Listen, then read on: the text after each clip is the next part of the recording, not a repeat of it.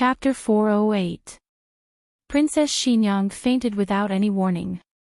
The servants in the courtyard did not lose their heads out of worry. Everyone went about their own business in an orderly manner under Eugene's command. Princess Xinyang was carried to the bed by Eugene. Gu Jiao did not realize that the delicate and weak Eugene actually had such strength. However, Eugene was not a martial arts practitioner after all, so she had used up all of her strength. She panted for a while, her forehead covered in a thin layer of sweat. "Lord Eugene, this servant will go get a doctor," said a servant girl. Eugene nodded, then seemed to think of something and shook her head. Then, she looked at Gu Jiao, who had not taken advantage of the chaos to escape. She asked seriously, "Dr. Gu, can I trust you?" Dusk was setting in the west. Xiao Lulang finished his day's work and came out of the Hanlin Academy. He saw Xiao Sanzi anxiously pacing back and forth at the door. Xiao Sanzi was the clinic's coachman and often followed Gu Jiao to see patients. Xiao Lulang subconsciously looked behind Xiao Sanzi, only to see a quiet carriage with the curtains tightly shut. However, his intuition told him that Gu Jiao was not in the carriage. "Xiao Sanzi, what's wrong?" Xiao Lulang walked over and asked. Xiao Sanzi heard Xiao Lulang's voice and turned around abruptly, his face full of panic. "Brother Xiao, Miss Gu has disappeared." Xiao Lulang frowned. "When did she disappear? Where did she disappear?"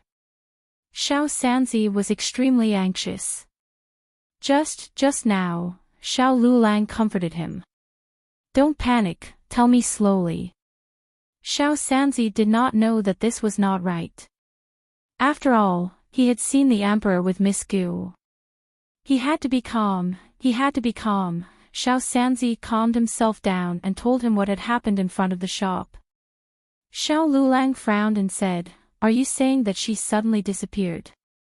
Xiao Sanzi said, "Isn't it sudden? I held the pancake in one hand and the lunchbox in the other. I told her to eat the pancake while it was still hot. Otherwise, it would become soft and not crispy. She even said okay, but when I turned around to look at her, she was gone." "No. What I mean is, he's gone. I asked the couple at the bakery, but they didn't see anything either. I looked around, but I couldn't find him even after I searched the entire street." Xiao Lulang went to the crime scene. "Where did your carriage stop?" he asked Little Three. Xiao Sanzi found a place about half a zhang away from the shop. While gesturing, he said, "Here. The horse is standing here, and the carriage is here." After the shop finished dealing with Gu Jiao's business, it had run out of ingredients and closed its doors. No more customers came. Xiao Lulang carefully walked around the crime scene. Suddenly, he squatted down and picked up a broken piece of charcoal. Charcoal wasn't a very good writing tool. Most people wouldn't use it, but Gu Jiao loved to use it. In the pouch that her great-aunt gave her, there was a special compartment for charcoal. If it got dirty, she could take it out and wash it. She would usually put 1 or 2 pieces of charcoal inside. But the charcoal in Xiao Lulang's hand was not the charcoal that Gu Jiao usually used. Her charcoal had been treated, so it was softer. This kind of charcoal was a certain someone's special charcoal. He had only seen it in one place. In the courtyard on Vermilion Bird Avenue, Princess Xinyang slowly woke up. Eugene had been watching over her. When she saw her open her eyes, she smiled and said, "Princess, you're awake. How do you feel?"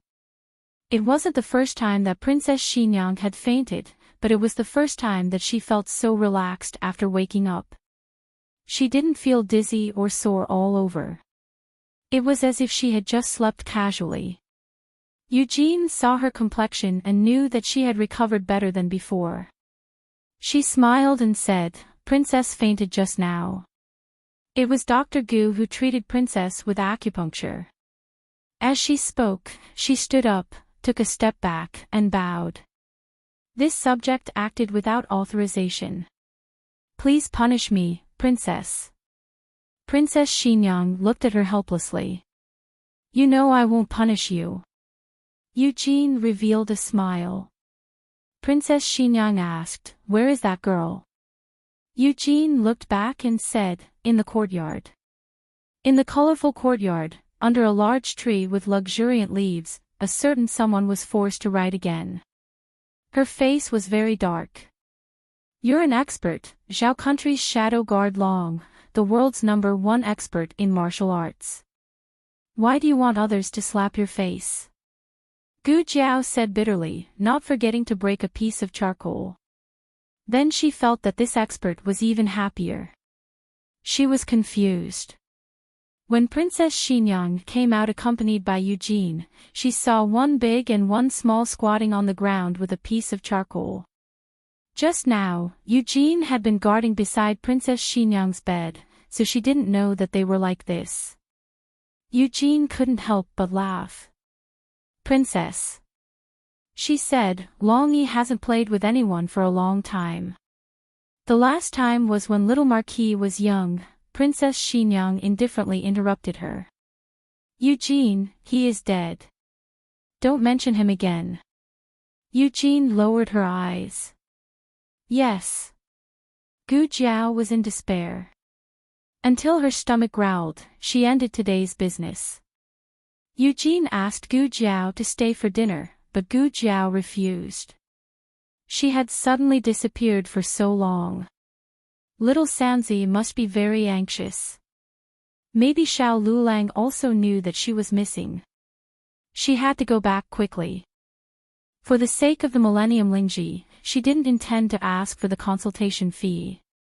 But Eugene insisted on giving it to her, so she accepted it. Just treat it as a reward for her hard work for the whole night. Gu Jiao put that 100 taels banknote into her purse. Compared to Marquis Xianping, who only gave her a copper coin, Princess Xingyang was simply too generous. When Gu Jiao came, she was captured by Long Yi. Now, she couldn't let Long Yi capture her again. Eugene considerately asked people to prepare a carriage. "I'll send you off." Just after she spoke, a little maid walked over with small steps. "Lord Eugene, that peony seems to be dying." "Which one?" Eugene asked. "Princess's favorite one," the little maid said. Gu Jiao considerately said, "Lord Eugene, go take care of Peony. You don't need to send me off." Taking care of Peony was not urgent. But Eugene could see that Gu Jiao didn't like these empty formalities. So she smiled and said, "Okay, then take care. The carriage is at the door. Where do you want to go?" "Just tell the coachman." Gu Jiao agreed. Then, after bidding farewell to Eugene, she went to the front door of the courtyard. The door was ajar. It was open from inside. The moment Gu Jiao opened the door, she saw Xiao Lulang, who was about to knock on the door. Both of them paused. Gu Jiao didn't expect that he would find her here. Xiao Lulang didn't expect that the door would open by itself and Gu Jiao would come out at this time. "Are you okay? Why are you here?" Both of them asked at the same time. Xiao Lulang was still gasping for breath. His forehead was full of fine beads of sweat. It could be seen that he was very tired and anxious on the way. He looked at the courtyard behind Gu Jiao. Gu Jiao's eyes moved. She stepped over the threshold and closed the courtyard door. "Let's go." Eugene heard the voice of an unfamiliar man. She was not at ease, so she walked over to take a look. But Gu Jiao had already left with Xiao Lulang. Eugene asked the coachman, "Where is eldest Madame Gu?" The coachman said, "Just now, a person came to look for her." She left with him. A person came to look for her. She was captured by Long Yi. How could he guess that Long Yi had captured her here? Eugene was puzzled. She doubtfully followed several steps. Arriving at the corner of Vermilion Bird Avenue, she saw a carriage driving into the dim light of night. On the quiet street, little Sansy was relieved from a burden as he drove the carriage. Finally, he found Miss Gu. He didn't need to be on tenterhooks anymore. Still, Big Brother Xiao was awesome. He immediately guessed that Miss Gu had come to Vermilion Bird Avenue. Say, how did he guess it? The same doubt also flashed through the mind of Gu Jiao. The difference was, Gu Jiao quickly figured out the answer. No wonder he could stop Long Yi from killing her. No wonder Long Yi pinched his face. Long Yi was indeed confirming something. Moreover, he had already confirmed it. Thus, it was reasonable for Long Yi to be so close to her all of a sudden. Although Gu Jiao didn't want to equate being forced to stop writing with being intimate, but if it was someone else who had hit Long Yi's face with a writing brush, she was afraid that the next one to stop would not be those few charcoal pens, but that person himself. Although she had guessed some things, and she felt that with his intelligence, it was impossible for him to not see that she had guessed it. But since he didn't say anything, she also didn't poke through the last layer of window paper. However, she still had to say the reason why she had appeared in Vermilion Bird Avenue. Yesterday, I removed the stitches of a scholar surnamed Su. He asked me to treat his aunt's illness. He also paid the consultation fee. As a result, I went to the wrong place and accidentally entered the courtyard of Princess Xinyang. I mistook Princess Xinyang for that aunt. Gu Jiao concisely narrated the process of changing the medicine, but didn't mention the matter of Long Yi making her stop writing brush. She also didn't mention the matter of Princess Xinyang misunderstanding that she had ulterior motives and almost used the imperial golden whip bestowed by the late emperor to whip her little butt. It was a bit embarrassing. Princess Xinyang ate the medicine I gave her. The medicine's effect is very good.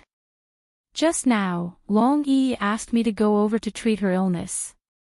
She spoke lightly, omitting all kinds of melodramatic misunderstandings and details. But Xiao Lulang had been with Princess Xinyang for more than 10 years. How could he not know what kind of temperament she had? Perhaps in the past, he didn't understand, but now that he thought about it, many details were different from what he remembered. Princess Xinyang had never been a simple woman.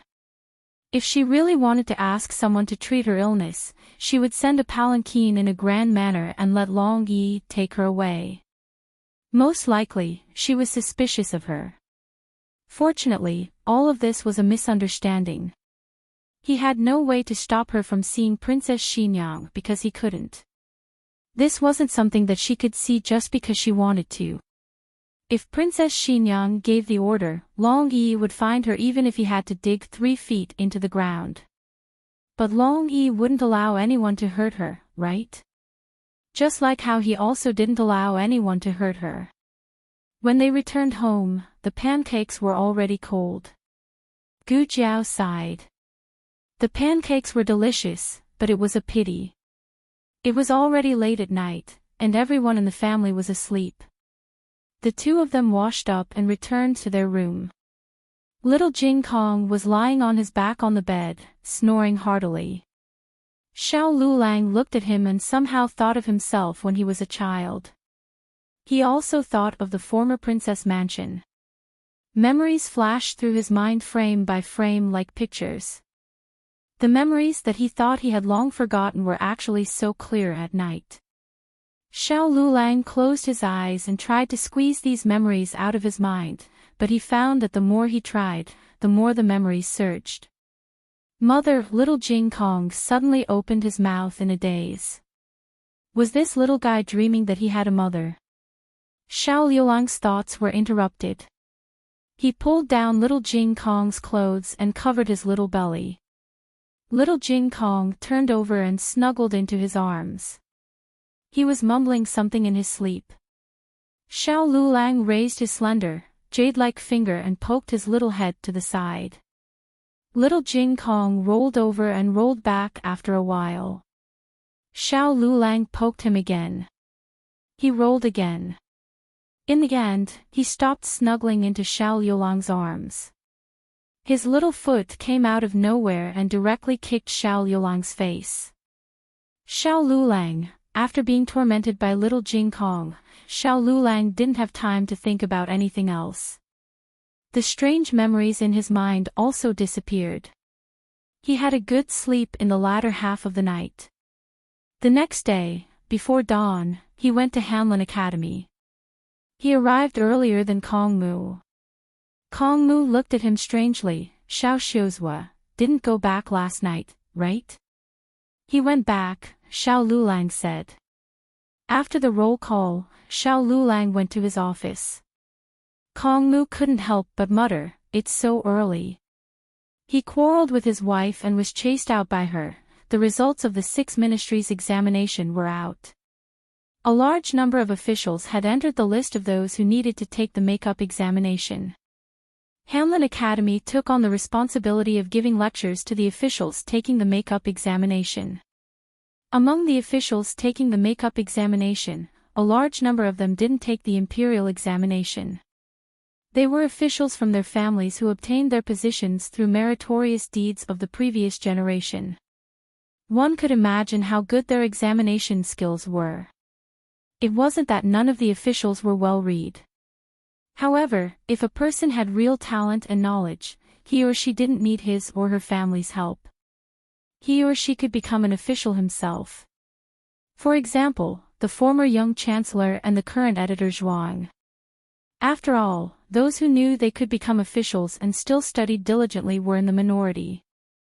The drawbacks of the system were obvious, but it had been around for a long time. During the reign of the previous emperor, he had tried to abolish it. In the end, he was jointly opposed by the civil and military officials. However, the previous emperor was also stubborn. He didn't relent until his death, causing the relationship between the monarch and his subjects to be very stiff. His old subordinates were loyal to him, but they also hoped that he would take back his order. After Empress Dowager Zhuang held court behind the curtain, she restored the system and gave the civil and military officials a way out. However, at the same time, she also raised a condition, the addition of the 6 ministries examination. There would be an examination every 3 years. If they failed, they would have to take the makeup examination. If they failed the makeup examination twice, they would be demoted. If they were demoted twice, they would have their official position taken back. It was worth mentioning that those who had a demerit on their record would have to participate in the next round of examination, regardless of whether they drew lots or not. The mystery of this system was that it contained a lot of buffer periods. If they failed, they could still take the makeup examination. If they failed, they could still take the examination 3 years later. It wasn't like they would lose their official position all of a sudden. In addition, Empress Dowager Zhuang said, "Like father, like son. All of you are both intelligent and courageous. You are the pillars of our Zhao kingdom. Are your children all useless?" Using flattery and provocation, the ministers of the imperial court were choked. The 6 ministries examination was accepted just like that. Although this system didn't completely eliminate the system, it minimized the drawbacks of the system.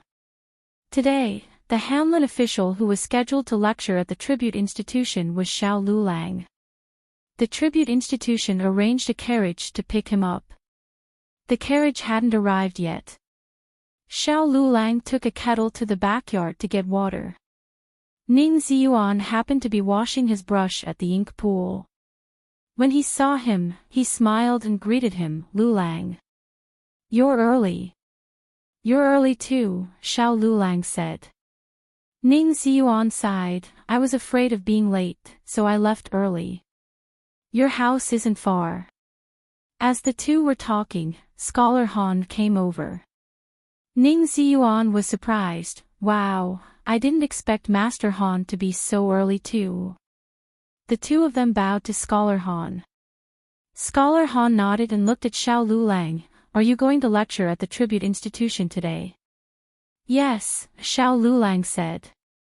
No need, Scholar Han said, come with me to the Wenhua Pavilion in a moment. Xiao Lulang's fingertips moved. The Wenhua Pavilion was the library built by Princess Xinyang. Scholar Han gave Xiao Lulang this opportunity because he thought highly of Xiao Lulang. Seeing that Xiao Lulang didn't say anything, he took it as a yes. Unexpectedly, as soon as he took a step, Xiao Lulang said, Master Han, I want a lecture at the Tribute Institution. What did he mean by, you want a lecture at the Tribute Institution? Was this how he bargained with his superior? Scholar Han looked back and said seriously, do you know what kind of place the Wenhua Pavilion is? What kind of opportunity is this? I want a lecture at the Tribute Institution, Xiao Lulang said word by word. Scholar Han frowned. Xiao Lulang looked at Ning Ziyuan and said, let Editor Ning go to the Wenhua Pavilion. I still want to go to the Tribute Institution. He said 3 times that he wanted to go to the Tribute Institution. No matter how much Scholar Han wanted to praise him, he wouldn't give him another opportunity. You, come with me, Scholar Han said to Ning Ziyuan. Ning Ziyuan followed Scholar Han. As he walked, he gestured exaggeratedly at Xiao Lulang and silently said, are you really going to give me such a good opportunity? What are you doing? Scholar Han stopped and turned his head to look at him. Ning Ziyuan stopped in a second and said, nothing, I'm just stretching. Scholar Han led Ning Ziyuan out of the Hanlin Academy. Xiao Lulang waited for another hour before the people from the Tribute Institution arrived. However, just as he was about to sit in the carriage, the coachman from the Hanlin Academy rushed over anxiously and said, bad news, Xiao Lulang. Editor Ning is in trouble. Hurry and go to the Wenhua Pavilion. Chapter 409. There are all kinds of novels that you can't find online. Outsiders didn't know much about Ning Ziyuan and Xiao Lulang's friendship. The coachman named Wu Lauer had only run into them a few times, and only then did he know that Ning Ziyuan and Xiao Lulang were very close in private. He was tight-lipped and didn't say anything. But now that something had happened to Ning Ziyuan, Wu Lauer couldn't care less. What happened to Editor Ning? Xiao Lulang asked. Wu Lauer said anxiously, he broke an antique inkstone in the Wenhua Pavilion. I heard that it belonged to the late emperor. What do you think we should do? If he's really punished, Editor Ning's career will be in danger. It was indeed a big taboo to break an item of the imperial family. Even Scholar Han couldn't protect Ning Ziyuan. The Wenhua Pavilion wasn't far from the examination compound. Xiao Lulang told the people from the examination compound to go there first, and he would be there later to deal with some matters. Then, Xiao Lulang and Wu Lauer went to the Wenhua Pavilion. Every blade of grass, every tree, every brick, and every tile of the Wenhua Pavilion was the same as before. The smell of cinnamon from the 4 seasons could easily awaken one's memories. Xiao Lulang's expression was dazed for a moment. Xiao Xiuzhua. Wu Lauer called out. Xiao Lulang came back to his senses and looked at Wu Lauer. I'm fine. Where is he? Without waiting for Wu Lauer to show him the way, he nodded and said, got it. He's at Tingfeng Courtyard. After he finished speaking, he strode towards Maple Courtyard. Wu Lauer was confused. I don't think I told you that he was at Tingfeng Courtyard. Have you been here before? How do you know where Tingfeng Courtyard is? The Pavilion of Literary Splendor had 1 pavilion and 3 courtyards. The main pavilion was called the Pavilion of Literary Splendor. It was used to store books. The courtyard of Listening Lair was the private courtyard of Princess Xinyang. The courtyard of Listening Billow was used to entertain guests. Only the courtyard of Listening Maple was used to store antiques and treasures, as well as books that needed to be restored. Scholar Han had come here today because Princess Xinyang had brought back a large box of famous paintings from Fengdu Mountain. Among them were 2 books, Mencius and the Doctrine of the Mean, which had been annotated by the great scholar of the previous dynasty, Master Zhuge. Princess Xinyang intended to gift these 2 books to the Hanlin Academy. Because the books had just been moved back and were about to be sent out, they weren't placed in the library. Instead, they were temporarily placed in Listening Maple Courtyard. Xiao Lulang arrived at Tingfeng Courtyard with ease. He realized that it wasn't that nothing had changed here. At least, the people here were no longer familiar faces. The steward in charge of the splendid literature pavilion had the same surname as Wu Lauer. He was almost 50 years old, but he looked like he was in his early 40s. This incident had caused a huge commotion. Not only him, but even the deputy stewards of the splendid literature pavilion had come along. Scholar Han had brought Ning Ziyuan here. If something really happened, he wouldn't be able to escape responsibility. He was pleading with the stewards to let him take the inkstone away. There was a scholar in the Hanlin Academy who was proficient in restoring antiques. Maybe he could give it a try. However, the stewards didn't give Scholar Han any face. They insisted on detaining Ning Ziyuan and handing him over to Princess Xinyang. Master Han, Xiao Lulang walked over and saluted Scholar Han. He then looked at Ning Ziyuan. When Ning Ziyuan saw him, it was as if he had seen a life-saving straw. Lulang. Scholar Han frowned and said, "Didn't you go to the tribute courtyard? Why are you here? This isn't something you should get involved in. You should leave quickly." Xiao Lulang said, "The tribute courtyard doesn't start classes this early. I heard that something happened here. I recommended Ning Ziyuan here. If it weren't for me, he wouldn't have been in this situation." 6th. Ning Ziyuan corrected himself. "Xiao Shizhu, don't say that. I was careless and dropped the inkstone. It has nothing to do with you." Xiao Lulang wasn't in a hurry to appease Ning Ziyuan. Instead, he looked at the stewards across from him. "Can you let me see that inkstone?" Steward Wu saw that he was wearing the Hanlin Academy's official robes and knew that he was an official. He didn't refuse his request, but Steward Wu looked at his lame leg and crutches with a strange expression. Xiao Lulang was used to this kind of scrutiny. He stood there, neither servile nor overbearing, and waited for the servants of the splendid literature pavilion to carefully bring in the broken inkstone on a tray. This was the imperial inkstone used by the 3rd emperor of the Great Western Dynasty. It was an antique from the previous dynasty. No wonder the stewards of the splendid literature pavilion were so nervous. However, this inkstone wasn't broken by Ning Ziyuan. It had been broken long ago. It was broken by the young Xiaoheng. He was worried that Princess Xinyang would spank him, so he asked Long Yi to find some fish bleach glue and stuck it on himself. So, Ning Ziyuan was really tricked by him. Xiao Lulang said without changing his expression, "This inkstone was broken to begin with." "Nonsense," Steward Wu said sternly. "How could it be broken? Are you implying that we broke the inkstone and blamed it on your Hanlin Academy?" Ning Ziyuan was actually a little confused, but no one believed him, so he didn't dare to voice his doubts.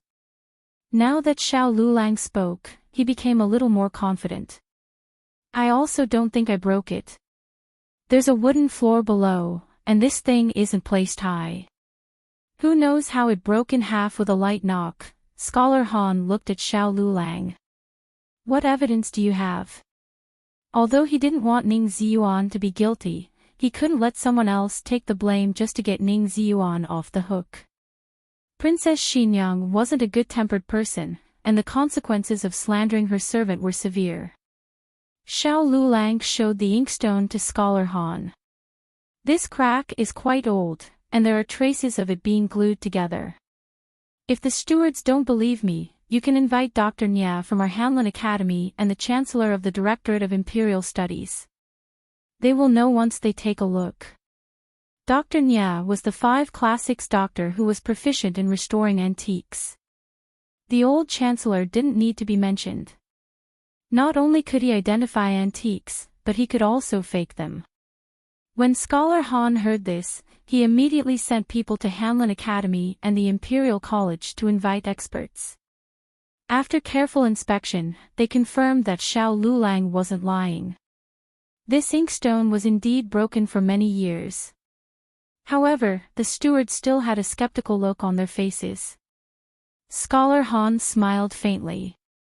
You don't trust Hanlon Academy, but don't you trust the Imperial College? Hanlon Academy has nothing to do with the Imperial College. This was the truth. Everyone knew that Hanlon Academy was under Grand Tutor Zhuang, and Grand Tutor Zhuang and the old Chancellor were independent. The old Chancellor thought, your disciple is in Hanlon Academy. The old Chancellor stroked his beard and said seriously, all right, there are some things that shouldn't be said. After all, the young Marquis has passed away and it's not inappropriate to talk about him again. However, we can't make an innocent person take the blame because of this. Actually, this inkstone was broken by Xiao Heng. He was naughty when he was young, so he didn't dare to tell Princess Xinyang that he broke the inkstone. He secretly took it to the Imperial College and asked me to fix it for him. That's right, I glued this inkstone. If you don't believe me. What if you don't believe me? Do you want to go underground and ask the young Duke for confirmation? The stewards had an image in their minds. They quivered and didn't dare to speak anymore. The old Chancellor waved his hand. Okay, I'll tell Princess Xinyang about the inkstone. I won't make things difficult for you. At this point, the stewards finally heaved a sigh of relief. Even if they hadn't served the young Duke, they knew that the old Chancellor was the young Duke's teacher. Since he took the responsibility, there was nothing for them to do. The storm was over. Scholar Han thought he could meet Princess Xinyang, but she didn't come to Wenhua Pavilion until they left. He felt a little regretful. After leaving Wenhua Pavilion, Xiao Lulang looked at the old Chancellor with a speechless expression. Teacher's mouth is really, the old Chancellor waved his hand. Excellent as always, I know. Xiao Lulang was speechless. As long as you're happy. On the other side, Gu Jiao entered the palace. She was now a regular at Rinshou Palace. She didn't even need to check her token and could directly enter the palace. She was going to deliver candied fruit to her grandaunt. Recently, her grandaunt had improved a new type of candied fruit. It was sweeter but had less sugar, so her grandaunt could eat one more fruit every day. When she was on the way to Rinshou Palace, she suddenly heard someone calling her. Miss Gu. It was Consort Rui Wang's voice. Gu Jiao hadn't seen Consort Rui Wang for a while. It was mainly because she encountered a wave of assassination on her way back from visiting old concubine Jing in the nunnery. Rui Wang was so scared that Rui Wang couldn't go out for 2 months. I knew it was you. Consort Rui Wang walked over and affectionately held Gu Jiao's arm. You seem to have grown taller. Unlike me, I can only put on weight. Gu Jiao looked at her slightly round body and said, You're not fat. She really wasn't fat. Consort Rui Wang used to be too thin. Now she was normal. Consort Rui Wang said, Only you and the prince would say that. The nannies didn't allow me to eat too much. They were afraid that the baby would grow too big and it would be hard to give birth. Gu Jiao deeply agreed. In ancient times where medical treatment wasn't advanced enough, giving birth was a natural process. Not eating too much was the best choice as long as the child's nutrition was ensured. However, looking at Consort Rui Wang's complexion, it was clear that the nannies had taken good care of her. Consort Rui Wang sighed. I haven't been out for so long that I didn't even know that old concubine Jing had passed away. The prince probably hid it from me because he was afraid that I would be sad and affect the baby. Old concubine Jing's death had been kept a secret, so Gu Jiao wasn't sure if Rui Wang had heard anything. How have you been recently? Consort Rui Wang asked. I'm fine. Gu Jiao said. Consort Rui Wang sighed. Why didn't you come to the estate to find me? You don't know how bored I've been for the past 2 months. Gu Jiao looked at her bulging belly and said, Are you still bored with him? Consort Rui Wang and Consort Yao were both due in the beginning of the 10th month. She was now 7 months pregnant. Her belly looked a bit bigger than Consort Yao's. When the child in her belly was mentioned, Consort Rui Wang revealed a hint of motherly gentleness. I don't know if it's a son or a daughter. I want to give birth to a son for the prince. If it's a son, then it'll be Imperial Father's first Imperial grandson. Imperial Father will definitely be very happy. Other people wouldn't dare to say this, but Consort Rui Wang was a straightforward person. Adding on the fact that she trusted Gu Jiao a lot, she didn't have any scruples when she said this. Just as Gu Jiao was about to use the stethoscope to listen to the heartbeat in her belly, a woman's cry of surprise came from behind the rockery not far away. What? Ugh! As soon as Consort Rui Wang opened her mouth, Gu Jiao vigilantly covered her mouth. Chapter 410. There was clearly a trace of an expert's presence in the place where the woman's cry came from. After Gu Jiao covered Consort Rui Wang's mouth, she signaled her with her eyes. Consort Rui Wang opened her eyes wide and nodded. The place they were at was a small path between Rinshou Palace and Cunning Palace. The surrounding scenery was very good and there was a lot of cover, which was good for hiding. It was also for this reason that the other party chose this place. For the time being, Gu Jiao didn't know what the other party wanted to do. She only knew that if she pulled Consort Rui Wang away now, no matter where they went, they would be seen by the people behind the rockery. Gu Jiao simply pulled Consort Rui Wang behind a large tree behind them. Consort Rui Wang picked up Gu Jiao's hand and used her fingertips to write on her palm, Aren't we going to see what happened? Gu Jiao shook her head and wrote on her palm, There's an expert. After a pause, she said, He doesn't have a murderous aura. In other words, he didn't want to kill that woman. Consort Rui Wang nodded thoughtfully. The rockery was directly across from the large tree, about 20 steps away. The two of them both held their breaths. With Gu Jiao's ability, she could hide her presence very well, but Consort Rui Wang couldn't do it for the time being.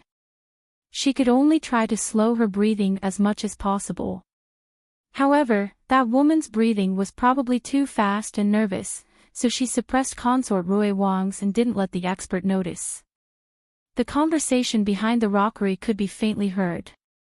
It's you. You. Why are you here? What did you do to Chunying? Hearing this name, Consort Rui Wang's temples suddenly jumped a few times.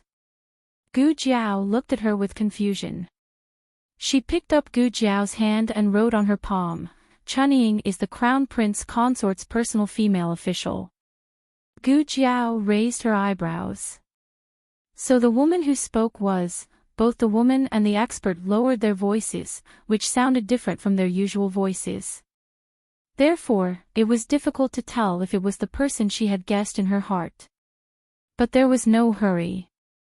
After all, the two of them would come out from behind the rockery in a while. The conversation continued. I only sealed her sleeping acupoint. It will automatically unseal after an hour. Gu Jiao, oh, she wants to learn too. She put her husband to sleep and then did this and that. It was a man's voice. The woman said, I think you're the crazy one. This is the Imperial Palace. It's broad daylight. Aren't you afraid of being discovered? The voice sounded a little angry. The expert sneered, "Who told you to always avoid me? I can only resort to this. Don't come any closer." The woman shouted. A few hurried footsteps came from behind the rockery. It should be the woman who was staggering back to avoid the expert. Unfortunately, she couldn't retreat far. Gu Jiao heard her back hit the rockery. The expert seemed to compromise. "Okay, I won't come over. Don't hurt yourself." The woman said coldly, "What do you want to do?" The expert smiled playfully, "Don't you know what I want to do? You, look at how scared you are. Don't worry. I don't want to do anything today. I just came to tell you." Gu Jiao and consort Rui Wang didn't hear the last sentence clearly. The expert seemed to have said it close to the woman's ear. Then there was a crisp slap from behind the rockery. Consort Rui Wang was stunned and blinked. Was this a slap? Gu Jiao nodded. It sounded like it. After that slap, there was no more conversation from behind the rockery. The expert should have left. The woman's breathing was still there. Gu Jiao and consort Rui Wang didn't leave. Both of them wanted to see who the woman behind the rockery was. The two of them waited for a long time. Finally, the woman behind the rockery came out. Consort Rui Wang took a closer look and quickly covered her mouth. How could it be her? Gu Jiao had already guessed it, so she didn't have much of a reaction. At this time, the servant girl who was left behind in the imperial garden by consort Rui Wang hadn't seen consort Rui Wang for a long time. She couldn't help but come here. "Princess. Princess, you're here." Consort Rui Wang couldn't hide anymore. She braced herself and walked out from behind the tree. Gu Jiao also walked out. "Princess." The servant girl bowed to consort Rui Wang. She hadn't seen Gu Jiao before, so she didn't greet Gu Jiao. But when she saw the woman walking out from behind the rockery, she quickly bowed. "Crown Prince Consort." Consort Rui Wang's mouth twitched. This was so awkward. Consort Rui Wang naturally wouldn't admit that she had eavesdropped on the Crown Prince Consort. She cleared her throat and said to Wen Linlang with a fake smile, "Did the Crown Prince Consort also go to pay respects to Imperial Mother?" "I just came out of Imperial Mother's palace and met Dr. Gu on the way. I was about to invite Dr. Gu to sit in the Imperial Garden and check my pulse to see if I'm pregnant with a boy or a girl." These words stabbed right into the Crown Prince Consort's heart. The Crown Prince Consort and the Crown Prince had been married for almost 2 years. The Crown Prince only doted on her. Unfortunately, she wasn't pregnant at all. Empress Xiao was almost worried to death. The Crown Prince Consort looked deeply at Consort Rui Wang and Gu Jiao. She didn't know if she was provoked by Consort Rui Wang's words, but she didn't ask anything else and just said mildly, "I was just about to go pay respects to Imperial Mother. Since Consort Rui Wang has already gone, I won't call you along." As she spoke, she suddenly looked at Gu Jiao.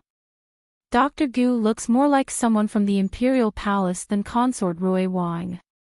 Consort Rui Wang was the Imperial family's daughter-in-law. Unfortunately, Rui Wang had already reached the age of 20 and was living alone. Consort Rui Wang naturally couldn't live in the palace anymore.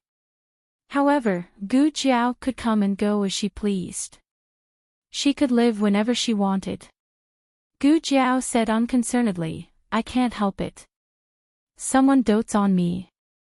The Crown Prince Consort, Gu Jiao, didn't exchange pleasantries with Consort Rui Wang for too long. The two headed in the direction of the Imperial Garden together.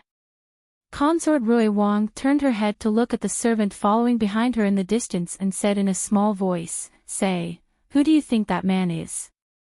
Gu Jiao looked strangely at her. "Shouldn't I be the one asking you this? Which one of us is the Imperial family's daughter-in-law?" Did she really think that she knew more about the population of the Imperial Palace than her just because she had made a few trips to the Imperial Palace? Consort Rui Wang thought for a moment and said, "The imperial princes still living in the palace are only Zhao Mu's fourth prince and Consort Shu's fifth prince. Little Six and Little Qi are still young. It definitely isn't them." Gu Zhao asked, "Why must it be the imperial princes? Could it be His Majesty?" Consort Rui Wang was terrified. "Gu Zhao, what are you thinking? It couldn't be His Majesty. His Majesty didn't know martial arts. Also, the relationship between the Crown Prince Consort and that man seemed to be a bit unclear." The two parted ways in the imperial garden. Consort Rui Wang returned to the Rui Wang Fu. Gu Jiao went to Rinshou Palace and gave the candied fruit that her granduncle had personally made to her grandaunt. She also solemnly announced that she could eat one more fruit every day. On the other side, Xiao Lulang had finished lecturing the officials for the entire day. Today, he was mainly talking about the law. As an official directly under the 6 ministries, it was a sad thing that he couldn't even memorize all of the laws of Zhao country. It was sad for the officials and also sad for the imperial court. The carriage of the tribute compound sent Xiao Lulang back to Hanlin Academy. When they passed by the pancake shop, Xiao Lulang thought of the plum and vegetable pancake that had softened and lost its texture last night. He also thought of the disappointed expression on Gu Jiao's face. He had a thought and had the carriage stop here. Xiao Lulang said, "Go back to the tribute compound. Hanlin Academy is up ahead." "Yes." The driver drove the carriage away. The stall selling pancakes was at the entrance. Xiao Lulang walked over and said to the proprietress who was busy alone in front of the stall, "I want 10 plum and vegetable pancakes." The proprietress said, "There's only one left." "Then, I want 1 plum and vegetable pancake." Xiao Liulang's words sounded almost at the same time as another voice. It was a female customer who had suddenly appeared by Xiao Liulang's side. The proprietress looked at Xiao Lulang and then at the female customer. She asked, "It's the last one. Which one of you is buying?" "I'll buy," Xiao Lulang said firmly. He didn't look at the female customer, but the female customer looked at him curiously. It didn't matter if she didn't look, but when she looked, the money bag in her hand fell to the ground. Xiao Lulang finally looked at her. It was this look that made Xiao Liulang's hand that was holding the copper coins to the proprietress stiffen. "You are." Eugene grabbed Xiao Liulang's arm. "I'm not. You've got the wrong person." Xiao Lulang looked away and put the copper coins on the table. He took the pancakes and left. Eugene's expression changed. "Wait a minute. Hey! Sir! You gave too much." The proprietress raised 2 copper coins and shouted at Xiao Lulang. Xiao Lulang leaned on his walking stick and quickly walked into an alley to the side. When Eugene chased after him, he had already hidden in another shop. Eugene looked around for a long time, but she couldn't find Xiao Liulang's figure. In the end, she left with disappointment and loss. Xiao Lulang let out a long sigh of relief. Fortunately, he hadn't been discovered. He walked out from the small cubicle of the ready-made clothing shop. He didn't know if it was because he walked too quickly to avoid Eugene, but his good left foot was twisted. He lost his balance and fell forward.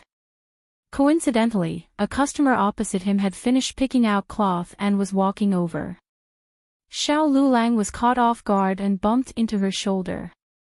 He fell to the ground in a sorry state, and the walking stick in his hand also fell out. The servant girl cried out in alarm, "Princess! Are you okay?" Princess Xinyang waved her hand indifferently. "I'm fine." She looked at the Hanlin official who seemed to have tripped over himself. Her gaze fell on the back of his head. She asked, "Sir, are you okay?"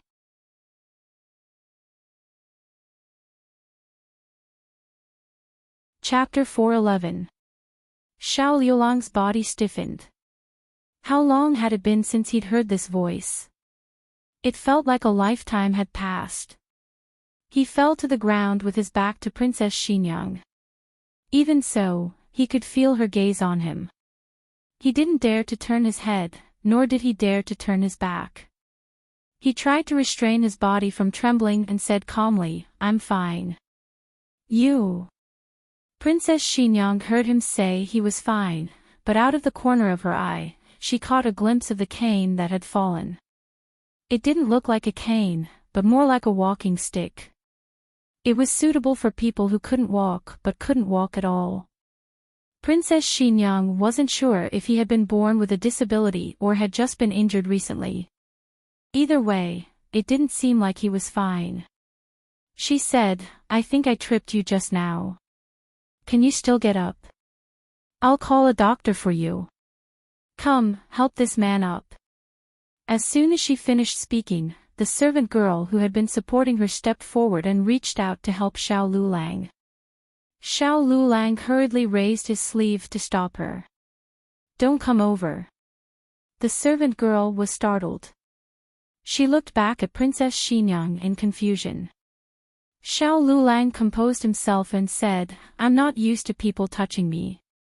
When he was 14, his voice hadn't changed. It was still a young and immature voice. Now that it had passed, he had changed into a voice that was somewhere between a teenager and an adult man, low and clean. Princess Xinyang didn't immediately notice that something was wrong with his voice, but she could clearly feel his avoidance and resistance. She thought about how men and women shouldn't touch each other. He was wearing Hanlin robes and they were near Hanlin Academy. He really should be careful to avoid tarnishing his reputation. Princess Xinyang didn't make things difficult for him. "If you need anything, go to Princess Xinyang's residence and let me know." Although she didn't live in the princess's residence, her servants were there and could still notify her. Xiao Lulang tried hard not to look back. "No, I'm fine." Princess Xinyang felt that this person was strange, and so was she. She couldn't quite put her finger on it. "Where are you going? I can have the guard send you there." "No need." Xiao Lulang refused. "I can walk by myself." As he finished speaking, he used his hand to push himself up. Under the gaze of Princess Xinyang, he limped to the door and bent down to pick up the cane that Gu Jiao had personally made for him. He had never been in such a sorry state before. He knew that she was watching him from behind, but he didn't want her to see him like this. His hand that was holding the cane trembled slightly. He didn't look back and quickly disappeared into the crowd. Princess Xinyang looked at his departing figure and revealed a thoughtful expression. "Princess." Eugene walked in, panting. Princess Xinyang came back to her senses. She glanced at her and said, "How did you end up like this when you went to buy some bread?" Eugene opened her mouth, hesitating whether or not she should tell her what she had just seen.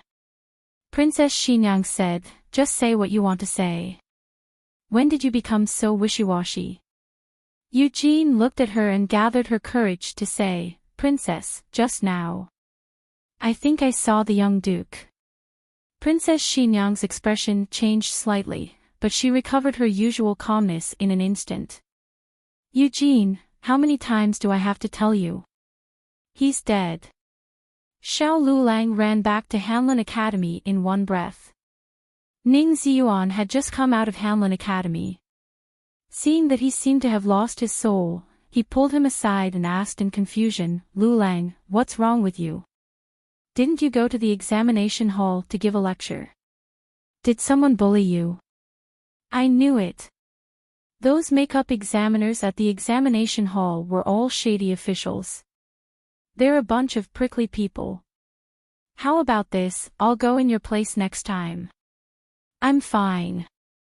The examination hall is fine." He could even suppress the super prickly crown prince, not to mention those little prickly people. "But you look like you have something on your mind." Ning Ziyuan didn't believe that Xiao Lulang was fine. After knowing Xiao Lulang for so long, he knew what kind of person Xiao Lulang was. In the past, Attendant Yang would always find ways to make things difficult for him, but he had never seen him in such a sorry state. Ning Ziyuan's mind flashed. Are you worried about what happened this morning? I broke the inkstone and offended Princess Xinyang, didn't I? Don't be sad. I'll explain it to her. I broke the inkstone. This whole thing started because of me. Xiao Lulang said, I'm really fine. Ning Ziyuan looked at him suspiciously. But you don't look well. Xiao Lulang said casually, maybe I didn't sleep well last night. Ning Ziyuan asked suspiciously, is that so? Xiao Lulang nodded. Yes. Then. Ning Ziyuan looked towards the end of the alley. Sister-in-law didn't come to pick you up today. I'll find a carriage to take you back. There's no need. Xiao Lulang rejected his good intentions. Xiao Lulang seemed to be easy to talk to in front of his friends, but when he was stubborn, no one could persuade him. Ning Ziyuan had no choice but to let him be. Xiao Lulang walked aimlessly on the street with his cane. When he left the boutique, he almost ran away. He didn't even look back to see how she looked, but her voice was deeply engraved in his mind. It kept circling and lingering. It started to rain heavily. The pedestrians all ran away. Only Xiao Lulang didn't notice it and walked slowly in the rain. It wasn't until a tender voice sounded beside him that he suddenly came back to his senses. Brother-in-law, what are you doing? Why aren't you using an umbrella? It was little Jing Kong. Little Jing Kong was holding a small yellow umbrella that Gu Jiao made for him. He raised his head and looked at Xiao Lulang, who was drenched like a drowned rat. Xiao Lulang didn't realize that he had arrived at the entrance of the Imperial College until now. Are you here to pick me up today? Little Jing Kong asked, holding the umbrella. Actually, it was not time for school to end yet. Little Jing Kong had finished his homework in advance and made an exception to leave school first. Yes. Xiao Lulang nodded and said to the little guy, let's go. Little Jing Kong didn't move. You don't have an umbrella. I don't have an umbrella. He paused and then added, I don't need one. Here. Little Jing Kong handed him the umbrella. You can use it yourself. How could Xiao Lulang take a child's umbrella? What if he took it? The umbrella was so small that it couldn't fit two people. Little Jing Kong said, I have a raincoat. Jiao Jiao made him a raincoat.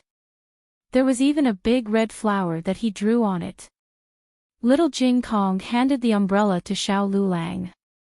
Xiao Lulang still held the umbrella for him. He took out his yellow raincoat from his school bag and put it on quickly. Then, he took off his shoes, held them in his hands, and stepped into the water barefoot. Xiao Lulang was speechless. You just want to step into the water. Little Jing Kong stepped into the water all the way and jumped into the holes. Since Jiao Jiao wasn't around, he didn't have to care about his tough guy image.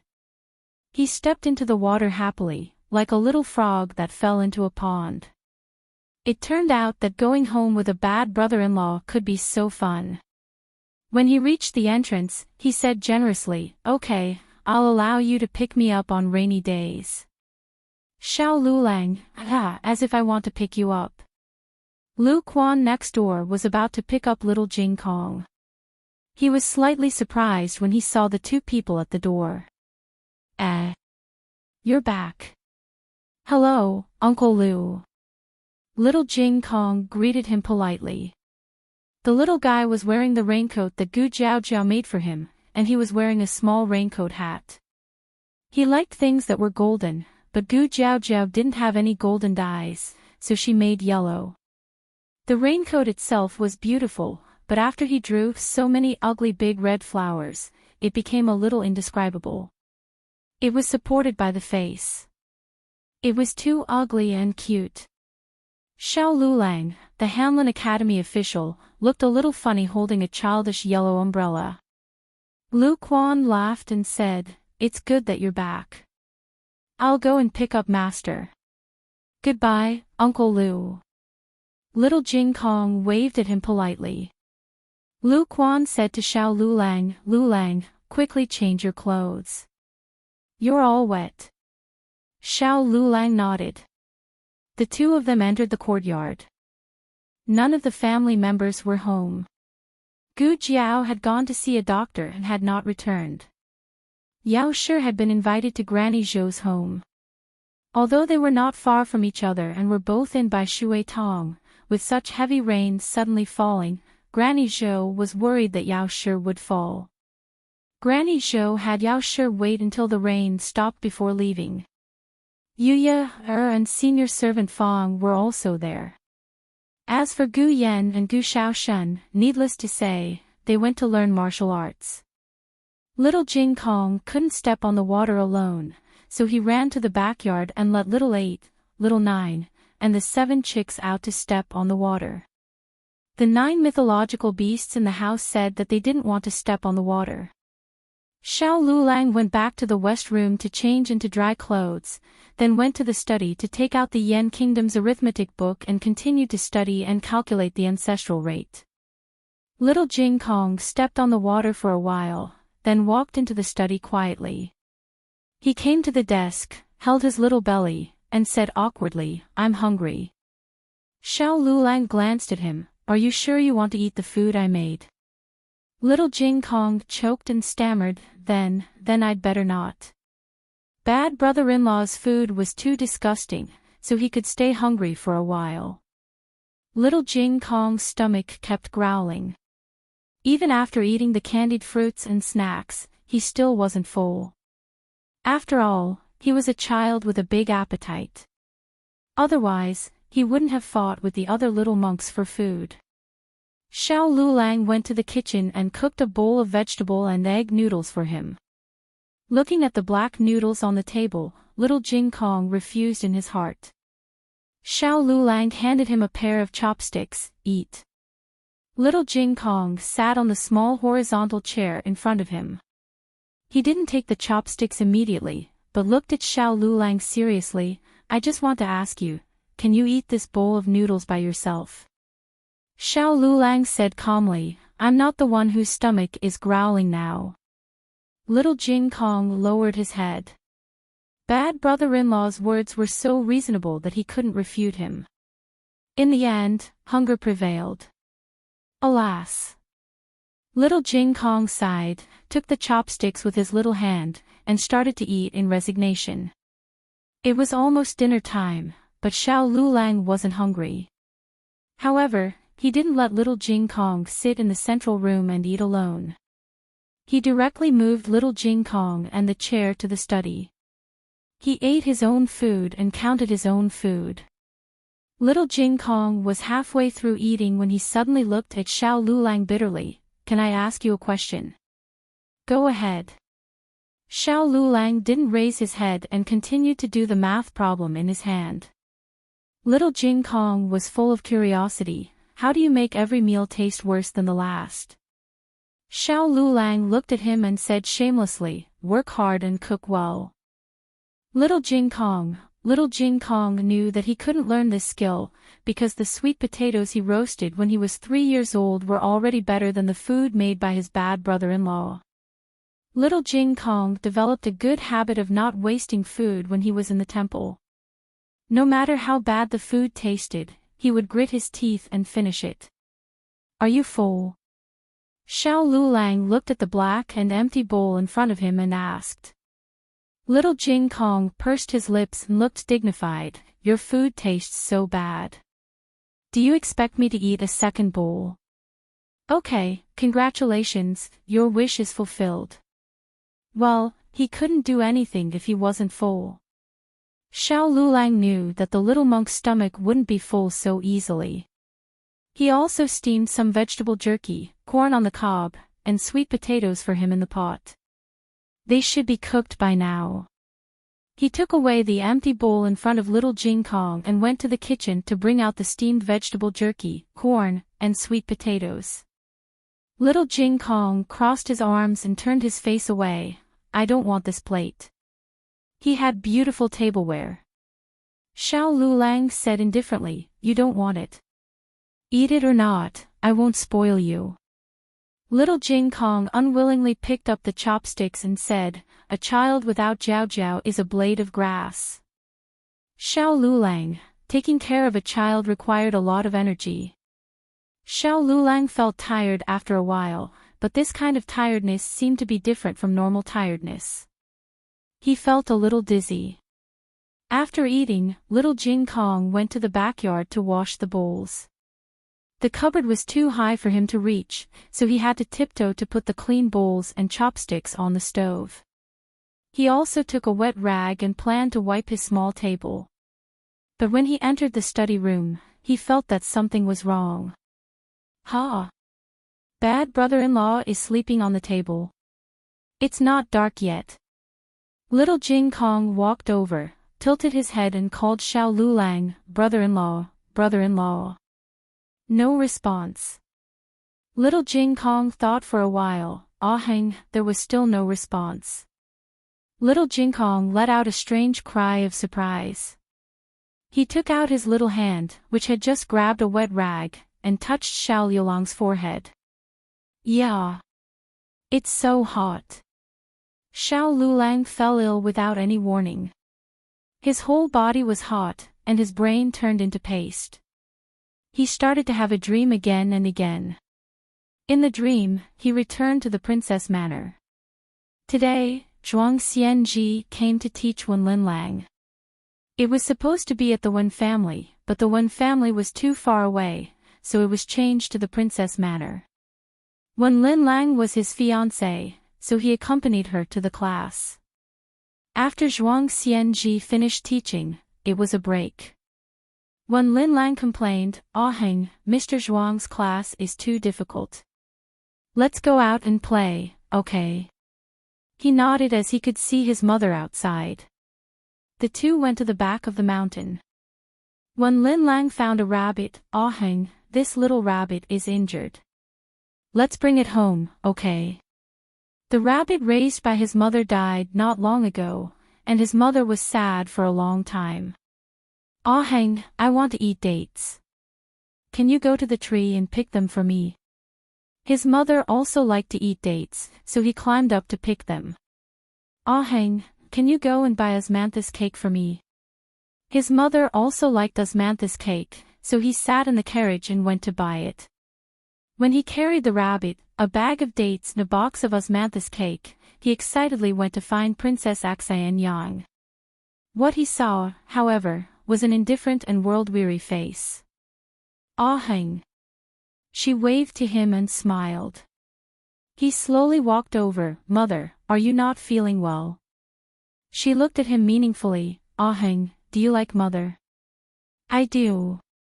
Are you willing to do anything for mother? I am willing. He said resolutely. Then go die for mother. Ahang, go die for me, okay?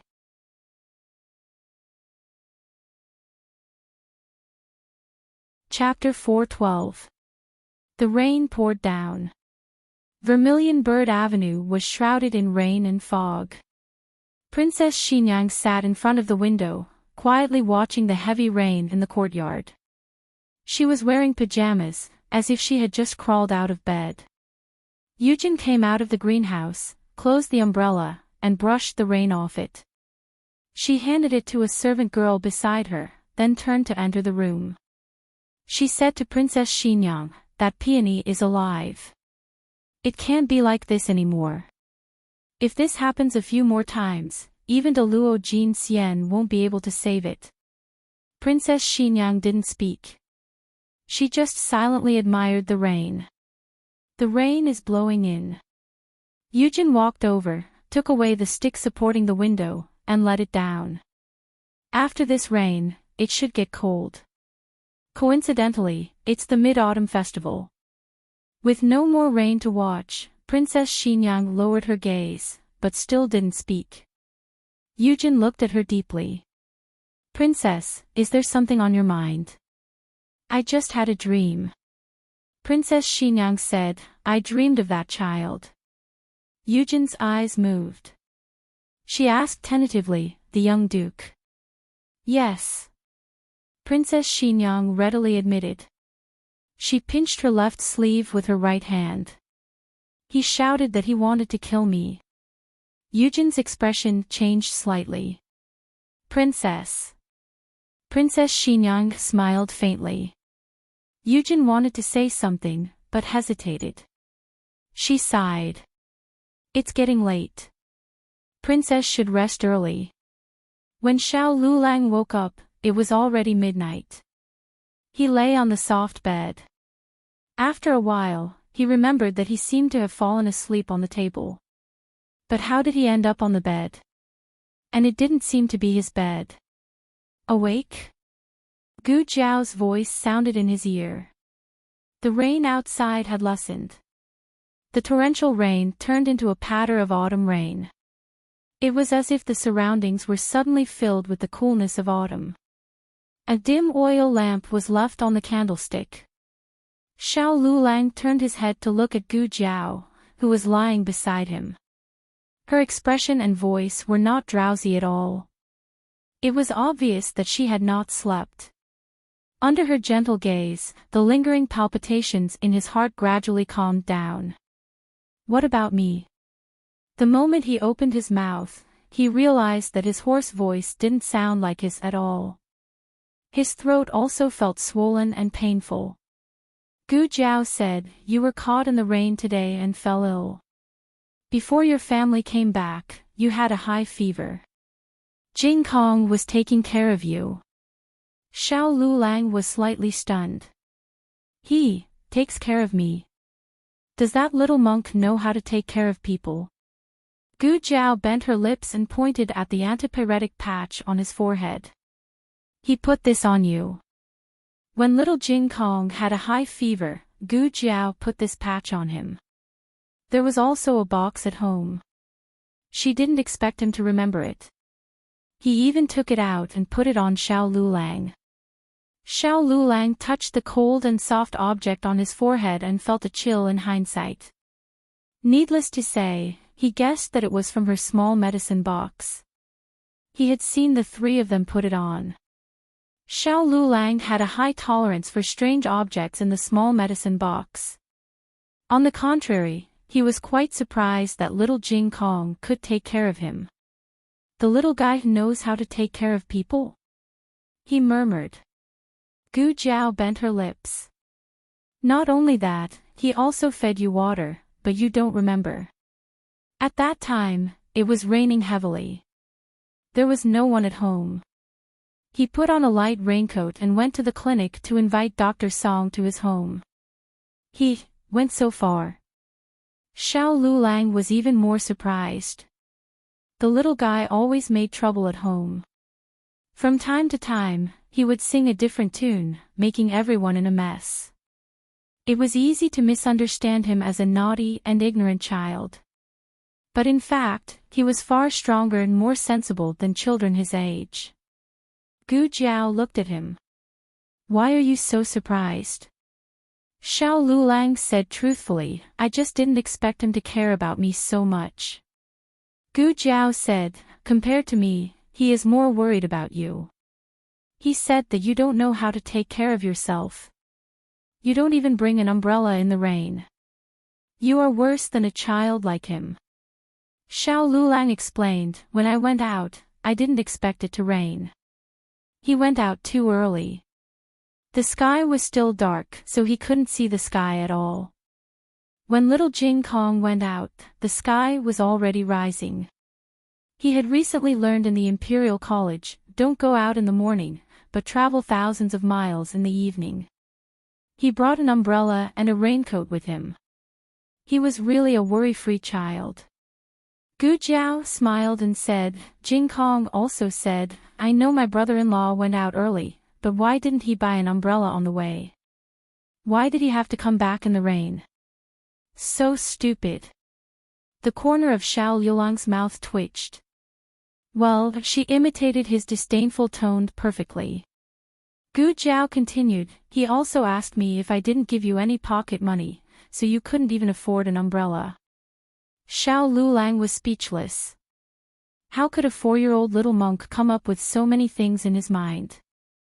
Gu Jiao lifted the quilt and got out of bed. She handed him a pill and poured a cup of hot water. Since you are awake, drink the pill. Xiao Liulang sat up, took the medicine, and drank it.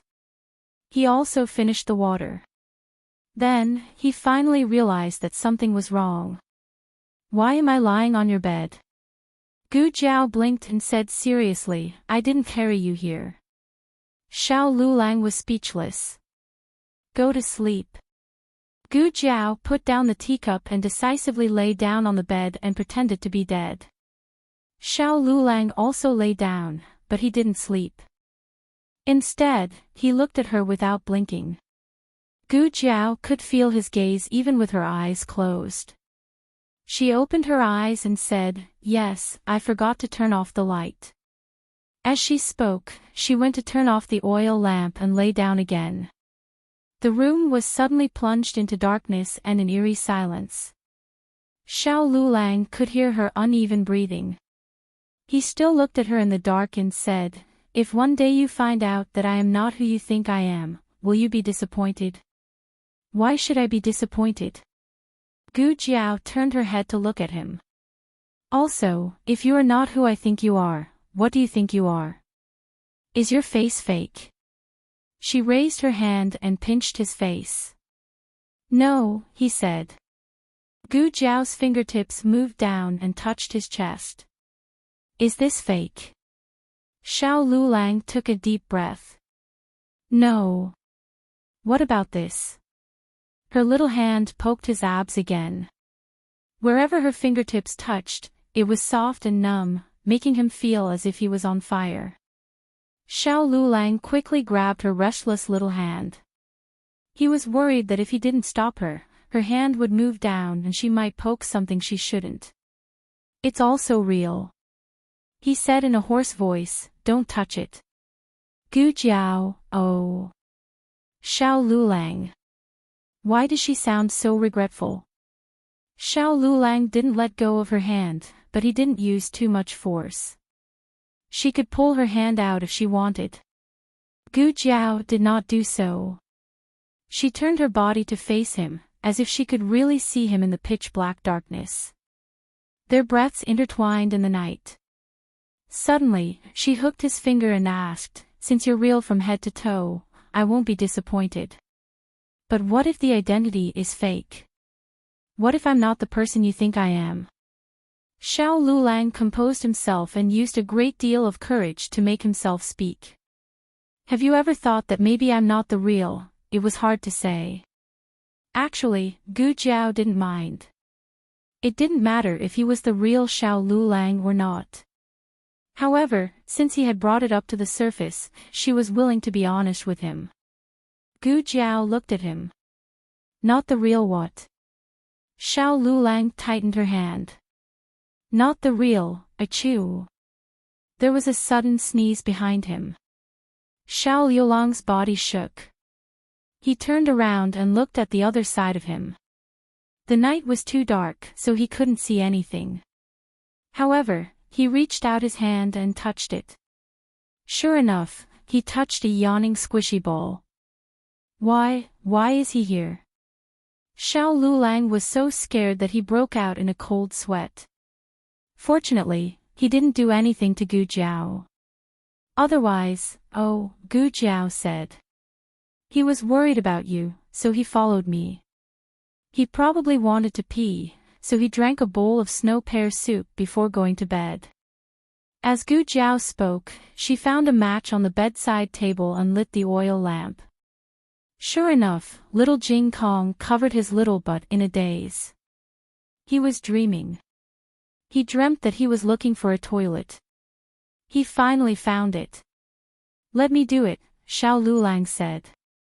He lifted little Jing Kong up and didn't even have time to take off his pants before little Jing Kong peed. It was a dark history. Xiao Lulang was pissed all over. He was speechless. The next morning, Xiao Lulang was fine except for a little sore throat and a hoarse voice. Little Jing Kong woke up comfortably on the Jiaojiao bed. He felt refreshed. He stretched his body and walked out of the east room. At first glance, he saw Xiao Lulang sitting in the central room, organizing books. Last night, the books had been soaked by the rain that drifted in. This morning, the sky had cleared up, so he planned to take the books out to dry. He also saw little Jing Kong coming out of the east room. He raised his eyebrows and said, "You peed your pants last night." Little Jing Kong stared at him. "Nonsense. How could I pee the bed? I stopped peeing when I was 1. He was telling the truth. He was the only baby in the temple who didn't pee his pants. Xiao Lulang laughed. "You can go and see if you don't believe me. You haven't washed your wet pants yet." Little Jing Kong ran to the backyard to take a look. It was the pants he wore before he went to bed. It was really wet. And he was wearing another pair of pants at this time. Little Jing Kong's body shook. He covered his mouth in disbelief. This, Xiao Lulang walked over and smiled. "How is it? I didn't lie to you, right?" Little Jing Kong waved his little fists and jumped anxiously. I didn't pee my pants. It must be you. You peed your pants. You peed on me and you're blaming me. You can see if you don't believe me. Your pants are here too. It's wet. Xiao Lulang, you peed on me." Little Jing Kong firmly refused to believe that he peed his pants. "Bad brother-in-law, you peed your pants and blamed me after you peed. Shame on you." "Humph." Little Jing Kong snorted and walked away.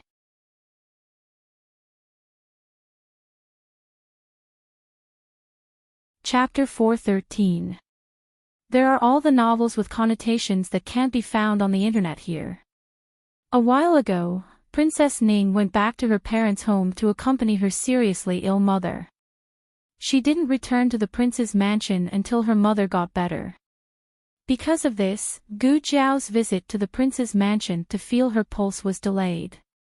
Gu Jiao didn't know that Princess Ning had come back. Princess Rui Wang was the first to know. She hurriedly ordered the carriage to go to the prince's mansion. "Sister-in-law." Princess Ning's carriage happened to stop at the gate of the mansion. She was about to get in when she heard Princess Rui Wang's happy voice. Princess Ning took back her foot that had stepped on the stool and turned to look at Princess Rui Wang, who got out of another carriage. She couldn't help laughing and said, "Slow down. How can you walk so fast with such a big belly?" Princess Rui Wang almost ran. She came to Princess Ning and said with a smile, "Aunt, are you feeling better?" "Yes, much better." Princess Ning nodded with a smile. "You are pregnant. Why don't you take care of the baby in the mansion? What are you doing here?" Princess Rui Wang said, "I heard that you came back, so I came to see you. I have nothing to do in the mansion these 2 months, so I learned some cooking skills. This is the dried apricot I made myself. Please don't dislike it." As soon as she finished speaking, maid Su behind her handed over the clay jar with the dried apricot. The maid beside Princess Ning reached out to take it. Princess Ning thanked her. "You are so considerate. I am going to the palace to greet my mother and consort Zhuang. Do you want to come with me?" Princess Rui Wang smiled. "That's what I want to do." Princess Ning glanced at her bulging belly. She hesitated for a moment and said, "But, your body." Princess Rui Wang waved her hand and said, "It's okay. I can take the carriage." A trace of envy flashed through Princess Ning's eyes. She took her hand. "Well, come on." The two got into Princess Ning's carriage. They soon arrived at the imperial palace. Princess Ning took care of Rui Wang carefully. She was even more careful than Rui Wang. Consort Rui Wang wanted to say that she didn't need to be so nervous. It was as if she was not pregnant. But when she thought that Consort Ning had 3 miscarriages, she closed her mouth again. She played along and pretended to be more cautious than usual. She also slowed down her pace. Is it hard to be pregnant? Princess Ning chatted with her on the way to Cunning Palace. Consort Rui Wang's eyes flashed. It's been hard, I can't sleep in the middle of the night, and my calf cramps. Nanny always asked her this, but she had never done it. If it wasn't tiring, it was probably because he had to go to the toilet all the time. Now, she was feeling a little like that again. What's wrong? Princess Ning asked, looking at Princess Rui Wang, whose face was wrinkled. Rui Wang said embarrassedly, I want to pee. Princess Ning, there's a washroom over there. I'll go with you. Consort Rui Wang, no need, no need. I'll go by myself. I'm worried about you going alone. Princess Ning insisted on sending Consort Rui Wang to the washroom. Consort Rui Wang had no choice. When the two arrived outside the washroom, they never expected to see the Crown Prince Consort coming out from inside. The 3 of them paused for a moment. The Crown Prince Consort's status was higher than the other consorts, but she still politely called Princess Ning's sister-in-law. Consort Rui Wang rolled her eyes. She didn't like Wen Lin Lang and didn't even bother to be polite. Especially after she caught Wen Lin Lang entangling with another man last time, she disliked Wen Lin Lang even more.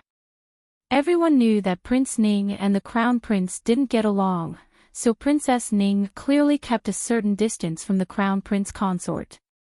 But on the surface, they were still decent. She nodded slightly to greet the Crown Prince Consort. The Crown Prince Consort said, I still have something to do, so I'll leave first. Goodbye, eldest sister-in-law. Goodbye, third sister-in-law. Princess Ning, goodbye. Wen Lin Lang responded to her with rolling eyes. After the Crown Prince Consort left, Princess Ning said to Consort Rui Wang, Okay, you can go. Okay. Consort Rui Wang went to the washroom. This was the disadvantage of being pregnant. It was too easy to go to the toilet. Consort Rui Wang came out of the washroom, washed her hands, and moisturized them with hand oil. Then she went to Empress Xiao's cunning palace with Princess Ning. They weren't Empress Xiao's legitimate daughters-in-law, so they came out of the cunning palace after showing enough courtesy. After that, the two went to noble consort Zhuang's everlasting palace. This time, the two stayed longer. Noble consort Zhuang was looking forward to the baby in consort Rui Wang's belly. After all, it was a member of her family. Rui Wang and her husband were favored, and Prince Ning was like a tiger with wings. You have to give birth to a son. Noble consort Zhuang took consort Rui Wang's hand and said. Consort Rui Wang smiled embarrassedly, It's not up to me to decide. Noble consort Zhuang thought for a while and asked, Do you like sour or spicy food? Consort Rui Wang said honestly, I like both. Sometimes I want to eat spicy food, sometimes sour food, and sometimes sweet food. Princess Ning looked a little absent-minded. Noble consort Zhuang was worried about her daughter-in-law's mood, so she didn't talk about the baby anymore. She called her personal nanny, Go ask where Prince Ning and Rui Wang are. If they are in the palace, let them come to the everlasting palace for dinner. Also, invite Consort Yu over. Consort Yu was the third prince's mother. After the prince was separated, he could no longer enter and leave the palace as freely as before. But with noble consort Zhuang's status, it wasn't difficult for her to see her son. Not long after, Prince Ning and Rui Wang came over from the throne room. Prince. Consort Ning bowed to Prince Ning. Prince Ning hurriedly came over to support her and held her hand. His eyes were full of tenderness. You don't have to be so reserved here with Consort Mother. It's just like in the mansion. Consort Ning smiled, yes. Soon, Consort Yu also arrived and hurriedly asked the palace servants to set up the meal. Noble Consort Zhuang and Consort Yu sat together, and the two couples sat on either side of them.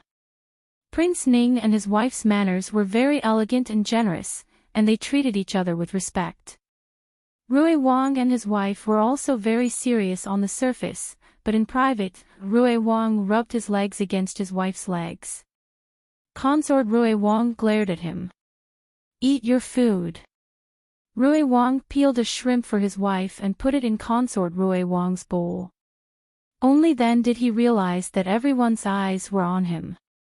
He was shocked and almost forgot that this was the palace, not his own mansion, so he had to follow the rules. The couple couldn't help but feel embarrassed. Prince Ning smiled gently. The shrimp in Consort Mother's palace is very good. He also peeled one for Consort Ning. Sushin should also try it. Sushin was the name Prince Ning gave to Consort Ning after the wedding. Consort Ning smiled gently. Thank you, Prince. After lunch, noble Consort Zhuang went to rest. They came out of the everlasting palace. Consort Yu returned to her own palace, and the four of them walked out of the palace together. Be careful. When they passed by a big tree, Prince Ning blocked Consort Ning's head with his hand. When he took his hand down, they found that there was a worm on the back of his hand. Rui Wang Fei didn't know the name of this kind of tree. She could only frequently see worms spitting out silk hanging from the bottom of the tree. There was a worm hanging in front of her. If Prince Ning hadn't shouted, she would have bumped into it. Consort Rui Wang sighed, Big brother is so attentive. Consort Rui Wang muttered, I'm also very attentive. Consort Rui Wang complained, oh, then how come Prince didn't notice the worm in front of me? Rui Wang scratched his head, what was it? Consort Rui Wang looked at him and asked. I was about to get rid of it for you. Rui Wang firmly refused to admit that he didn't notice this little thing. Consort Rui Wang snorted, you're not as attentive as Big Brother. Rui Wang couldn't refute this. Big Brother was the most attentive of all the princes. He was attentive to his sister-in-law and his younger brothers. He couldn't even find fault with the crown prince's sworn enemy. The mood of a pregnant woman sometimes came inexplicably. Consort Rui Wang, who was still quarreling with Rui Wang a second ago, became sad the next second. Say, if this child can't be saved, will you still be as good to me as Big Brother is to his sister-in-law? Rui Wang glared at her and said, what nonsense are you talking about? How can the child not be saved? Don't jinx it. My son is fine. Consort Rui Wang sighed, aren't I just making assumptions? I just think that Big Brother is really good to his sister-in-law. Rui Wang couldn't refute this. That's right, Prince Ning and Consort Ning knew each other when they were young. They weren't childhood sweethearts, but they didn't get married in secret either. After they got married, the two got along well. The only regret was Consort Ning's belly. Fortunately, Prince Ning never neglected her because she couldn't give birth to a child. In front of Consort Zhuang, he also said good things about Consort Ning. Consort Zhuang wasn't an easy person to get along with. The fact that the mother-in-law and daughter-in-law could get along so well couldn't be attributed to Prince Ning. This was a man who would never wrong his wife. Consort Rui Wang pinched the corner of Rui Wang's clothes and said coquettishly, promise me that you'll treat me like Big Brother is to his sister-in-law. You'll be so good to me for the rest of your life.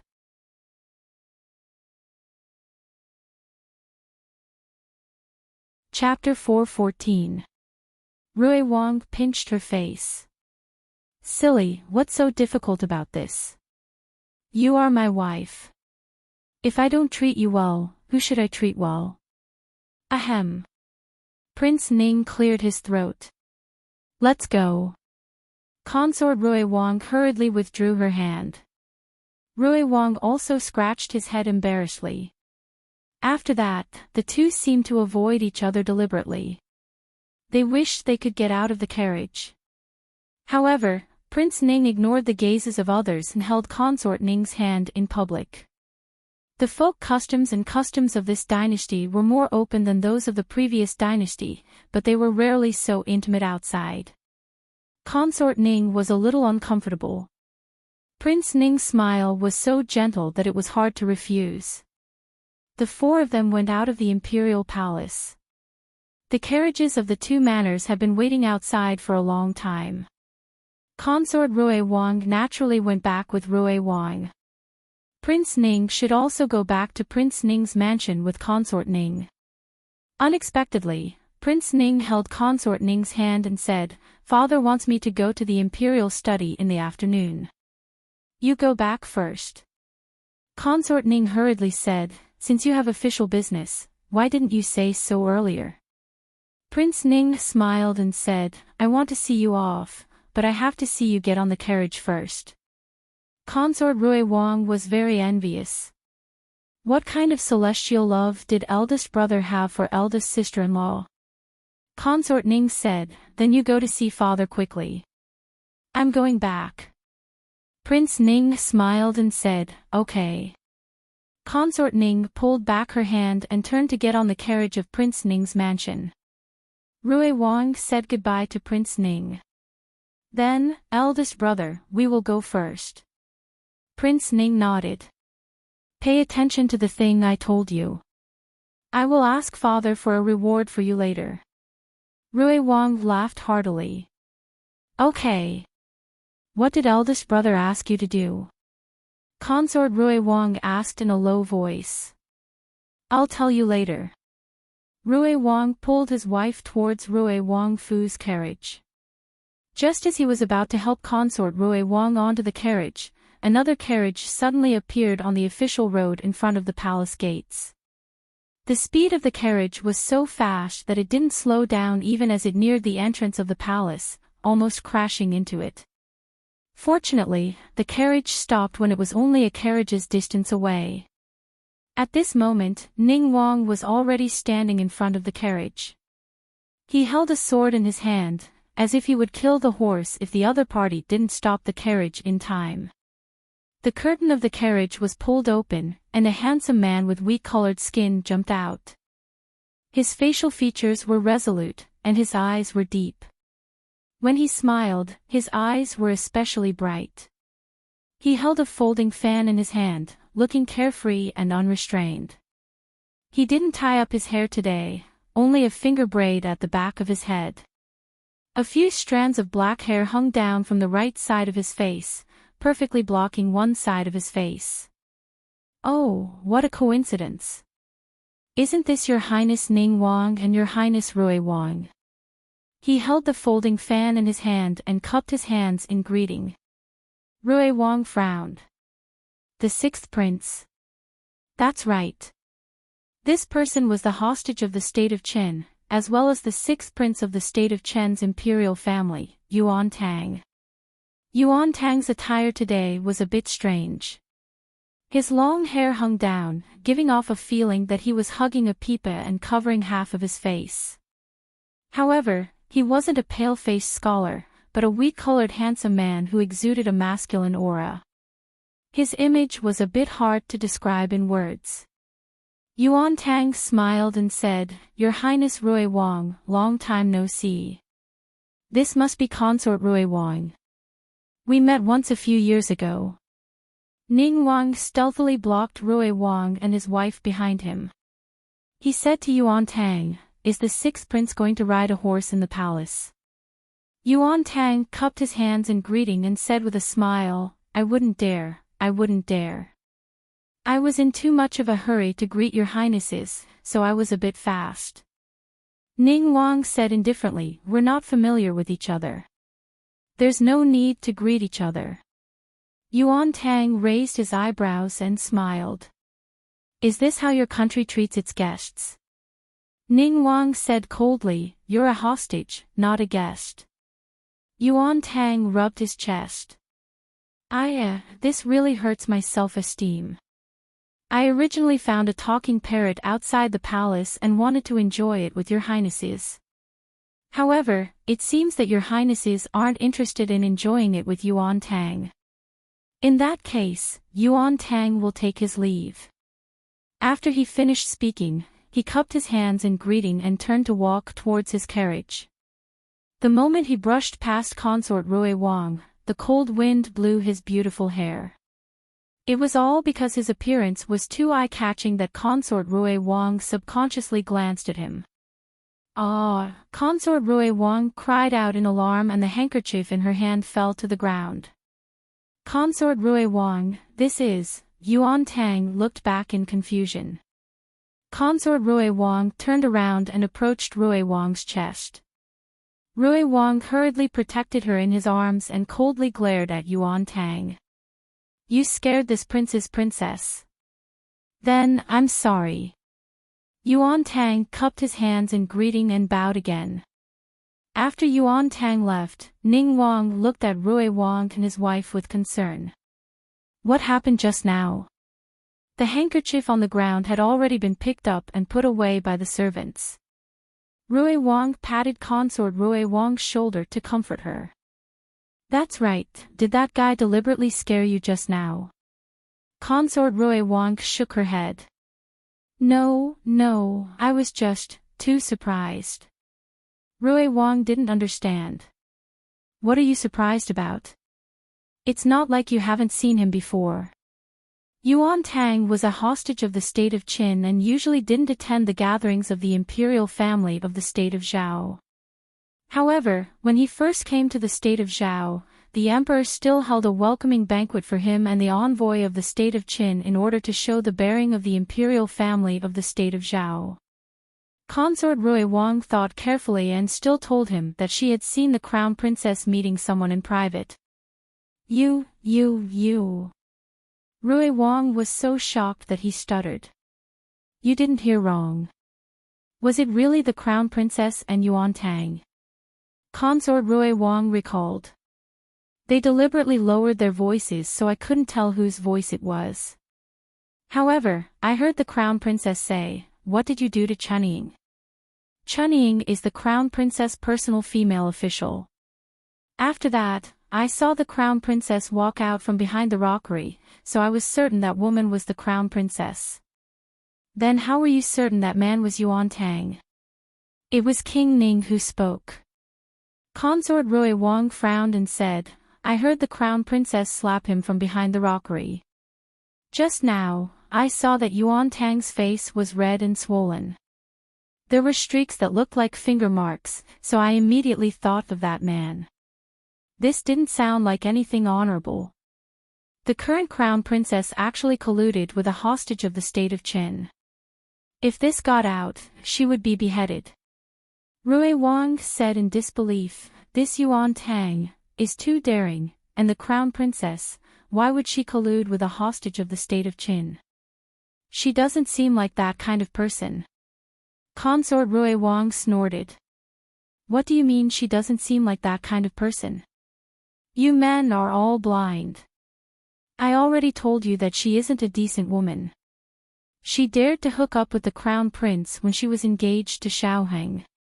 Who can say that she won't hook up with other men now that she has the crown prince? Rui Wang retorted, what are you saying? Who's blind? You. As soon as Consort Rui Wang finished speaking, she remembered that Prince Ning was also here. She smiled embarrassedly. Eldest brother isn't blind. Eldest brother is the person with the brightest eyes in the entire palace. Don't think that I don't know that you secretly liked Wen Linlang. So did Old Fourth. Only eldest brother doesn't like her. Rui Wang choked. That was many years ago. He was young and inexperienced and was stunned by Wen Linlang's beauty. However, didn't he not see Wen Linlang after that? His heart and eyes only had her, Du Qianqian, in them. Rui Wang said, speaking of which, if she really... I'm saying if she really did this, then would she be worthy of the crown prince? Would she be worthy of imperial father and the people of the state of Zhao? Eldest brother, should we report this to imperial father as soon as possible? If she had hooked up with other men, they would have made the crown prince's head turn into a grassland. However, it just had to be a hostage of the state of Qin. The severity of this matter was huge. Prince Ning paused and said, "Don't be anxious. Empty words have no proof. We have to find evidence first." As he spoke, he looked sternly at consort Rui Wang. "Third sister-in-law, can you take responsibility for your words? Are you sure you didn't hear wrong?" Consort Rui Wang carefully recalled and nodded with certainty. "I'm sure." Prince Ning continued, "Then you didn't act rashly and alert the enemy, right?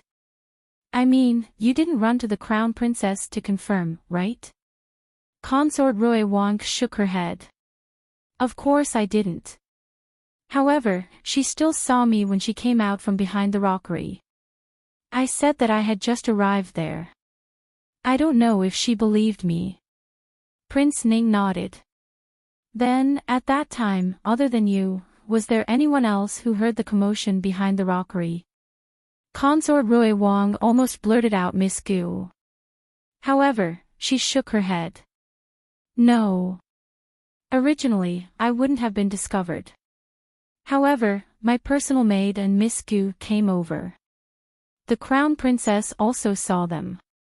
Prince Ning stared at her. "Are you sure they didn't hear you?" Consort Rui Wang said, "They came and called out to me. That's why the crown princess was alerted." These words allowed Gu Jiao to get a free ride with the maid. Actually, her eldest brother was someone she could trust. However, she didn't want to involve Gu Jiao. Once her eldest brother went to ask Gu Jiao for confirmation, then the crown princess and Yuan Tang might notice Gu Jiao. Gu Jiao would be in danger. Prince Ning said with a grave expression, "I know. Don't make this matter public. I will investigate the truth of the matter. It won't be too late to report to Imperial Father after I get conclusive evidence." Consort Rui Wang deeply agreed.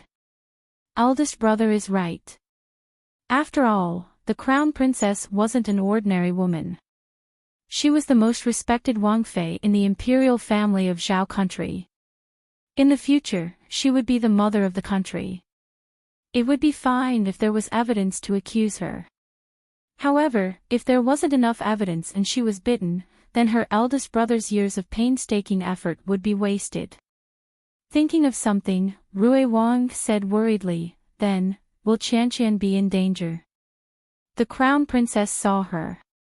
If she tells Yuan Tang that their conversation might have been overheard by Qianqian, will Yuan Tang come to silence her? Yuan Tang's martial arts are so high, and she even tried to assassinate Imperial Father. The more she said, the more frightened Rui Wang became. How did his wife encounter this kind of thing? Ning Wang smiled warmly, replying, "I will send someone to Rui Wang Fu to protect San Daimei. San Daimei, try not to leave the Fu in the next few days. If you have to leave the Fu, take the shadow guards I send over." Rui Wang's heart returned to his stomach. He cupped his hands and smiled. "That would be great. I thank eldest brother on behalf of Qianqian." Prince Ning patted him on the shoulder and said, "We're a family." The medical center. Gu Jiao had just returned from outside. She treated a guest's injury and put his dislocated left arm back in place. The second boss walked over and knocked on her door. He smiled and said, "Little Gu, are you free later?" "Speak." Gu Jiao said concisely. The second boss walked in and said with a smile, "Do you still remember what day it is tomorrow?" "What day?" Gu Jiao asked. The second boss said with hurt, "You really forgot." Gu Jiao pulled out her memory in a second. "Isn't it a gathering of the Chamber of Commerce?" A genius's brain would never disappoint. The second boss smiled. That's right. It's a gathering of the Chamber of Commerce. It's at the Four Seas Manor in the eastern suburbs of the capital. I will send someone to pick you up at Jadewater Alley tomorrow morning. Gu Jiao said, Oh. How many days will I be gone? The second boss gestured with his fingers. 3 days. It won't be long. Okay. Gu Jiao nodded. The second boss looked at her suspiciously. Little Gu. Gu Jiao, yes. The second boss said, Have you gained weight? Your clothes are too small. Are they? Gu Jiao looked down at her body. She didn't feel it. Gu Jiao took a ruler to measure her waist. She had been exercising a lot recently and had lost half an inch. However, her clothes were too small. They were indeed too small. It was not other parts of her body that were too small. It was the lapel that could not be closed. Gu Jiao had a headache. If she continued to grow like this, it would be difficult for her to dress as a man. The medical center was especially busy today. The second boss was soon called away by shopkeeper Wang. Little Jiangli came over. Sister Gu, there is someone outside the door. She said she is looking for you. Gu Jiao buried her head in sorting out the information of the previous patient. She said, Is it a patient? Line up. Little Jiangli shook her head. It's not a patient. It's a madam. She said she knows you and that you promised to visit her to treat her madam. I promised to visit her madam to treat her madam. Did I? Gu Jiao searched her mind and made sure there was no such memory. She asked little Jiangli to reply to the madam. After a while, little Jiangli came again.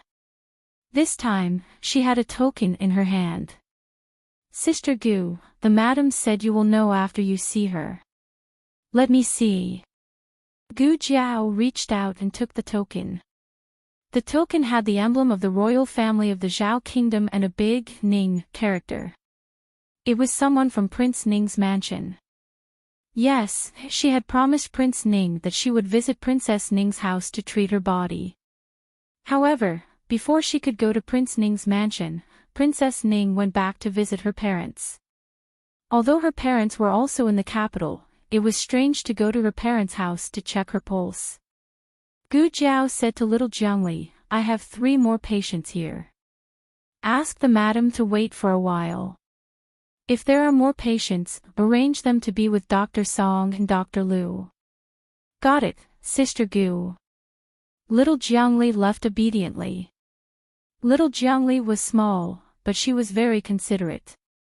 After Gu Jiao finished checking the 3 patients, little Jiangli led the female official beside Princess Ning in.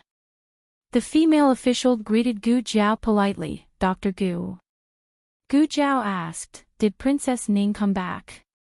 The female official smiled and said, That's right. Our Princess Ning came back last night.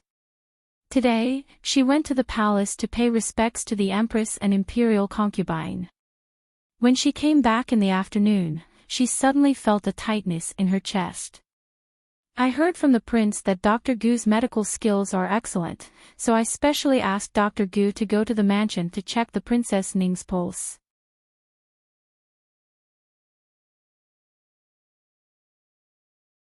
Chapter 4:15. Gu Jiao didn't have anything else to do, and it wasn't too late. Prince Ning's mansion and Hanlin Academy were in the same direction. After treating Princess Ning's illness, she could pick up Xiao Lulang on the way.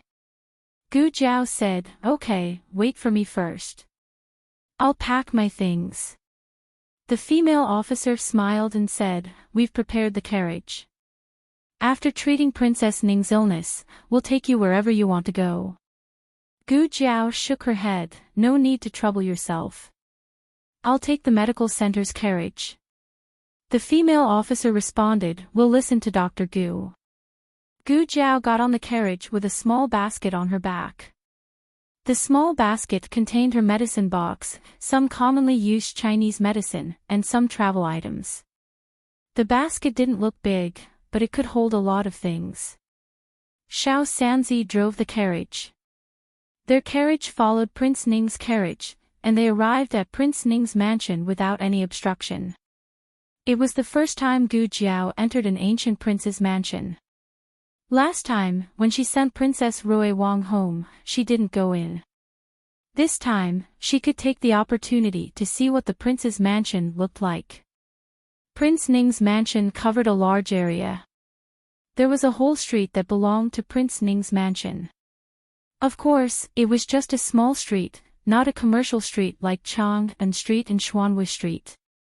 On both sides of the street were the residences of Prince Ning's mansion servants. The closer they got to the mansion, the stricter the security became. Presumably, the people living there were not ordinary people.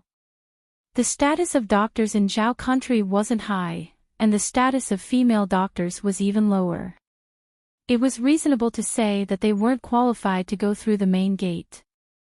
However, Gu Jiao's identity was special. The female officer of Prince Ning's mansion still took her through the south gate. However, she didn't open the main gate in the middle, but the side gate. This was the rule of the royal family. Only the prince, Princess Ning, and the legitimate bloodline of the royal family could go through the main gate. Otherwise, the emperor, empress, and empress dowager could go through the main gate.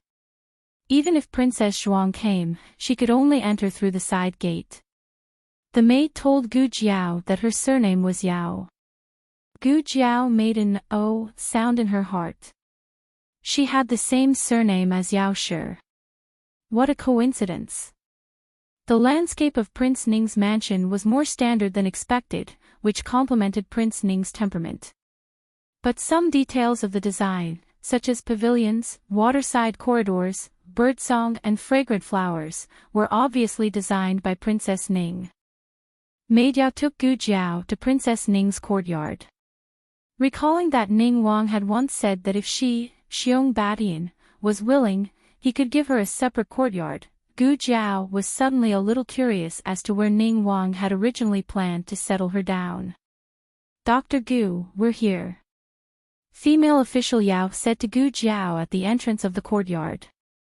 Gu Jiao nodded and stepped over the threshold into Princess Ning's courtyard. This was a 3-section courtyard, but it was much larger than an ordinary 3-section courtyard. In fact, Gu Jiao felt that rather than calling it a courtyard, it would be more appropriate to call it a sleeping chamber. It seemed that the emperor's love for his eldest son was beyond words. Gu Jiao came to the door of the upper room. A maid guarding outside the door saluted to female official Yao and opened the curtain for female official Yao. Female official Yao personally welcomed Gu Jiao into the room. Princess Ning sat on the chaise lounge with her back against the cushion and a thin mattress covering her body.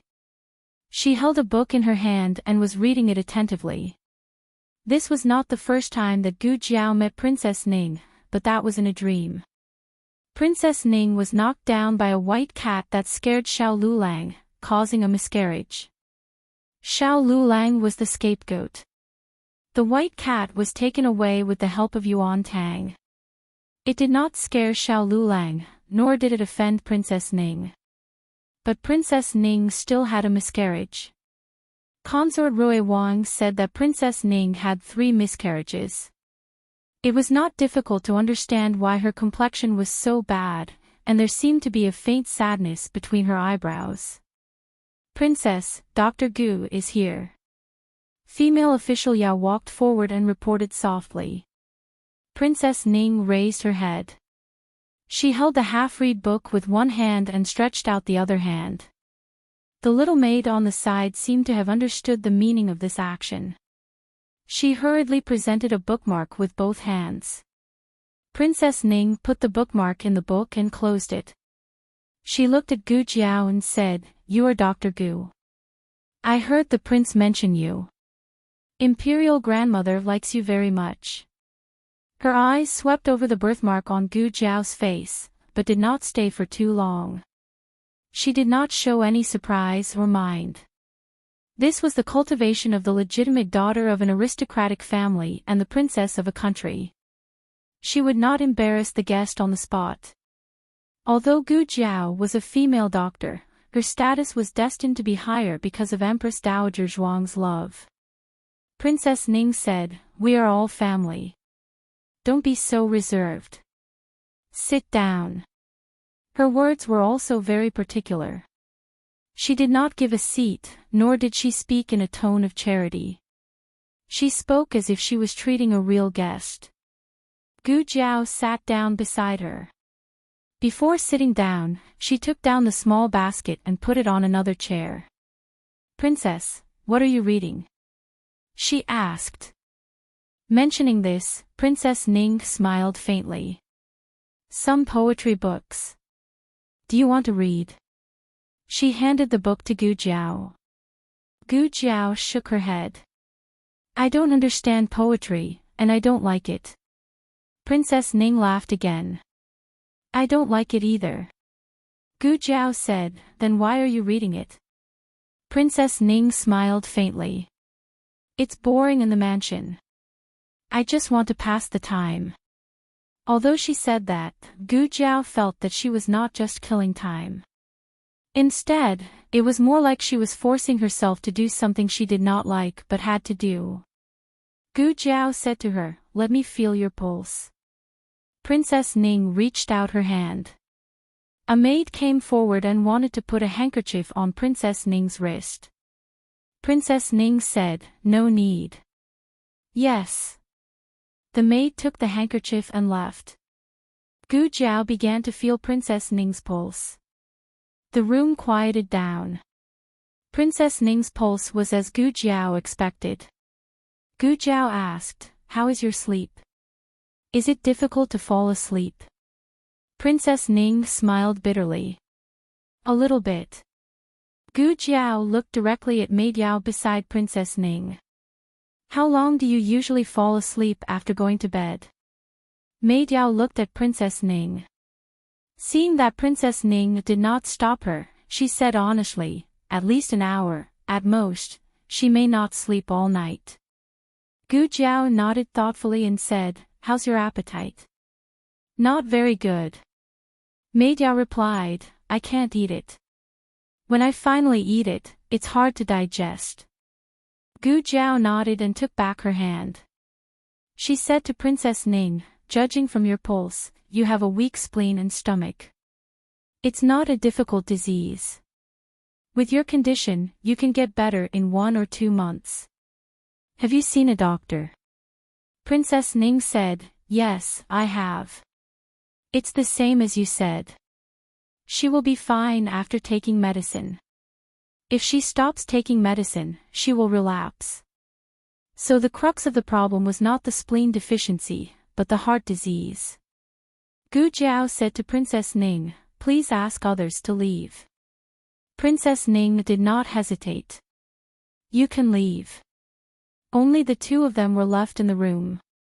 Gu Jiao made a comprehensive evaluation and diagnosis of Princess Ning and found that she was slightly depressed. It was not to the extent that Yao Shi had been in the beginning, but if she ignored it, it was very likely that it would develop into a more serious state than Yao Shi. Gu Jiao didn't say to Princess Ning, "You have to take it easy." For patients with depression, taking it easy was the same as drinking more hot water. If you took it easy, you wouldn't be depressed. If you didn't take it easy, you were really sick.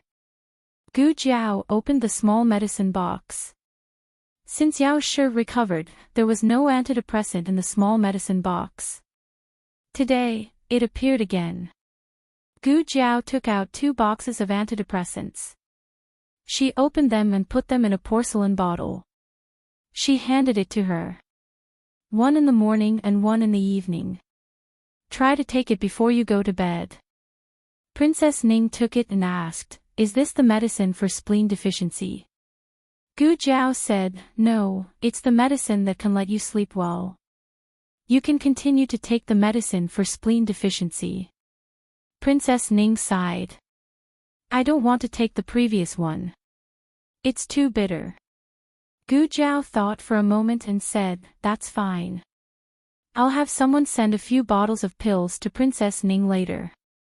The Miracle Hand Hall opened their own medicine workshop. Other than making the wound medicine that the military needed, they also opened a few pill production lines. Among them were pills that strengthened the spleen and stomach. Is it bitter? Princess Ning asked. Gu Jiao said, I put honey in it. It's not bitter. Princess Ning sighed. That's good. A high and mighty Princess Ning was actually afraid of taking bitter medicine. This understanding made Gu Jiao feel that Princess Ning was not the same as she thought.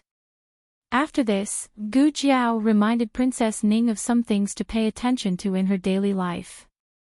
The main things were the taboos in her diet and that she had to come out more often to bask in the sun, take a walk, and move her body.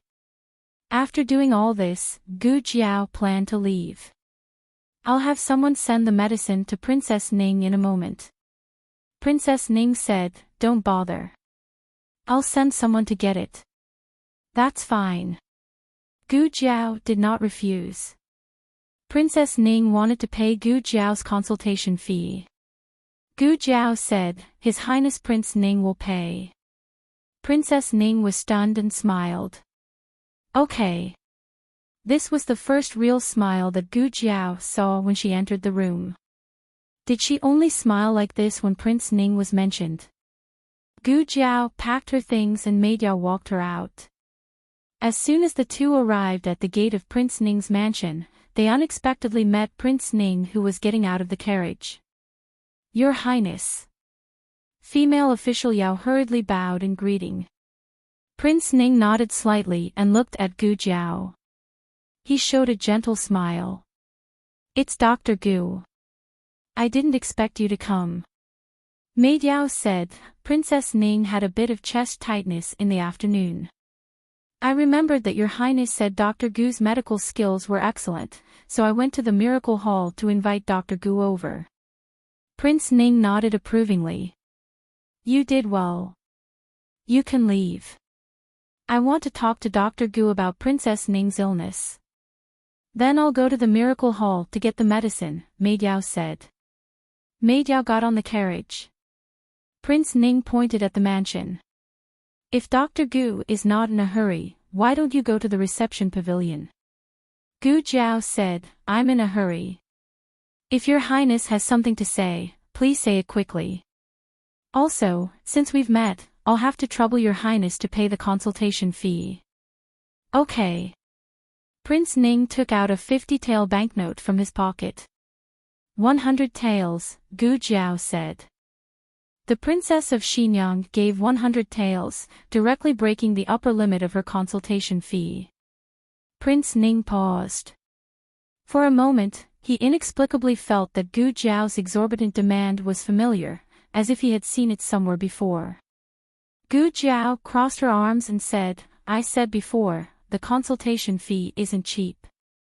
That's right, Gu Jiao had kindly reminded him.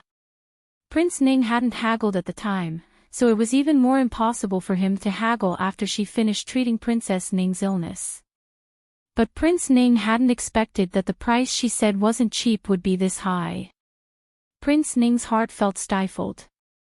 It wasn't that he couldn't afford it, but there was an unspeakable stifling feeling.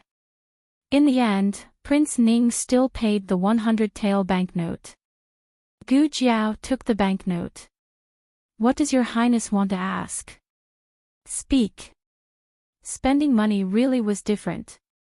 Her business attitude was even better. Prince Ning was startled by her suddenly good tone. He opened his mouth and asked, It's about Princess Ning's illness. I want to know what's wrong with her. Gu Jiao said, Her spleen and stomach are weak, that's one reason. She's overly worried, that's the second reason. Prince Ning's brows furrowed. Overly worried. Gu Jiao made a sound of N. It's depression. In the words of ordinary people, it's a heart disease. I've prescribed medicine for it. But Your Highness Prince Ning should take care of Princess Ning's mood. Is it because of the child? Princess Ning and I have been married for many years. We've always wanted to have a child of our own. Unfortunately, the heavens didn't fulfill our wishes. This time, the child couldn't be saved.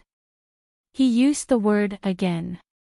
It seemed unintentional, but he was telling Gu Jiao that this wasn't the first time Princess Ning had a miscarriage. Gu Jiao had heard from consort Rui Wang that Princess Ning had had 3 miscarriages, so she wasn't surprised. She had always been calm, so Prince Ning didn't think her reaction was suspicious. Prince Ning asked, "Can Princess Ning have children in the future?" Gu Jiao said, "It's hard to say. The most important thing now is Princess Ning's illness." Prince Ning nodded and said, "Then, does she know?" Gu Jiao said, "I didn't say anything about the depression." Prince Ning secretly breathed a sigh of relief. "Fortunately, you didn't say anything. I don't want her to worry about her illness. I'll pay attention in the future." Gu Jiao nodded. "Goodbye." Prince Ning stopped her. "I heard, yes." Gu Jiao looked back at him. Prince Ning said with gentle eyes, "Dr. Gu went to the palace yesterday and saw consort Rui Wang and Crown Princess." Gu Jiao didn't deny it. She said frankly, "Is there a problem?" Prince Ning smiled. "No. It's third sister. It's third sister-in-law who mentioned Miss Gu to me. It's not the first time that third sister-in-law has been with Dr. Gu. You two seem to have a good relationship. If Dr. Gu doesn't mind, you can come and accompany Princess Ning more often in the future." Gu Jiao glanced at him and said, "I'm a doctor. I only need to accompany patients." Prince Ning laughed. "I'm being rude." Gu Jiao withdrew her gaze and left Prince Ning's mansion. She asked Xiao Sanzi to drive the carriage to Hanlin Academy. Unfortunately, Xiao Lulang was called to work overtime again. Kong Mu knew Gu Jiao and knew that she was Xiao Liulang's wife. He said to her, he went to the cabinet. "I heard that Grand Secretary Yuan needed more people and personally selected this year's 3 cauldrons to go over. The 3 cauldrons were Xiao Lulang, Royal Princeton, and Ning's Yuan." Gu Jiao rubbed her chin. Grand Secretary Yuan had a good reputation, and he might be a future relative. He wasn't a bad person. She didn't need to worry about her husband. Xiao Sanzi asked, "Miss Gu, are we going back to the medical center or to Clearwater Alley?" Gu Jiao thought for a moment. "Let's go back to the medical center first." Gu Jiao returned to the medical center and put a banknote of 100 taels on the counter. Shopkeeper Wang looked at her in surprise. "What's this?" "The consultation fee." Gu Jiao said. "No. You only went out to see a doctor once. How did you bring back so much consultation fee?"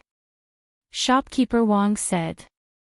He remembered that last time, she had also mysteriously brought back 100 taels from Vermilion Bird Avenue. Shopkeeper Wang blinked. "Miss Gu, you didn't go to rob someone, did you?" Gu Jiao looked at him lazily.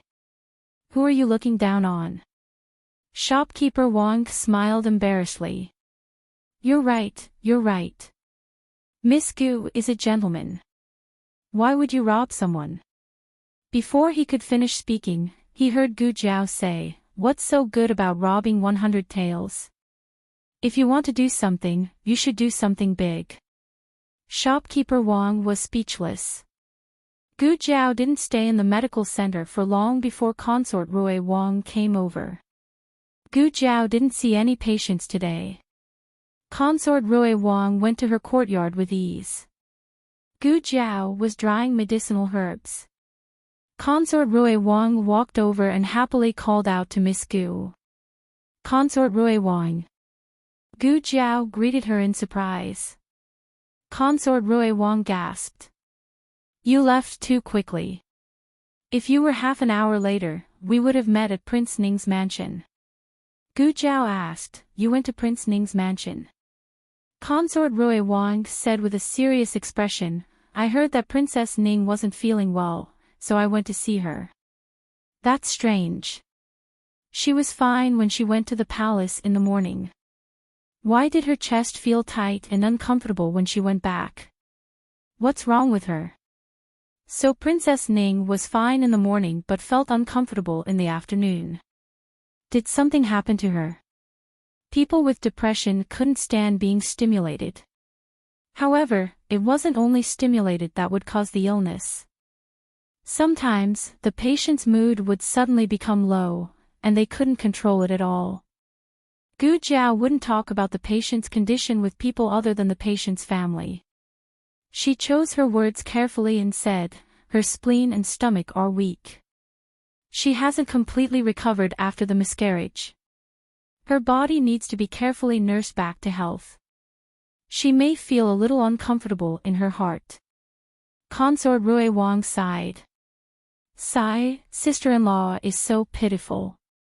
Fortunately, eldest brother is a good man and has always loved her." "Ah, right, I met the hostage of Qin State today." Consort Rui Wang's expression became serious. So he was the man who met the crown princess in private behind the rockery.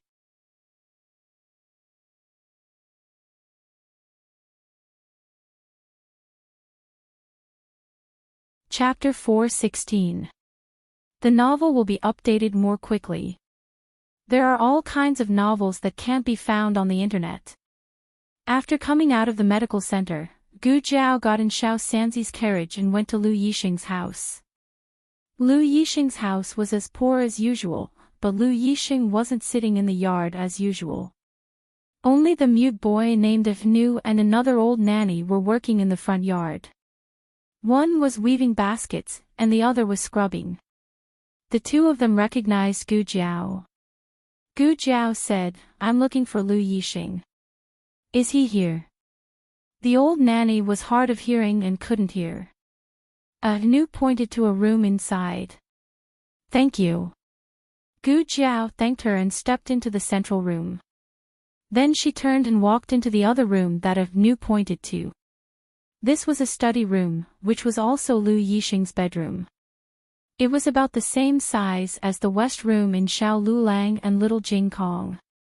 The furnishings were very old and simple. The paint on the cabinet was peeling off, and the table was lame and made of stone. There were also some broken furniture. She didn't know if it was picked up from outside or smashed by someone who broke into the room. In short, it was full of holes and cracks. Lu Yixing was wearing a coarse hemp garment. He sat behind the desk and read a book attentively. Gu Zhao recognized that this was the book she gave him last time. He really began to read. Gu Zhao didn't disturb him. She crossed her arms and leaned against the door. Lu Yixing was immersed in the sea of books and didn't notice Gu Zhao's arrival for a moment. It was only when the old nanny outside accidentally knocked over a stool that he raised his head in shock and heard a loud crash. Then he saw Gu Zhao leaning against the door and looking at him calmly. Generally speaking, it was very awkward to see someone being caught red-handed, and one would subconsciously look away. Gu Zhao didn't. She raised her eyebrows and asked, "Did I disturb you?" "No, it wasn't you." Lu Yixing hid the surprise in his eyes and opened the window beside him to take a look outside. After making sure that the old lady was fine, he felt relieved. "Why are you here?" He closed the book and cautiously looked around his room. It was unknown if he was checking to see if there was any dirt or mess in his room that could not be seen. Fortunately, he didn't. Nanny and Afnu had just cleaned up this morning. "You." He hesitated for a moment. He wanted to invite the other party in, but felt that it was inappropriate, so he stood up and said, "Let's go to the central room." Gu Zhao nodded. The guest had to follow the host's wishes, so it didn't matter where they sat. Although there were two servants in Lu Yixing's house, one of them was old and hard of hearing, while the other could not speak. Lu Yixing would personally entertain the guests. Of course, there had never been any other guests in his house, and Gu Jiao was the only one. Yuan Tang could not be counted as a guest. Sit. Lu Yixing pointed to the chair and said. Gu Jiao sat down. A white shadow rushed over and jumped onto Gu Jiao's legs. Its fat body was curled up into a furry ball, and it obediently let Gu Jiao stroke it. Gu Jiao poked its soft belly with her fingertips and said amusedly, "You still remember me?" This white cat was the one that almost scared Xiao Lulang and bumped into Princess Ning. Yuan Tang caught it in time. Seeing that Gu Jiao liked it and the white cat also liked Gu Jiao, Yuan Tang lied that it was an ownerless cat and asked Gu Jiao to take it home. However, Gu Jiao did not take it away. Of course, Gu Jiao had guessed that it was Yuan Tang's cat after the incident, and she clearly exposed it in front of Yuan Tang. She thought that Yuan Tang would take her cat back. "You're still here." Gu Jiao curved her lips and stroked the cat comfortably. Lu Yixing saw that she was playing happily with the white cat and could not help asking, "Since you like it so much, why don't you take it back?" Her husband was afraid of cats. This man was not afraid of anything, not even death, but he was afraid of cats. Gu Jiao did not answer his question, but said, "No, you raised it well." She paused and turned to look at him. "Don't you like cats?" Lu Yixing lowered his eyes and said, "No, I like it very much. It can catch mice." After it came, there were no mice in the house. Gu Jiao poked its belly. "Are you so capable?" The white cat meowed proudly. "Does it have a name?" Gu Jiao suddenly asked. Lu Yixing was asked. "It was just raising a cat." "Did it need a name?" Gu Jiao actually had no experience in raising pets, but little Jing Kong had to name the 7 chickens one by one, so she subconsciously thought that this white cat should have a name too. Lu Yixing looked a little embarrassed. She said that she liked raising cats, but she did not even give a name to the cat. Lu Yixing's eyes flashed, and he said, I thought of a few names, but I don't know which one is good." Gu Jiao looked at him. "Let's hear it." Lu Yixing, who knew nothing about naming, was speechless. Lu Yixing had an idea, and he said, "Why don't you give it a name? After all, it's your cat, and it's just temporarily in my care." "Okay." Gu Jiao nodded, thought for a moment, and said, "Let's call it Little Sure." There were 9 mythical animals in the house, and this one was the 10th. "Okay, let's call it Little Sure." Lu Yixing had no objection at all. "Are you here to see Little Sure today?" he asked, and stood up to pour water for Gu Jiao. "I'm here to see you too," Gu Jiao said. Lu Yixing's hand shook, and a drop of water spilled on the table. He took a handkerchief and wiped it without leaving a trace, and put the tea in Gu Jiao's hand. "You really have nothing better to do."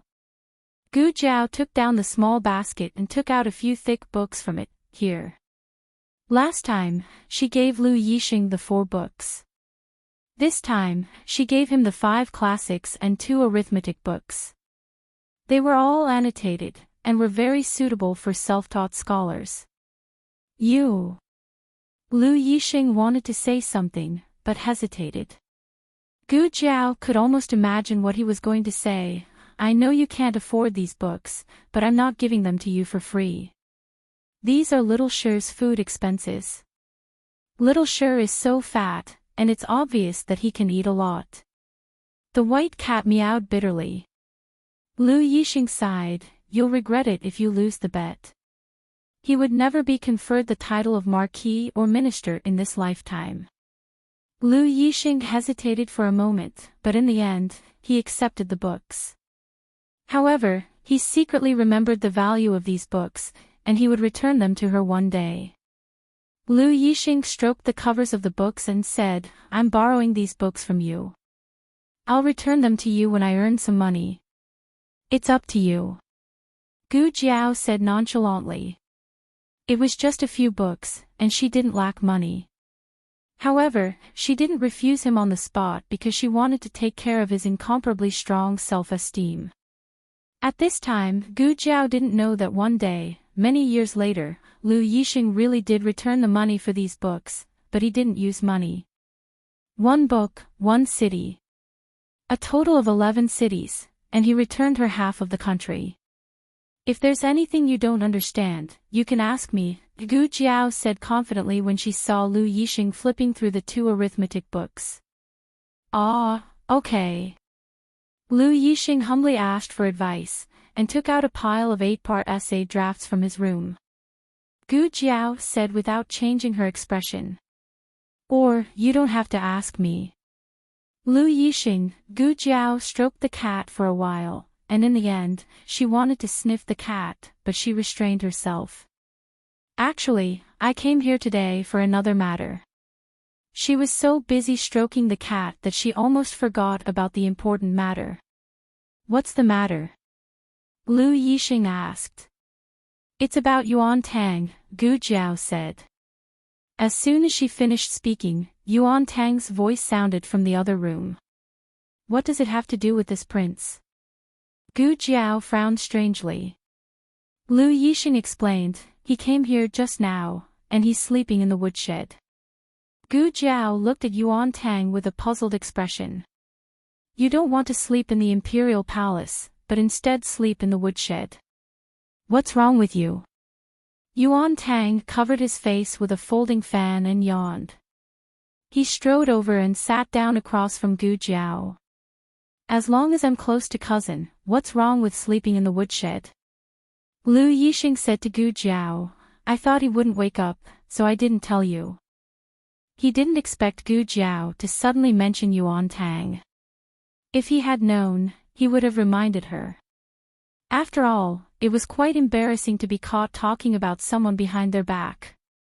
Lu Yixing thought too much. Gu Jiao wasn't embarrassed at all.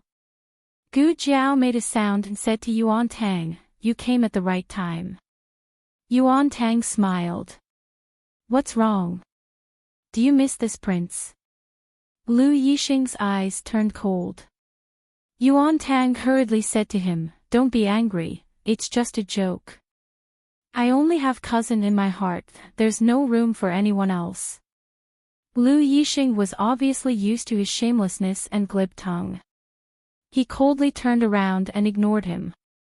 Yuan Tang smiled and said, Dr. Gu, what did you want to say to me just now?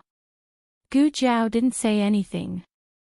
She directly reached out and grabbed Yuan Tang's chin. She turned his face to the left, and sure enough, she saw the scratches and swelling under his hair. However, it was probably because he had applied medicine, so it wasn't as obvious as what Rui Wang had said.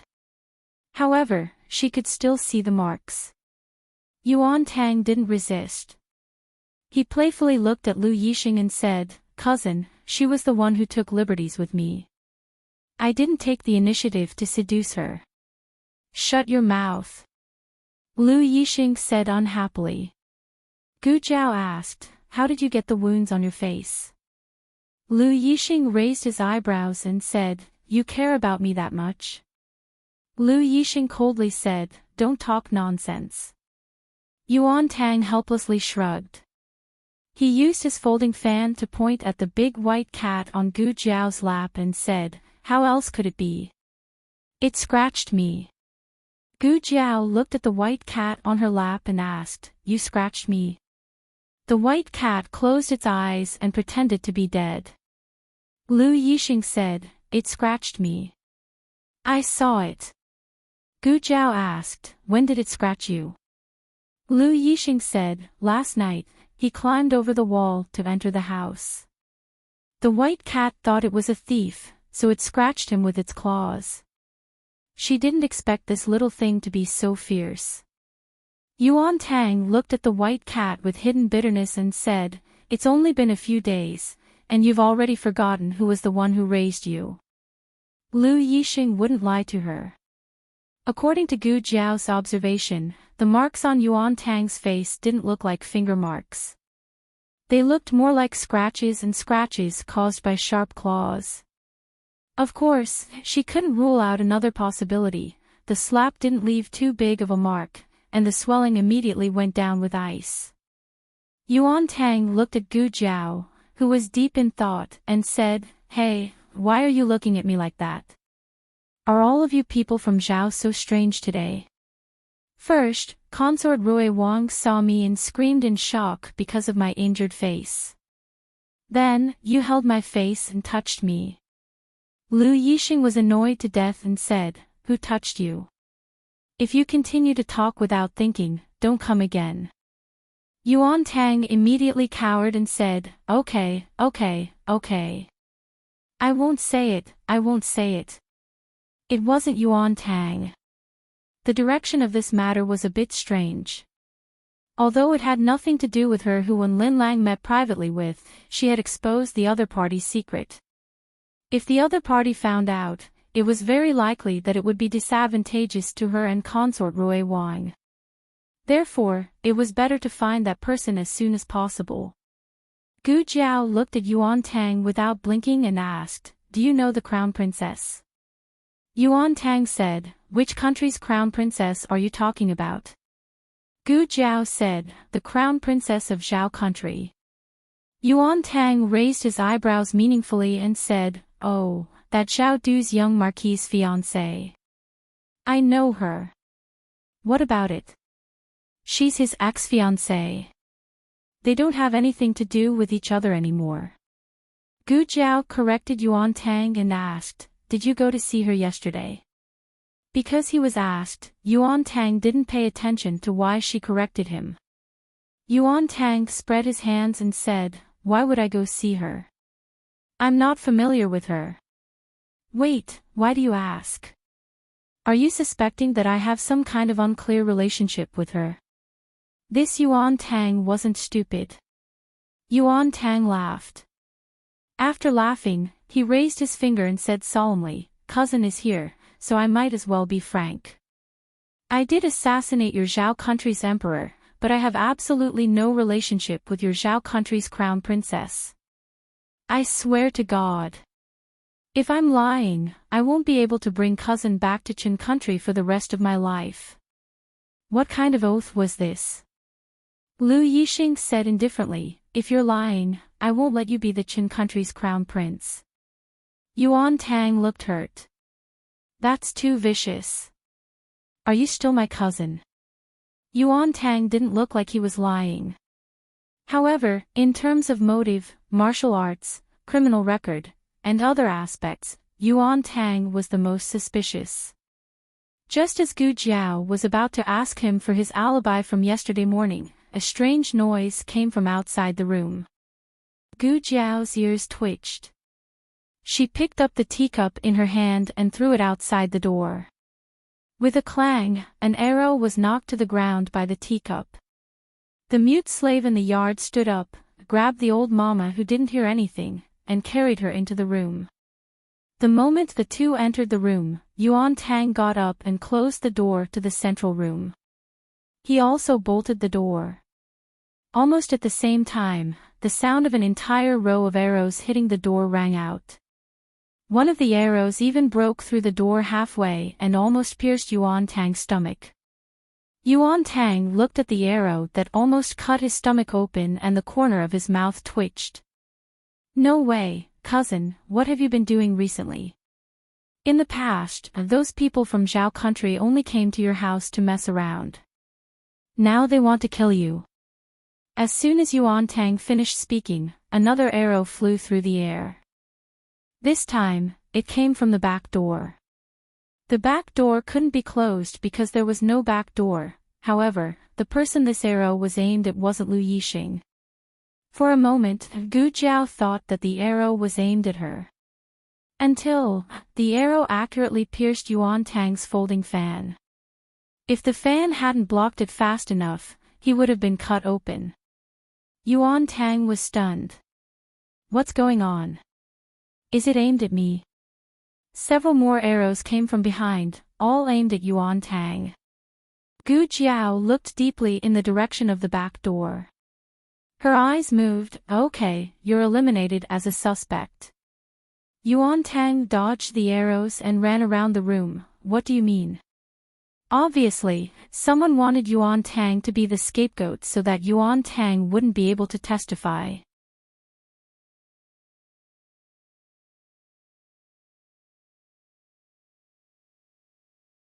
Chapter 417. Yuan Tang was being chased all over the place. How could he care about washing off suspicion? In fact, he usually brought his subordinates with him when he went out. It was only when he came to Lu Yixing's place that he was always alone. This was because Lu Yixing didn't like to be disturbed.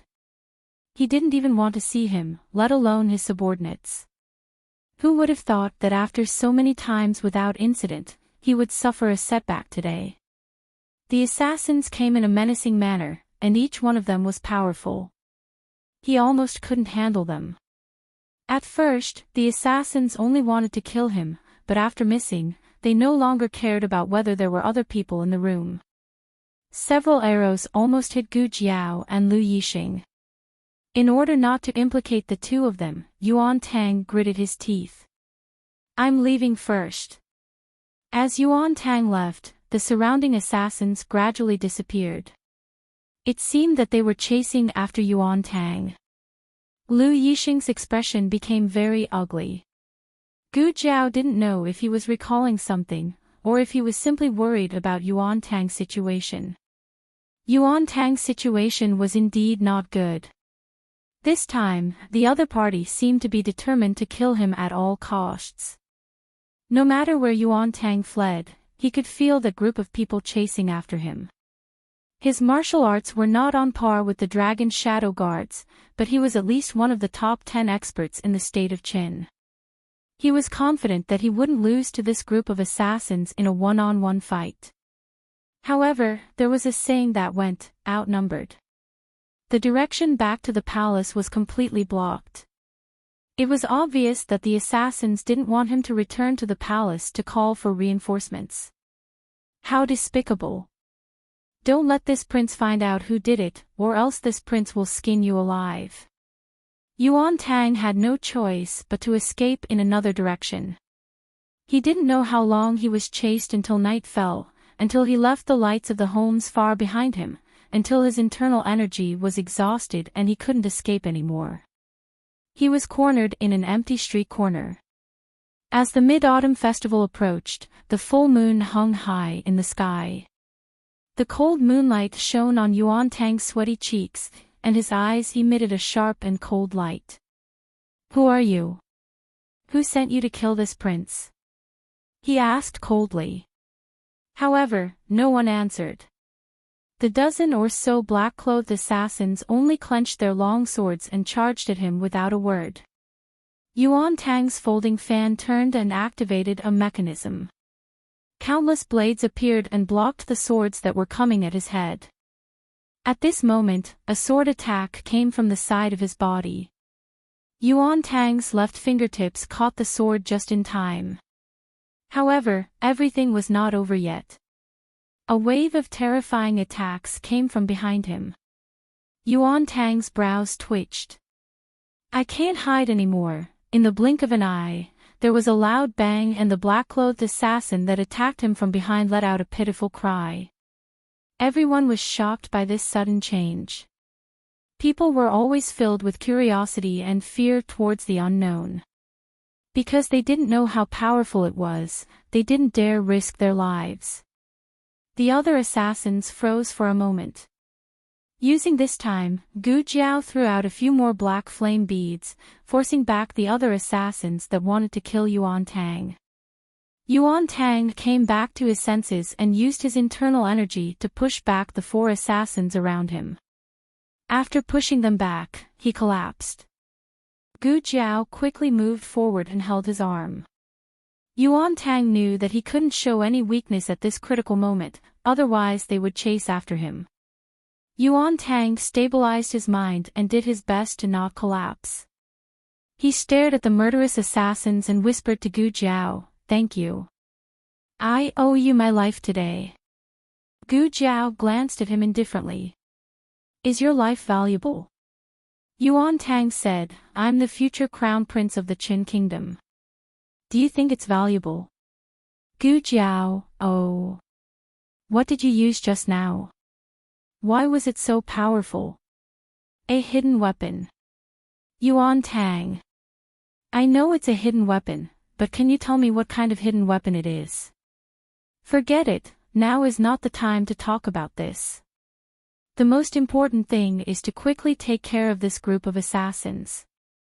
Just now, 3 of them had been injured by Gu Jiao's explosion, but there were still 11 of them left. The worst thing was that Yuan Tang had already used up all his energy on the way here. He could barely stand, but he had no chance of winning if they really fought. Yuan Tang said helplessly, "We can only rely on you, Dr. Gu." "Stand back," Gu Jiao said. Yuan Tang took a few steps back and stood by the wall. There were 11 of them. Yuan Tang did not expect Gu Jiao to take care of them alone. She only needed to stall for time. Once he caught his breath and recovered some energy, he would be able to rejoin the battle. What Yuan Tang did not expect was that before he could catch his breath, half of the assassins were already down. No way. Is this girl really so good at fighting? Gu Jiao used a stick. There was no blood. She only knocked the person unconscious. She used the move that the old Marquis had taught her before she left. She did not expect it to be so useful. The old man was pretty good. She was good too. Wow, if this goes on, I won't even have to fight, right? Yuan Tang crossed his arms. He felt that this girl could take care of everyone on her own. The next second, Yuan Tang realized that he had been happy too early. "Stop! Or I'll kill him."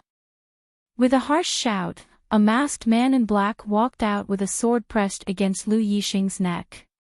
Yuan Tang's eyes darkened. "Cousin." Gu Jiao threw away one of the assassins in black. She looked indifferently at Lu Yixing and the masked man in black. A dangerous light flashed through her eyes. "Let him go," Gu Jiao said. Her tone was unquestionable. The man in black was shocked by the fact that a little girl could emit such a powerful aura. But it was only for a moment. He said coldly, "You dare to hurt so many of my brothers. You've got guts. Hand that brat over. Leave one of your hands behind, and we'll let this matter rest." Lu Yixing said expressionlessly, "If you were the ones being captured today, I wouldn't have done anything." "Stinking brat. Shut up." The masked man's sword suddenly moved an inch closer to Lu Yixing's neck. The blade was pressed against his white skin. Gu Jiao's eyes were cold as she said, "If you dare to harm a single hair on his head, I'll have you pay with your life." Lu Yixing and Yuan Tang were both stunned. The two of them didn't expect Gu Jiao to say something like this.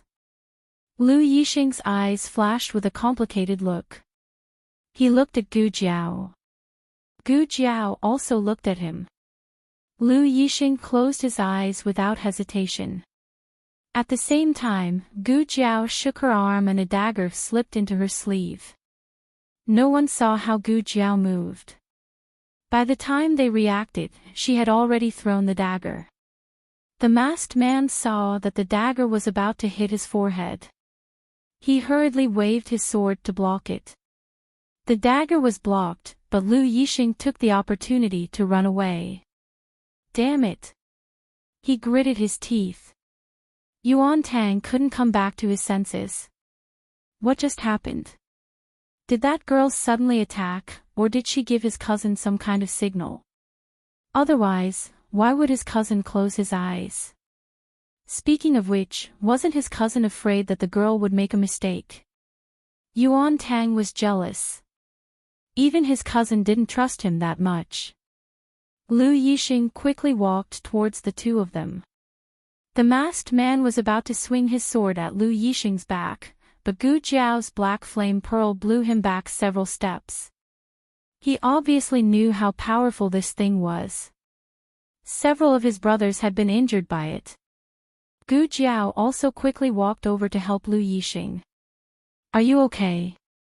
Gu Jiao asked. "I'm not."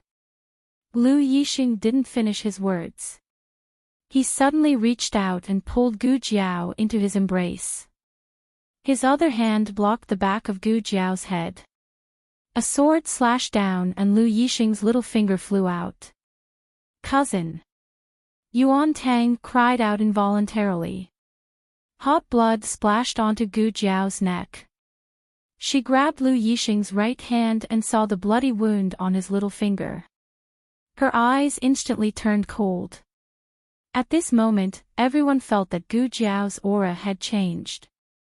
It was as if the fight just now was just a casual fight. She wasn't really angry. But now, every strand of her hair seemed to be on the verge of exploding. Gu Jiao wasn't sure what the dream of returning to the manor meant. She only knew that it was getting harder and harder for her to separate herself from the dream. Lu Yixing was the person who would bury her. He was the person she would protect for the rest of her life. It didn't matter if this strong emotion came from the person in front of her or the person in her dream. She only knew that there was a voice in her head that said, "No one is allowed to hurt him." Gu Jiao tore off a piece of her dress and wrapped it around Lu Yixing's wound. Then she pulled out the dagger at her waist. Everyone was shocked by her sudden outburst of aura and murderous aura, to the point that they didn't even move as they watched her bandage someone's wound. When Gu Jiao made her move, everyone finally reacted. Unfortunately, it was too late. Gu Jiao took a few steps forward. She threw the dagger into the air and grabbed it. The moment she landed, her dagger fiercely stabbed into the heart of the assassin who had attacked Lu Yixing. Another stream of blood spurted out, splashing onto her face. She wiped it away and her eyes became terrifying. Everyone was stunned by this scene. She had fought for so long and had only used a stick to knock them unconscious. They thought that she didn't have a weapon or that she didn't know how to use a weapon. They even thought that she was timid, kind, and indecisive. After all, she was just a young girl in her teens. However, it was this timid, kind-hearted, and indecisive little girl who had stabbed an assassin in the heart with her dagger. It seemed like an instant, but it also seemed like a long time had passed. When the masked assassin recovered from his shock, all of his brothers had fallen. The air was filled with the thick smell of blood. His martial arts weren't weak. If he really fought to the death with Gu Jiao, even if he couldn't win, escaping wouldn't be a problem. But he had been scared silly by Gu Jiao's methods. Was this really a young girl? He's a god of death, isn't he? Gu Jiao's face was covered in blood, but it wasn't her own. Her dagger was also dripping with blood. The ruthlessness in her body was stirred up by the blood. She grabbed the dagger and walked towards the masked man step by step like an Asura who had returned from purgatory. The masked man's legs turned to jelly and he fell to the ground on his butt. "Don't come over. Don't come over." He supported himself with one hand on the ground and stepped back. He pointed his sword at Gu Jiao with the other. But his words couldn't even be considered a roar. At most, it was a hollow roar. Lu Yixing and Yuan Tang naturally noticed that something was wrong with Gu Jiao. They called her several times, but she didn't seem to hear them. "Dr. Gu." Lu Yixing called her again. Gu Jiao still didn't respond. Yuan Tang walked over and stood in front of Gu Jiao. "Enough. That's enough." Gu Jiao pushed Yuan Tang away with a backhand. Yuan Tang staggered a few steps and bumped into the corner of the wall. He almost broke his ribs. What's going on? Is this girl possessed? Lu Yixing stood behind Gu Jiao and looked at Gu Jiao's back. Dr. Gu Jiao raised the dagger and swung it down. Lu Yixing closed his eyes in pain. Gu Jiao took out a match and found the severed finger on the dirty ground. Lu Yixing leaned against the wall and sat down.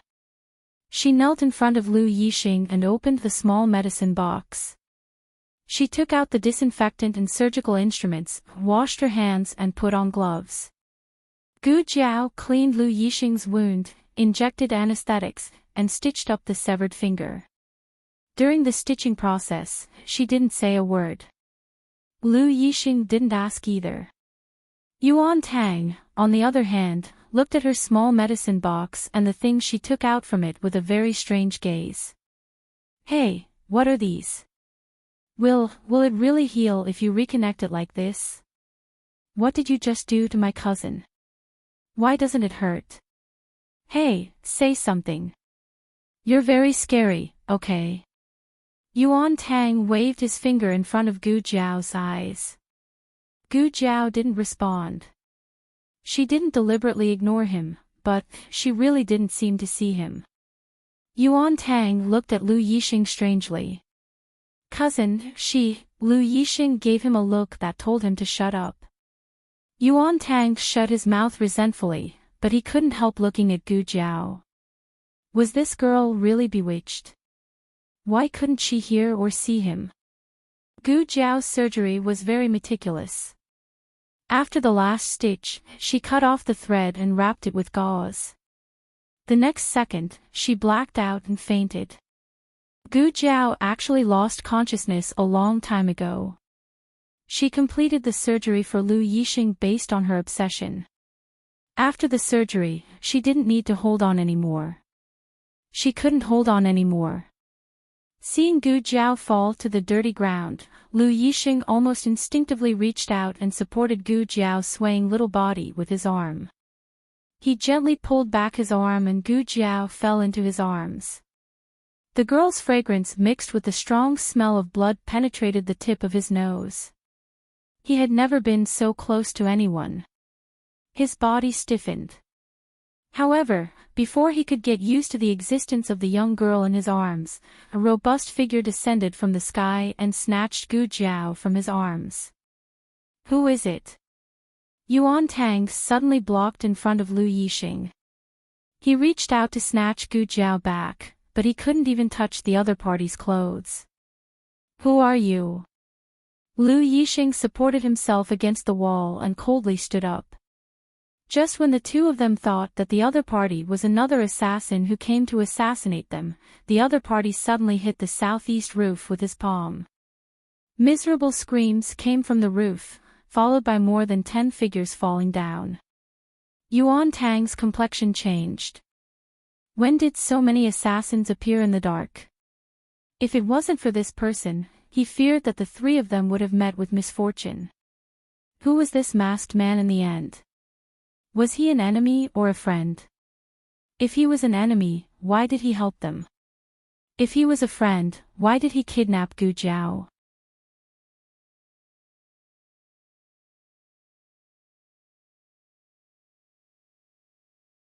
Chapter 4:18. When Gu Jiao woke up, she found herself lying in a strange yet familiar room. It was strange because this was definitely not her west room, nor was it the small courtyard of the medical hall. It was familiar because she seemed to have been here before. Awake? A woman's voice came from the direction of the window. Gu Jiao turned her head and saw Princess Xinyang in plain clothes sitting in front of the window practicing calligraphy. Gu Jiao remembered.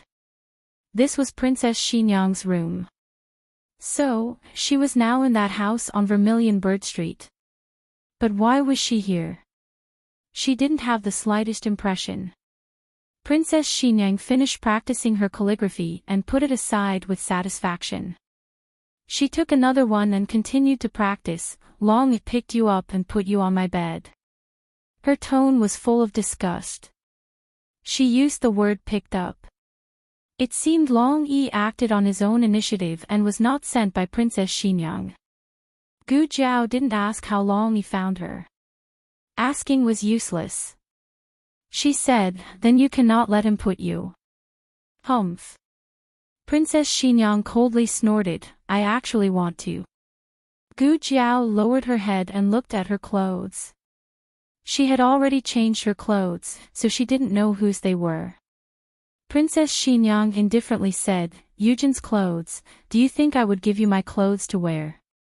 Gu Jiao, how can she know what I'm thinking? Princess Xinyang opened her mouth again, "Are you a death warrior of Yan country?" N. Gu Jiao was dumbfounded. Princess Xinyang indifferently said, "Your whole body is covered in blood, but not a single drop is yours. Don't tell me you took a bath with blood." Gu Jiao strangely asked, "What does this have to do with death warriors of Yan country? It seems you really don't remember at all." Princess Xinyang finally looked at Gu Jiao, but it was only a glance, and then she looked away. "When you came, you looked exactly like a suicide soldier who had lost control. By the way, only the Yan kingdom has men of sacrifice. Long Yi is also from the Yan kingdom." Gu Jiao said with absolute certainty, "I'm not a death warrior." Princess Xinyang paused and nodded. "That's true. Even the men of sacrifice don't have as much killing intent as you do. Gu Jiao, can't you greet me before insulting me?" "I thought you were going to say it." "That's right, you are Ding and Marquis Fu's precious daughter." Gu Jiao did not know how long she had been unconscious or what time it was. She only knew that she was very hungry. Not long after, her stomach began to growl.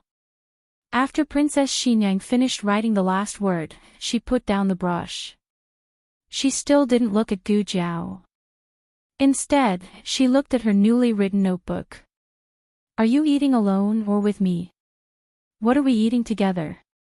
"Dinner." "What time is it now?" Princess Xinyang still hasn't eaten. Gu Jiao thought for a bit and said, "If it's convenient, I want to eat by myself." Princess Xinyang put away the notebook and got up to leave. Not long after, a maidservant came in carrying a tray. On the tray were 3 dishes, 1 soup, and a small plate of fruit. There weren't many dishes, but the quality of the dishes was very rich. The maidservant first placed the tray on the table. Then she took a clean small table that was specially placed on the Kong bed and placed it on the bed where Gu Jiao was. Gu Jiao originally intended to say that she could get out of bed and eat by herself. But since she had already gone to this extent, Gu Jiao did not want to disappoint her good intentions. "This servant will wait outside. If Miss has any orders, call this servant at any time." The maidservant said and respectfully retreated. Gu Jiao prepared to eat her dinner. Who would have thought that in the next second, Long Yi would enter the room? Gu Jiao's hand trembled.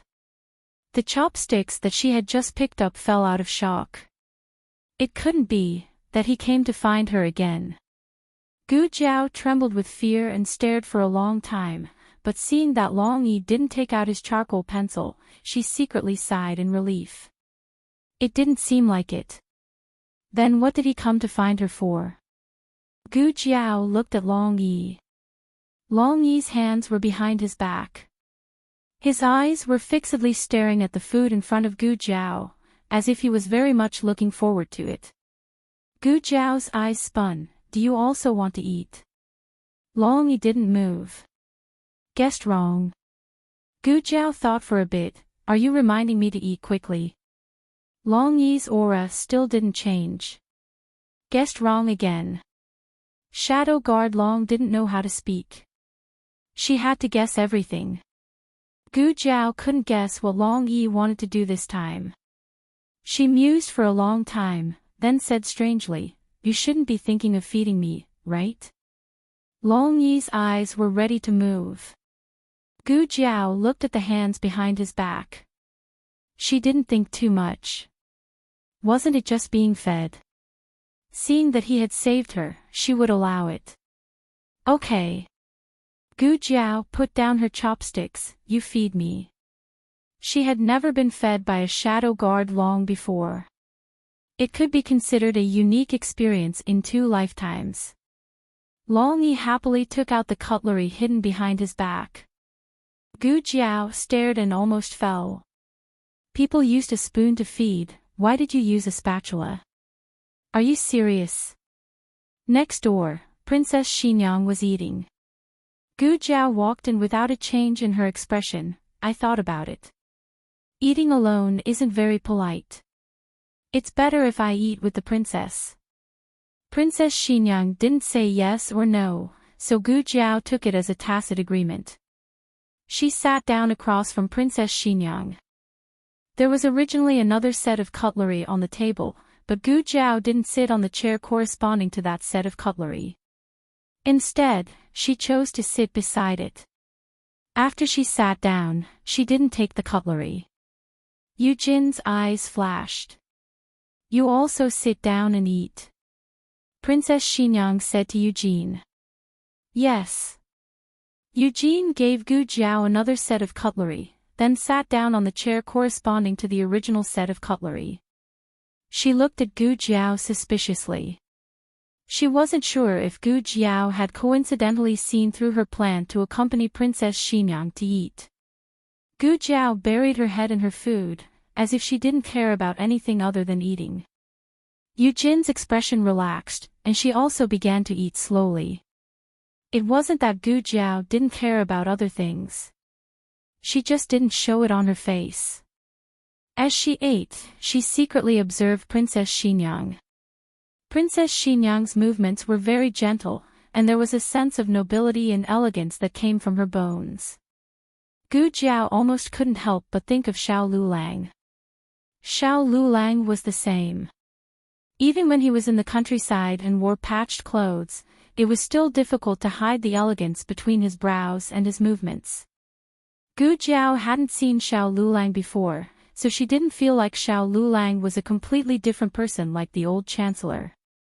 In fact, no matter how much a person's temperament changed, their style of writing changed, and their habits suddenly changed, some small movements and expressions wouldn't change. Deliberate changes were all things that one could realize, but some things that one couldn't realize naturally couldn't be changed. Xiao Lulang himself didn't know that when he ate something good, his eyes would quickly blink twice, and when he ate something bad, his left eyebrow would twitch. Princess Xinyang was the same. However, there didn't seem to be anything she liked on the table. The 3 of them quietly finished their meal, and Princess Xinyang went next door. Eugene considerately asked Gu Jiao, Dr. Gu, are you full? There are still snacks in the kitchen. No need, I'm full. Gu Jiao didn't have a big appetite. Today, because she had used up too much energy, she only ate 2 bowls of rice. Normally, 1 bowl was enough. Eugene smiled and politely asked, Dr. Gu, do you like tonight's dishes? Gu Jiao said, I'm not picky. In other words, she didn't like it very much. It wasn't as good as the red braised pork that Princess Xinyang had prepared for her. Unfortunately, Long Yi held a spatula, so she was scared and ran away. Eugene didn't expect Gu Jiao to be so straightforward. Normally, people would politely say that they liked it, that it tasted good, and thank you for your hospitality. Gu Jiao said again, I see that Princess Xinyang doesn't like it very much either. There's no meat on the table. Eugene was very surprised. You can tell. Princess Xinyang didn't show her preferences on her face. Gu Jiao stopped and looked at her in confusion. Princess, is there something else? Princess Xinyang asked, how can a person like you become a doctor? It wasn't a questioning tone, nor was it a disdainful tone. It was pure curiosity. Gu Jiao was dumbfounded. What kind of person am I? Princess Xinyang said, don't ask me, ask yourself. This was the second time tonight that Princess Xinyang had said strange things to her. She didn't think that Princess Xinyang would come to this conclusion just because she was unconscious and covered in blood. Could it be that she had done something when she was unconscious? And then her secret was discovered by Princess Xinyang. Shadow, bloodthirsty. There had always been such a saying in the organization, so generally no one dared to provoke her. But only her godfather knew that she wasn't bloodthirsty in the true sense. She just couldn't control herself. Blood made her excited. In her previous life, she had always trained herself through various operations. She had already controlled herself very well. Tonight's situation where she completely lost control was very rare. Who would have thought that Princess Xinyang would encounter her? To be exact, after being picked up by Long Yi, Princess Xinyang encountered her out-of-control side. However, it was also fortunate that she was picked up by Long Yi. If she had stayed by the side of Lu Yixing and Yuan Tang, perhaps she would have already. Gu Jiao turned her head and looked at Princess Xinyang. "You're not afraid of me?" Princess Xinyang looked at Gu Jiao strangely. "Why should I be afraid of you?" "Because I am a monster." "How did I give birth to a monster like you?" "Go away. Stay away from your sister." The woman held the baby in her bosom and fiercely pushed her to the ground. Her immature little face had just been slapped by the woman. Her cheeks were swollen like a steamed bun, but she didn't cry. Even when her mother pulled her to the ground and hurt her little butt, she didn't cry. She picked up the box that had fallen to the ground, stood on her tiptoes and stuffed it into the baby's bosom. A gift for my sister." The woman slapped the box away and looked at her with disgust. "Who wants your gift? Go away." The woman almost trembled as she dialed a phone number. She shouted herself hoarse, surnamed Gu. "Take your daughter away. Jiao Jiao, Daddy will take you back." The tall and handsome man looked at the little girl in front of him and said with an awkward smile. In the dead of winter, she stood barefoot on the cold floor, holding the gift that her sister didn't want. She was very pretty, but a little dirty. She asked the man, "Do you live in Daddy's house?" There was a moment of panic on the man's face, but the young girl didn't notice it. The man smiled embarrassedly. "Daddy. Daddy has a little brother at home, and there aren't enough rooms. Daddy will take you to Grandma's house first." "Oh." She lowered her head and touched the doll in her arms. It was a doll that she had sewn with her own hands. It had a bloody mouth, sharp teeth, blind eyes, and bald hair. The man raised his hand, as if he wanted to touch her head.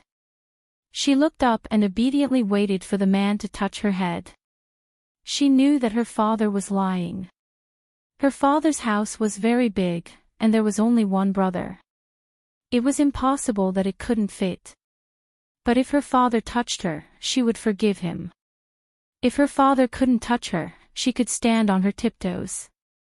She tried very hard to stand on her frozen little toes. "Hurry up and touch her," her head was ready. But the man swallowed his saliva, and his palm didn't actually touch her head.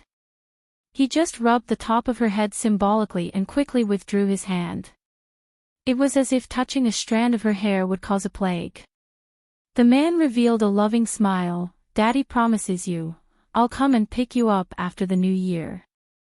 She waited from the age of 3 to 6, and after 3 years, no one came to pick her up. Later, she found out that the omnipotent, brave, and powerful father in her heart was also afraid of her.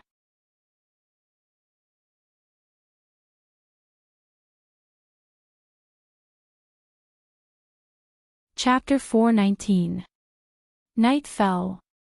After working in the cabinet all night, the first of the 3 tripod lords finally finished their work. The 3 of them came out of the cabinet, and Commandery Prince and got into his carriage to return home. Hanlin Academy's carriage was parked outside the cabinet. They planned to take Ning Ziyuan and Xiao Lulang home. Ning Ziyuan was exhausted. He really wanted to take Hanlin Academy's carriage home, but his horse was still parked in Hanlin Academy. If he didn't ride the horse back tonight, he wouldn't be able to come to Hanlon Academy tomorrow morning. It was too far to walk, and it was too expensive to hire a carriage. Ning Ziyuan sighed helplessly. Forget it. I'll go back to Hanlon Academy first. I'll ride my horse back. Xiao Lulang looked at him. Don't ride the horse when you're tired. Ning Ziyuan waved his hand. It's okay. It's not too far. The carriage went in the direction of Hanlon Academy.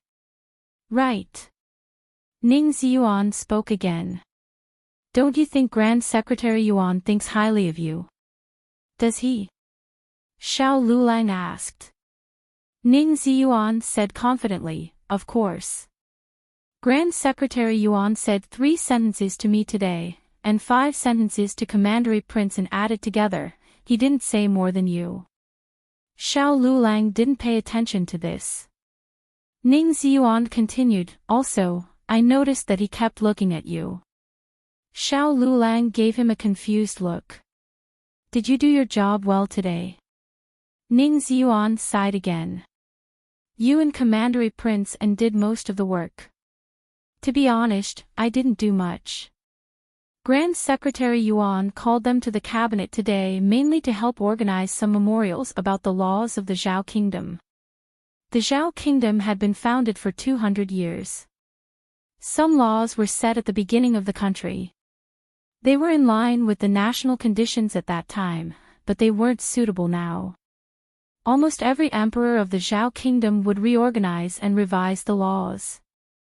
Naturally, the emperor would not personally revise them one by one. The cabinet would draft them and then bring them to the emperor for review. However, the cabinet needed to listen to the voices of the people before drafting, and the voices of the people had to be reported one by one through the local officials. What the 3 of them did today was to sort out the contents of these reports into standardized memorials. It was Ning Ziyuan's first time entering the cabinet. Not only was he nervous, but he was also a little unfamiliar. He was not as calm and experienced as Xiao Lulang and Commandery Prince. In fact, this was the first time that Xiao Lulang and Commandery Prince came to the cabinet to help.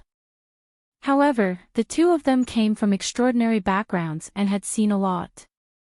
They knew how to deal with the cabinet officials and could handle the situation. Ning Ziyuan winked and said, Say, did Grand Secretary Yuan take a fancy to you? He wants you to be his grandson-in-law.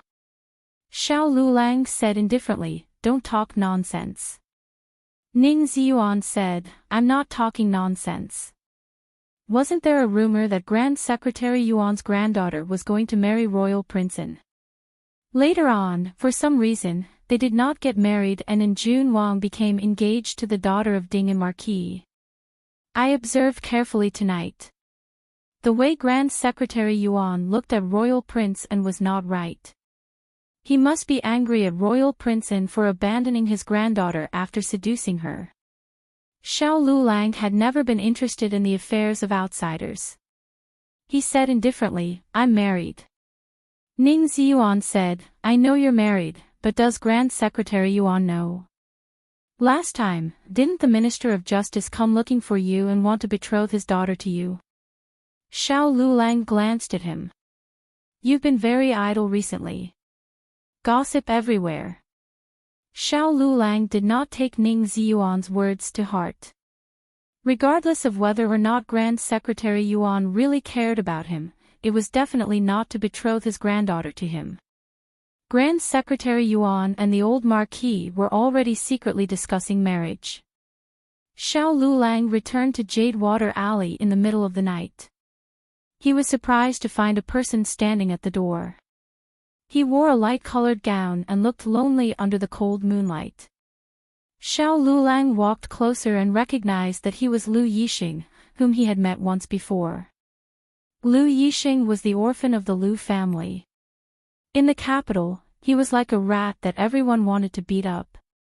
At the same time, he was also Gu Jiao's patient. Little Jing Kong and Prince Yu's son, Ming had encountered human traffickers. It was Lu Yixing who courageously sent the two children back to the medical center. Prince Yu gave him a large sum of money to thank him and he accepted it. However, when Xiao Lulang also went to thank him, he was rejected. He said, "Dr. Gu treats me. If she doesn't charge less, she doesn't charge me at all. I owe Dr. Gu a favor, so I can't accept your gift." These words left a deep impression on Xiao Lulang of Lu Yixing. "What are you doing here?" Xiao Lulang walked forward and asked. Lu Yixing had already seen Xiao Lulang when he walked into the alley. It wasn't that he didn't want to avoid him, but in the end, he still chose to stay. He opened his mouth and said, his sleeves weren't long. Xiao Lulang glanced at him and noticed that his hand was wrapped in gauze.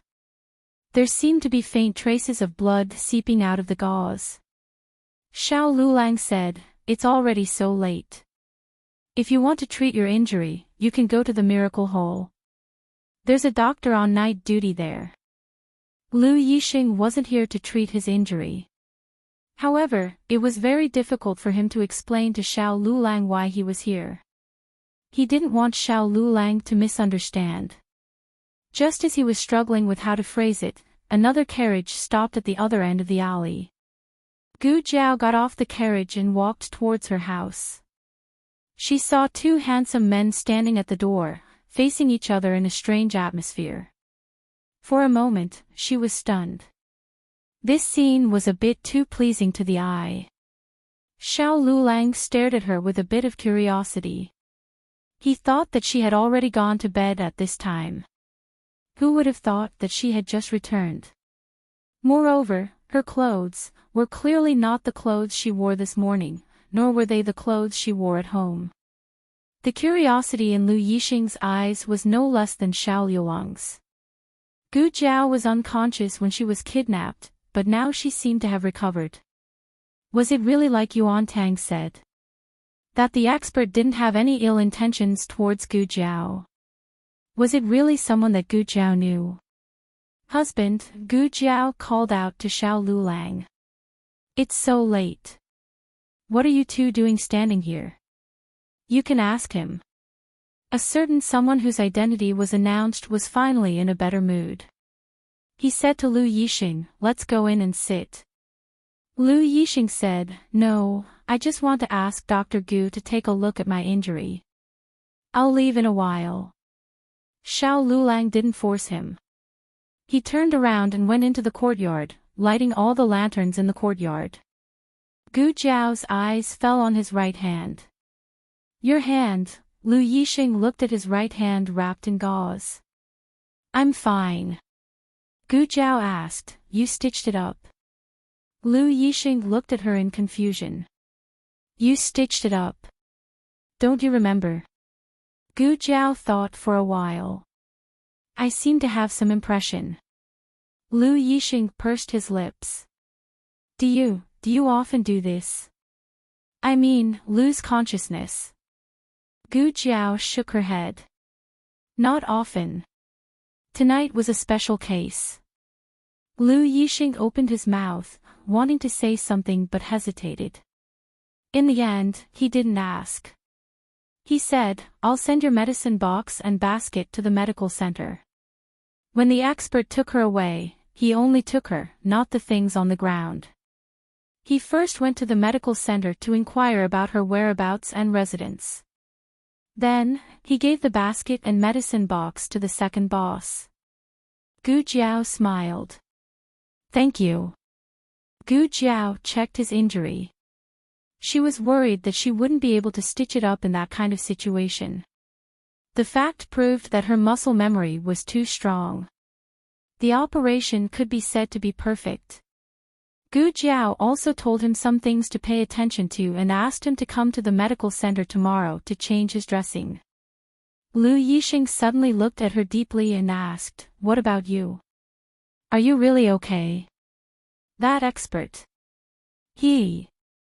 Gu Jiao thought for a while and said, "He is my husband's friend." She couldn't expose the identity of Long Yi and Xiao Lulang. For the time being, she called them friends. Lu Yixing was completely relieved. Then, I'll take my leave. Lu Yixing walked out of Jadewater Alley and arrived at Xuanwu Street. There was an unremarkable-looking carriage parked there. Several shadow guards were lying in ambush around the carriage. Yuan Tang was sitting in the carriage. Just now, after dealing with those shadow guards, Yuan Tang immediately returned to the Imperial Palace and called the experts of Qin State. Only, he didn't know whether the other party was afraid of Gu Jiao and that masked expert, so they didn't make a move against him this evening. Lu Yixing got on the carriage. Yuan Tang raised his eyebrows and said, "How is it? Is that girl okay?" Lu Yixing said, "She's fine." Yuan Tang lazily leaned on the cushion behind him. "I said she would be fine." When that expert rescued her, he was very cautious. "Just like how I look at my cousin every time." Lu Yixing really wanted to kick this shameless guy out of the carriage. Yuan Tang patted his palm with his folding fan. But then again, who is that expert? When did such a powerful person come to Zhao State? Lu Yixing coldly said, "Rather than worrying about this, it's better to think about your own situation. Being chased and killed, you also implicated others." Lu Yixing wasn't referring to himself, but to Gu Jiao. Yuan Tang said, "I know, I implicated my cousin and he lost his finger. I will thoroughly investigate this matter. I will definitely find that bastard. I will chop off his finger to avenge my cousin." "Cousin, does it hurt? Come, I will blow on it for you." Saying that, he really grabbed Lu Yixing's right hand and wanted to blow on it. Lu Yixing was quite shocked and decisively pulled away from him by half a carriage's length. Gu Jiao was the type of person who only reported good news and not bad news. No, she didn't even report good news. She wasn't good at talking about her daily life and experiences with others. Perhaps due to the influence of her childhood, no one would like to hear what she had to say. Gradually, she stopped talking, as if by doing so she could create the illusion that you don't know about me, not because you don't care about me, but because I refuse to talk. Even after she grew up, her personality didn't change. Back then, it was Xiao Lulang who dug up old concubine Jing's matter again and again. In addition, all kinds of stupid teammates took turns to expose her, so she had no choice but to confess. Xiao Lulang wouldn't ask Lu Yixing about it. After all, Lu Yixing was only one of his patients. To argue with a patient would make him seem petty. Xiao Lulang went to the kitchen to boil some water for Gu Jiao, so it was a bit noisy. Gu Jiao followed him in and sat down on the small stool next to him. She turned to look at him. "You don't seem happy." Xiao Lulang, "No, I'm not." Gu Jiao, "Are you jealous?" Xiao Lulang, "I'm not that petty." Gu Jiao, "Oh." Xiao Lulang, "Who's prettier, me or him?" Gu Jiao, after taking a bath, Gu Jiao went to the backyard to get some water. Xiao Lulang was still awake. He stood in the yard under the bright moon and stars, looking as elegant as jade, as if he was waiting for her. "Why aren't you asleep yet?" Gu Jiao put down the wooden basin and turned to ask. Xiao Lulang walked over and raised his hand. His warm palm landed on her head. Gu Jiao was slightly stunned. "Why, I don't know." He put down his hand. "I just suddenly want to touch your head." It was as if he felt that she needed it, but he couldn't tell why. Gu Jiao blinked and stared at him for a long time. Then she shook her head and stretched it out. "Then, touch it again." She was like a good child waiting to be touched. Xiao Lulang chuckled. "Okay." The next day was supposed to be the day that Gu Jiao agreed to attend the Chamber of Commerce's gathering with the second boss. But because of this sudden change, Gu Jiao had to confirm something first. Gu Jiao asked the second boss to go first. She would rush over after she was done with her business. Okay, remember to be there before dinner. After saying that, the second boss got into the carriage and went to the Four Seas Villa in the eastern suburbs of the capital. Gu Jiao went to the Rui Wang Palace. Rui Wang had gone to take care of business, so only consort Rui Wang was at the palace. Hearing that Gu Jiao was here, consort Rui Wang was so excited that she personally grabbed her dress to greet her. She didn't need to worry about Gu Jiao being stimulated and running. No, walking very quickly. She came to the entrance of the palace and said with a smile, "You're finally here." His Highness said that when you sent me back to the palace last time, he invited you to stay with me, but I've waited for so long and I haven't seen you come. What wind blew you here today? Gu Jiao's eyes looked over consort Rui Wang and fell onto the corridor not far away. There were 2 hidden guards there. She had never seen them beside consort Rui Wang before. Gu Jiao asked, "Are those 2 the people Ning Wang sent to protect you?" Consort Rui Wang had talked to her about everything. She had also told Gu Jiao everything about Ning Wang sending people to protect her. You saw them. Consort Rui Wang turned around and said in a surprised voice, "They are hidden guards. They only came to see me once when they came to the palace, but after that, I couldn't sense their existence at all." "I came to see you." Gu Jiao continued from where she left off. "Come in and sit." Consort Rui Wang pulled Gu Jiao's hand and brought her into the palace. Rui Wang was not a favored prince and the palace he was given was not very satisfactory. It wasn't even half the size of the Ning Wang palace and there weren't many servants on the way. Consort Rui Wang did not seem to care about this. She happily invited Gu Jiao into her courtyard. She already had a lot of infant clothes in her room. Some were made by her when she was bored and some were sent by her maternal family. My Mimi came to stay for a few days. She was too noisy, so I had her leave. Consort Rui Wang and Gu Jiao sat down on the chairs and called a servant girl to serve Gu Jiao tea. She drank warm water. Consort Rui Wang's Mimi was Du Xiaoyun, the Crown Princess #1 fan. Gu Jiao had been praised by Du Xiaoyun several times. But when it came to noise, Gu Jiao looked at consort Rui Wang. "Weren't you 2 also noisy? Try this." Consort Rui Wang pushed a plate of osmanthus cake on the table in front of Gu Jiao. "You don't know how miserably I was locked up 2 months ago. I even learned how to make desserts." Gu Jiao took a bite and was surprised to find that it was not bad. "Is it good?" Consort Rui Wang asked. "It's good," Gu Jiao said. Consort Rui Wang's eyes turned into 2 crescents as she smiled. Gu Jiao came today mainly to confirm a few things with her. "Who did you tell that you heard the Crown Princess having a private meeting with someone behind the fake mountain and that you suspected Yuan Tang was that man?" Consort Rui Wang said straightforwardly, "I only told you, Rui Wang and de Gu. N. De Sa was in the carriage and might have heard a bit." "Why are you suddenly asking this?" Gu Jiao said, "Yuan Tang was attacked by an assassin." "What? He was attacked by an assassin? How could that be? Who would want to kill him?" Consort Rui Wang's expression turned grave. A moment later, she suddenly slapped the table. "I know. It was Wen Linlang. She must have been worried that she would be implicated if the matter was exposed, so she decided to go all the way and kill Yuan Tang." Gu Jiao. Your prejudice against the Crown Princess is abnormally deep.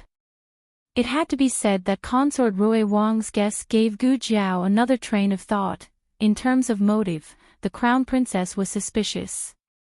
Thinking back carefully to their conversation, that man was the one who approached the Crown Princess first, and the Crown Princess slapped him. This was enough to show that the man had probably verbally offended her. Regardless of whether the Crown Prince consort was angry and hateful, or if she wanted to eliminate all future troubles, it was indeed possible for her to kill Yuan Tang. However, Gu Jiao felt that the man was also very suspicious. After all, making Yuan Tang a scapegoat was not something that anyone could think of, nor was it something that could be done under any circumstances. Casually killing a scapegoat would not help. However, it would be different if it was Yuan Tang. Whether it was status, appearance, or talent, Yuan Tang was worthy of her. Would it be convincing to find a passerby to say that this was the crown princess's secret rendezvous? Moreover, Consort Rui Wang had already closed the coffin on Yuan Tang. Gu Jiao quickly thought of another matter. She was also present when the other party tried to assassinate Yuan Tang. Moreover, she had killed so many of the other party's assassins. How would the other party view her relationship with Yuan Tang? Could the other party have already guessed that she knew that Yuan Tang was wrongly accused of being the man on the fake mountain? If it was her, she would be able to guess it. After all, Consort Rui Wang had gone to the medical center to find her after recognizing Yuan Tang. With her relationship with Consort Rui Wang, it was impossible that she did not tell her the gossip that Yuan Tang was the adulterer. Moreover, she was with Yuan Tang that night. It was hard to suspect that she had gone to find Yuan Tang to verify the truth. Miss Gu, what's wrong? Did I say something wrong?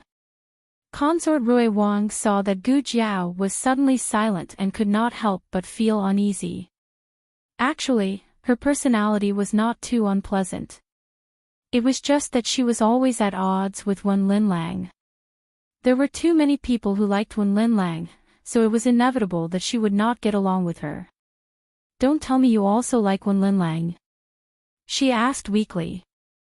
Gu Jiao shook her head. I like you. Consort Rui Wang immediately became happy. She held Gu Jiao's hand and said affectionately, I like you too. Rui Wang, who had just walked through the door and heard this confession, she suddenly felt that the top of her head was a little green.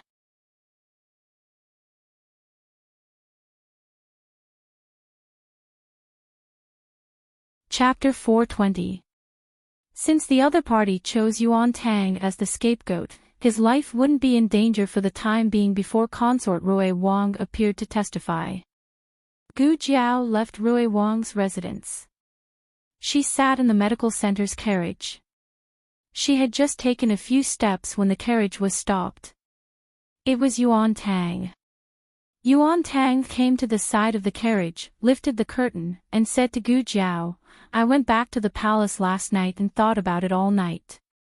The more I thought about it, the more I felt that something was wrong. You just asked me if I was related to Zhao country's crown princess, and then I was being chased. Tell me honestly, do you know something? Does this matter have anything to do with Zhao country's imperial family? Gu Jiao said indifferently, no comment. If I tell you the truth, you will reveal your whereabouts that day and make a perfect alibi.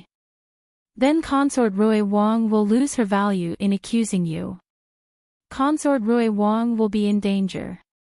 Therefore, for Consort Rui Wang's safety, you, the great prince of Qin country, will have to suffer for the time being. Gu Jiao pulled the curtain and said with a smile, there may be people coming to assassinate you in the next few days. Be careful. Then she lowered the curtain and said to Xiao Sanzi, let's go. The carriage sped away. Yuan Tang was so angry that he stomped his feet. Hey, hey, hey. Make yourself clear. Who wants to assassinate this prince? Ah. This girl. She didn't finish her sentence. It was too infuriating. Yuan Tang exploded and roared, girl. Don't think you can stay out of this. If that person wants to kill me, won't he kill you? Do you think you can escape? You and this prince have been in cahoots for a long time. Gu Jiao didn't really want Yuan Tang to take the risk. The other party's first assassination attempt failed, and they couldn't figure out Yuan Tang's trump card, so they probably wouldn't make a second move so quickly. Before noon, Gu Jiao arrived at the Four Seas Manor. The gathering lasted for 3 days. The most important days were the first and second days. They would be back by the afternoon of the second day. As expected, they bumped into people from Huichuan Hall at the Chamber of Commerce. This was a very important Chamber of Commerce, and all the big bosses had come. Gu Jiao then saw the rumored stepson of the Hu clan, second master Hu Hongtu. Just from his name, one could tell how much his parents expected of him. Back then, the second master had been pushed out by his family, so there was no hope for Hu Hongtu to have a deep brotherly relationship with him. Hu Hongtu looked at the second master with a smile, not concealing the contempt and disdain in his eyes. Big brother is also here. It seems that Big Brother secretly learned a lot when he was in the rejuvenation hall. These words were too harsh. What did he mean by the second master secretly learned a lot when he was in the rejuvenation hall? So the second master was an outsider, and the rejuvenation hall wasn't his father's business. Hu Hongtu might have forgotten that if it weren't for his appearance, the second master would be the first successor of the rejuvenation hall.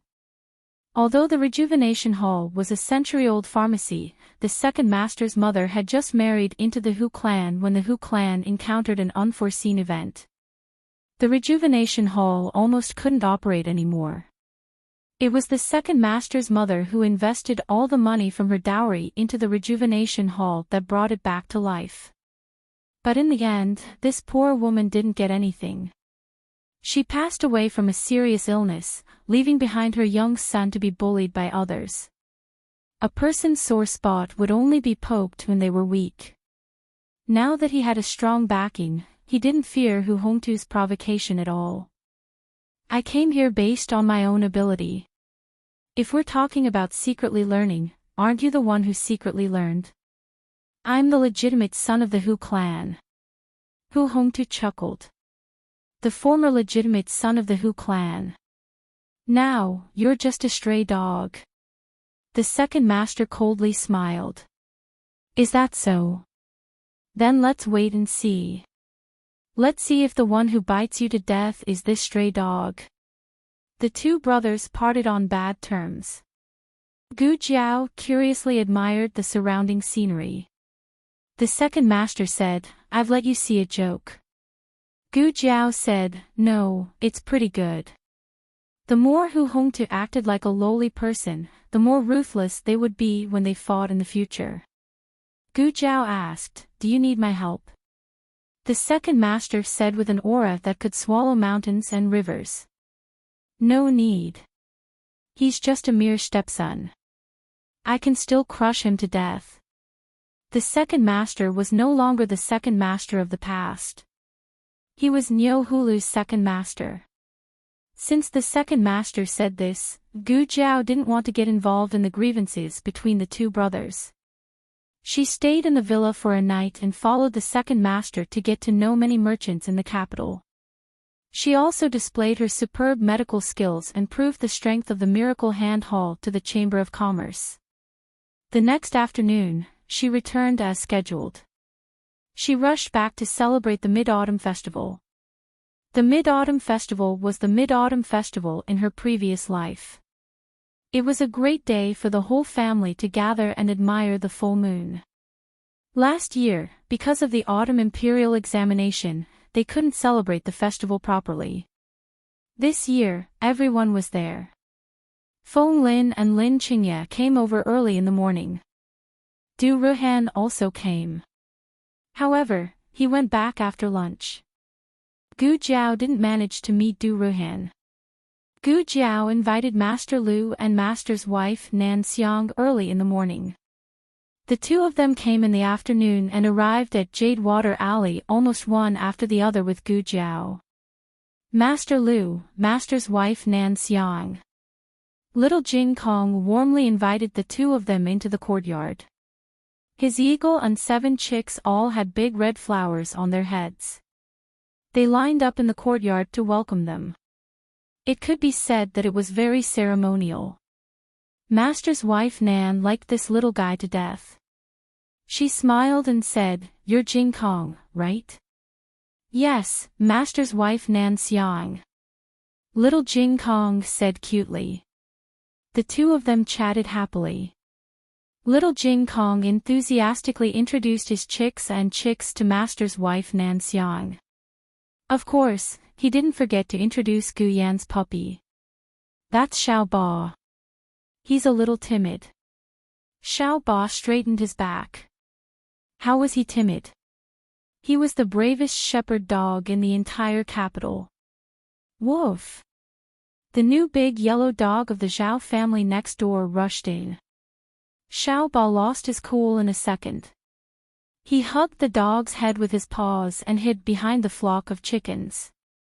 Master's wife Nan Xiang liked this place very much. The smile in her eyes didn't disappear from the moment she entered the house.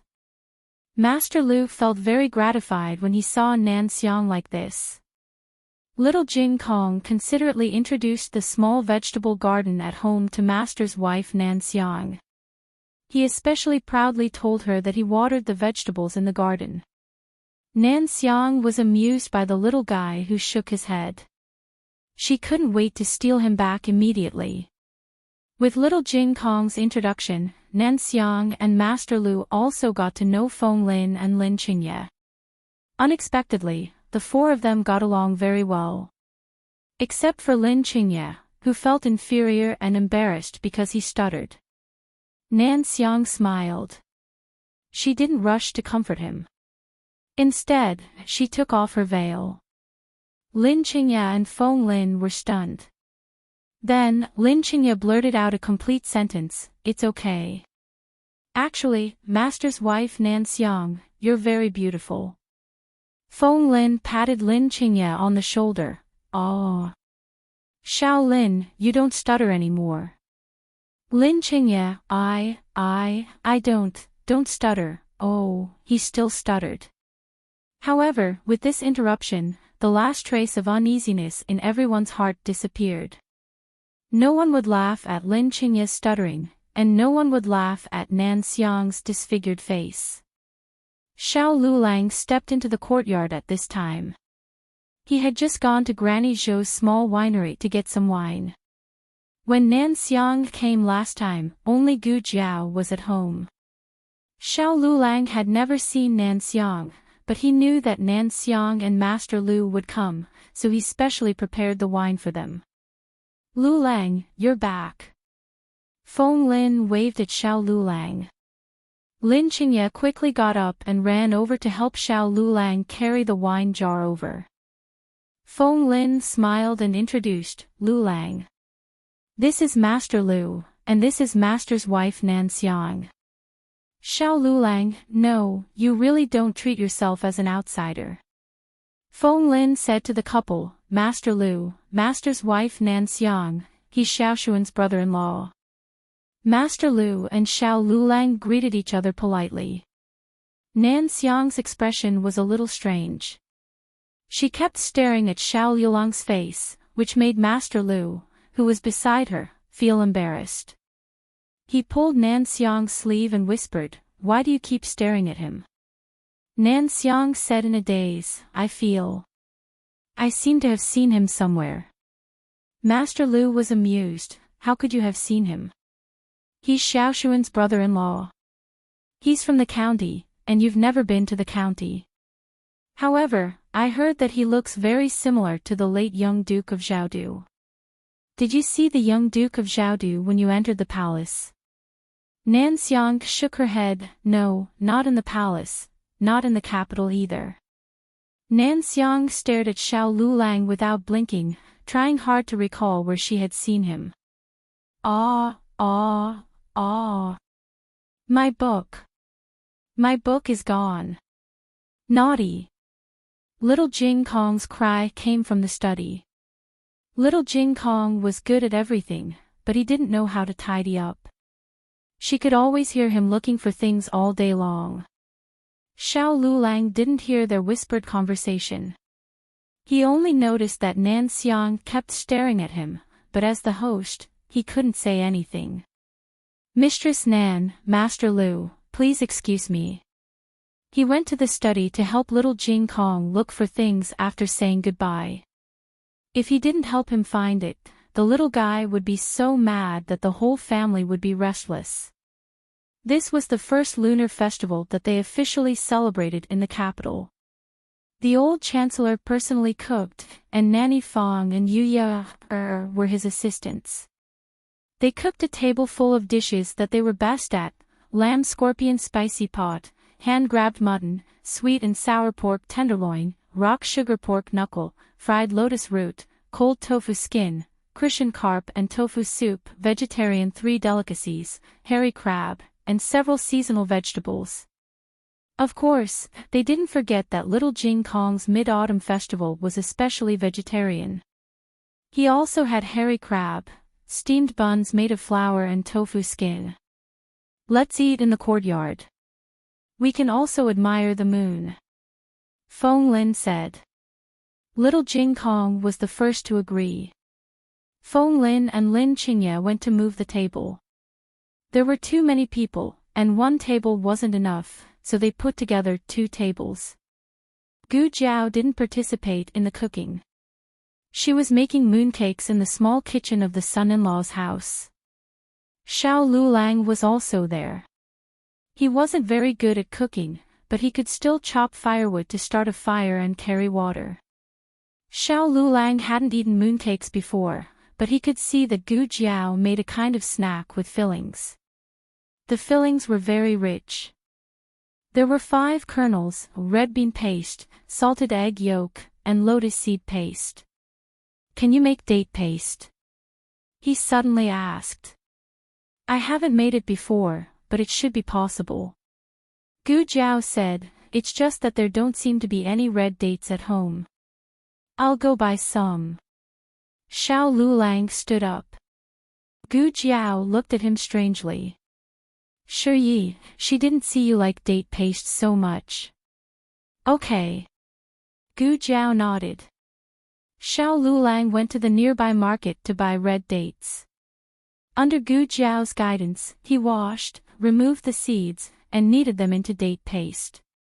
There was no oven, so the mooncakes could only be steamed. The taste was not the same as the mooncakes in her previous life, but Gu Jiao spent a lot of effort on the molds. The mooncakes she made were round, flower-shaped, and very cute patterns and characters. Little Jing Kong saw the cute little pig head on his mooncakes and was so excited that he cried out. Gu Jiao picked out a few sugar-free mooncakes and put them in the lunchbox. These are for Grandaunt. Empress Dowager Zhuang had to spend the Mid-Autumn Festival in the palace and couldn't come out. Gu Jiao planned to send them to the palace later. Unexpectedly, Xiao Lulang took the initiative to take the task. I'll send them to Grandaunt. Gu Jiao looked at him and said, okay. Jiao Jiao. Jiao Jiao.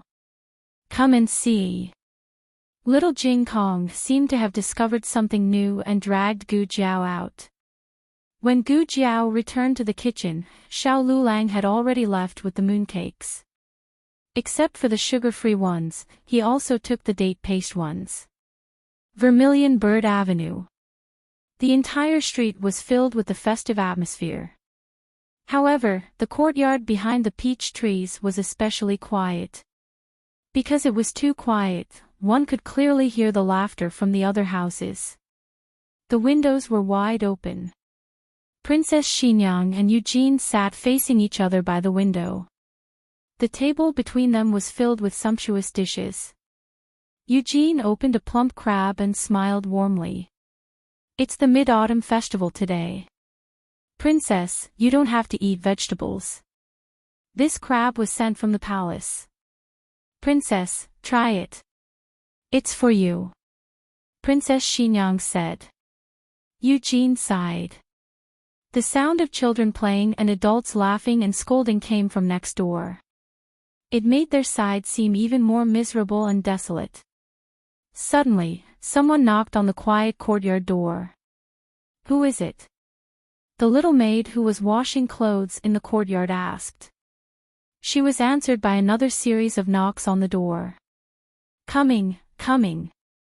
The little maid put down the half-washed clothes and stood up. Wiping her hands on the towel on the clothesline, she went to the door and opened it. Who is it? Where is the person? The little maid stretched her head out and looked left and right. Making sure she didn't see anyone, she scratched her head in confusion. I clearly heard someone knocking on the door. When she was about to close the courtyard door, she suddenly saw a food box at the door. Who put it there? She muttered. What happened? Eugene looked at the young maidservant who was behaving strangely in the corridor and asked. The little maid turned around and said to Eugene. Your Excellency Eugene, just now someone knocked on the door and put a food box here. Eugene was a very cautious person. She came to the door and looked at that tightly closed food box. She didn't immediately open it, rather called Long Yi and let Long Yi open it. Be careful, I'm afraid there are hidden weapons inside. Eugene said. She didn't know whether Long Yi could understand or not. But in the end, there were no hidden weapons in this world that could plot against Long Yi. Long Yi opened the food box, and a rich jujube paste fragrance assailed his nostrils. Eugene was dumbfounded. She saw there were no hidden weapons inside the food box. It was clearly a novel and unique snack. Princess loved to eat jujube paste cakes. But almost no one knew. What's the matter? Princess Xingyang walked over with an indifferent expression. The little maid hurriedly bowed to pay her respect. Eugene took the food box from the bosom of Long Yi and handed it over to her. I don't know who put it there. Princess Axian Yang picked up a mooncake filled with jujube paste and stared at it for a long time. The little maid cautiously asked, should I throw it away?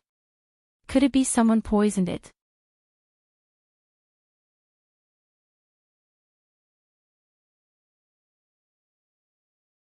Chapter 421. Princess Xingyang didn't say that she would throw it away, but she didn't say that she wouldn't throw it away either. She turned around and went into the house as if she didn't care. Eugene looked at her cold and lonely back. After thinking for a while, she still carried the food box inside. When Xiao Lulang returned to Bishui Alley, little Jing Kong had just returned from the other end of the alley. He went to deliver mooncakes. Everyone took care of them, so Jiao Jiao also made mooncakes for the neighbors. Little Jing Kong was very happy after delivering the mooncakes. He was jumping up and down happily. At the door, he bumped into his bad brother-in-law. He immediately put away his cheerful expression and became serious and stern. Where have you been? I couldn't find you just now. Xiao Lulang was annoyed and amused by his fatherly tone. I went to deliver mooncakes, just like you. Oh. Little Jing Kong was obviously not satisfied with this unspecific answer. He asked, where did you deliver the mooncakes? In the palace. Xiao Lulang said, for Grandaunt. There's more.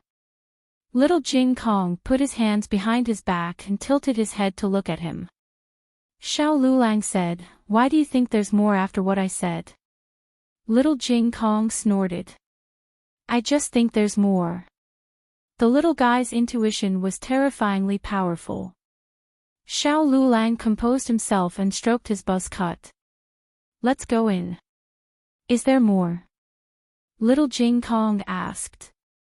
Why are you asking this? Xiao Lulang asked. Little Jing Kong puffed up his chest and said, I want to know who gave more mooncakes. Xiao Lulang made him laugh again. Why do you even want to compete with this? Childish. Little Jing Kong put his hands on his hips and stomped his feet. I'm not childish. At least I won't wet the bed when I'm as old as you. Xiao Lulang tapped his little head with a faint smile. Are you sure I'm the one who wet the bed and not you? Little Jing Kong brushed his hand away from his head. It's you, it's you, it's you. Ha ha ha. The little fellow stuck out her tongue, made a face at Xiao Lulang, and slipped into the house. Xiao Lulang chuckled. And you say you're not childish. The whole family had a lively meal in the courtyard and admired the moon. Feng Lin and Master Lu drank until they were high. The two of them had their arms around each other's shoulders, almost calling each other brothers on the spot and becoming sworn brothers. Otherwise, Xiao Liulang's seniority would be a level lower. In the future, when he saw Feng Lin, he would not be able to address him as Feng Lin. He would have to address him as Martial Uncle Feng. Xiao Lulang promptly gave Feng Lin a piece of mooncake with 5-nut stuffing, preventing this sudden swearing of brotherhood. Feng Lin drank too much. Take care of him at night, Xiao Lulang said to Lin Qingye. Feng Lin was still living in Lin Qingye's house and paid a friendship rent every month. I will, Lin Qingye said. It was getting late. Lin Qingye helped Feng Lin, who was completely drunk, to get up and bid farewell. On the other side, Nan Xiang and Master Lu were also preparing to leave. Master Lu was drunk and muddle-headed. He patted Xiao Liulang's shoulder and said, "Your master's wife said she saw you, he he he." Nan Xiang smiled and said to Xiao Liulang, "He's drunk. Don't listen to him. It's okay." Xiao Liulang did not take it to heart. Gu Xiaoshan and Gu Yan helped the drunk Master Lu into the carriage. Gu Xiaoshan was worried that his master and mistress would go back like this. "I'll go over and take care of my master tonight." He was worried that his master's wife would not be able to handle such a drunk man. Nan Xiang, who could handle 10 drunkards, smiled slightly. Okay. It was not bad to kidnap her son. Xiao Shun will go back with us. I'll send him to class tomorrow morning, Nan Xiang said to Gu Jiao and Xiao Lulang. The young couple had no objection. Little Jing Kong waved goodbye. Goodbye, Master Lu. Goodbye, Mistress Nan. Goodbye, Brother Feng Lin.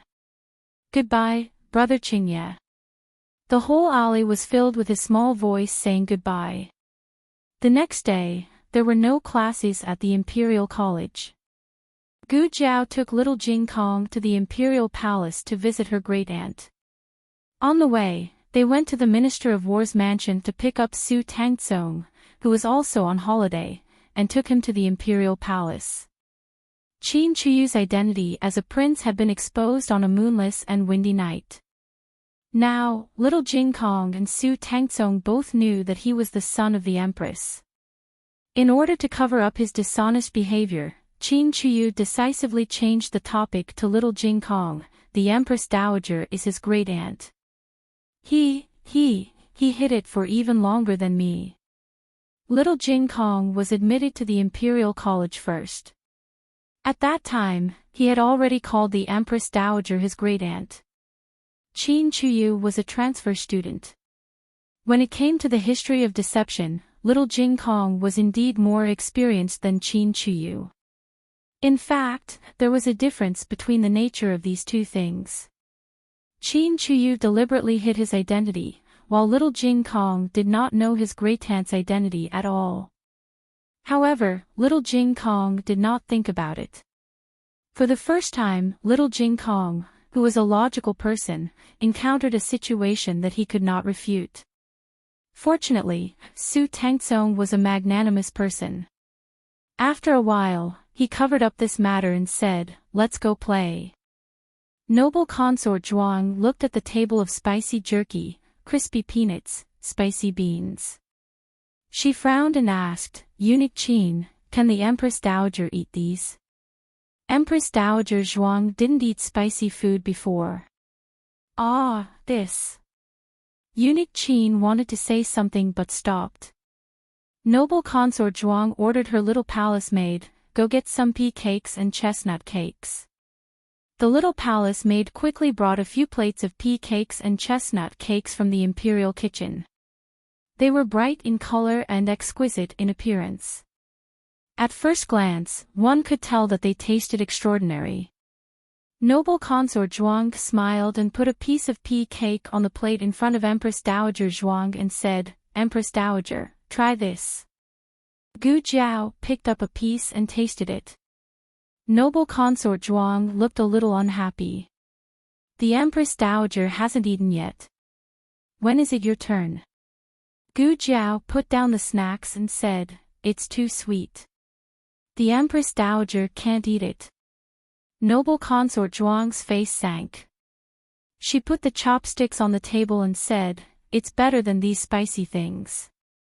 Empress Dowager Zhuang looked at Noble Consort Zhuang impatiently and said, "I'm not asking you to eat it. You talk too much." Noble Consort Zhuang choked. Fortunately, the 3 cheap guests of the Imperial College and the 2 young princesses came over and diluted the awkwardness of the scene in time. They were sweating profusely from running. Noble Consort Zhuang didn't allow the 2 young princesses to play crazily anymore. Otherwise, they would lose the dignity of the imperial family.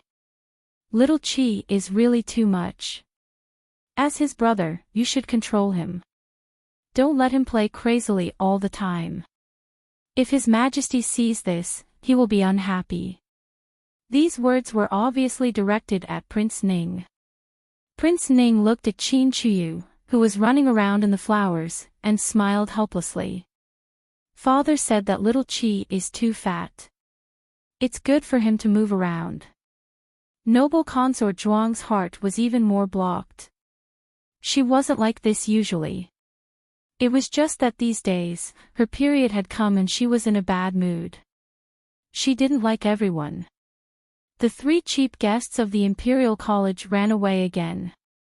The 2 young princesses wanted to follow them, but they had to stay because of Noble Consort Zhuang's dignity.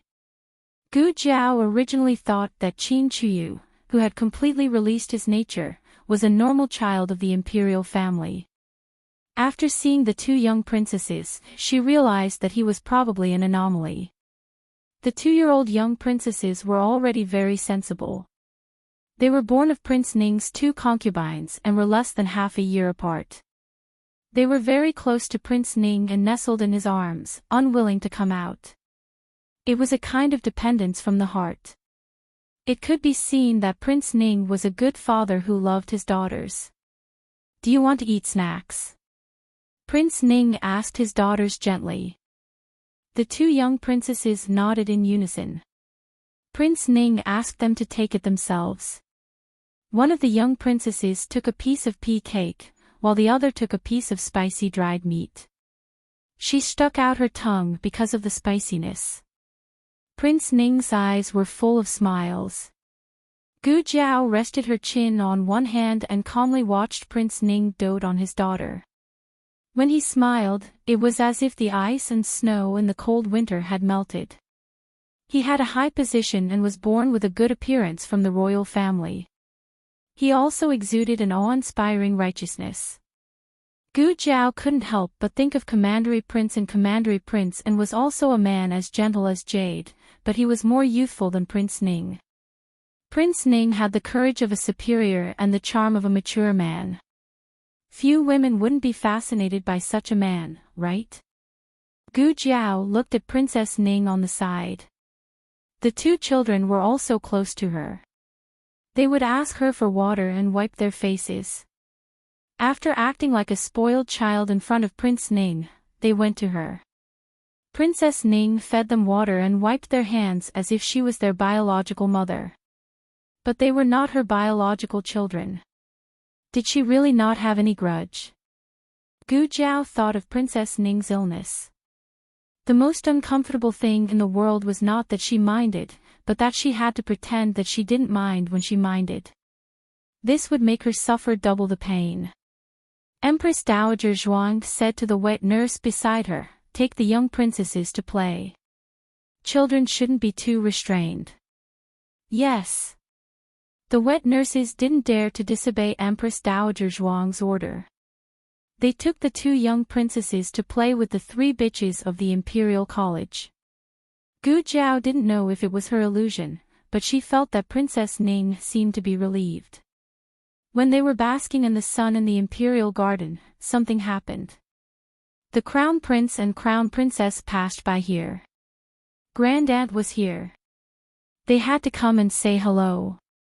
No matter what people in the royal family thought, they wouldn't show it on their faces. The Crown Prince and Prince Ning looked like brothers. But they didn't expect that Qin Chuyu snatched Su Kanji's trophies, the newly picked dates on the tree. He ran all over the imperial garden and accidentally knocked down 2 people. One was the Crown Princess who didn't have time to sit down, and the other was Princess Ning who just got up. Qin Chuyu was between the Crown Prince and the 2. Only Prince Ning was close to them. Because of Qin Chuyu's reckless actions, the Crown Princess was even closer to him. He only needed to reach out a hand to support her. But he didn't do that. He didn't even look at the Crown Princess. He stepped forward and hugged Princess Ning, who almost fell on her face. "Are you okay?" He hugged his wife tightly. Princess Ning gasped in shock, "I'm okay." The Crown Princess was not so lucky. She fell on the ground sideways. Her arms and legs were scratched. "Qin Chuyu, are you itching for a beating again?" The Crown Prince's angry roar sounded in the imperial garden. Ah! Qin Chuyu, who was in trouble, hid behind Gu Jiao and Empress Dowager Zhuang. The Crown Prince couldn't go around the Empress Dowager to beat Qin Chuyu. In addition, the Crown Princess fell heavily. He didn't care about anything else and hurriedly helped the Crown Princess up. The Crown Princess twisted her ankle and couldn't walk anymore. "I'll call a sedan chair," Prince Ning said. "No need." The Crown Prince didn't want to wait any longer. He bent down and carried the Crown Princess up. After bidding farewell to Empress Dowager Zhuang and the others, he quickly walked back to the East Palace. Except for calling the sedan chair just now, Lord Ning was concerned about Princess Ning's injury all the time. However, noble consort Zhuang couldn't bear it and whispered, "It seems that she fell badly." Prince Ning's performance was too good. He was a perfect father and a perfect husband. Gu Jiao tapped on the table with her fingertips. She suddenly stood up and said, "I'm a doctor. I'll go to the East Palace." Empress Dowager Zhuang looked at Gu Jiao strangely. Gu Jiao came back quickly. Prince Ning, his wife, and noble consort Zhuang were all there. Only Qin Chuyu went to his father after being reprimanded. "Why are you back so soon? Is the Crown Princess seriously injured?" Noble consort Zhuang asked. "Ah, it seems that I went at the wrong time. The Crown Prince and the Crown Princess are." Gu Jiao glanced at Prince Ning. "Not very convenient." Prince Ning's hand that was holding the teacup paused.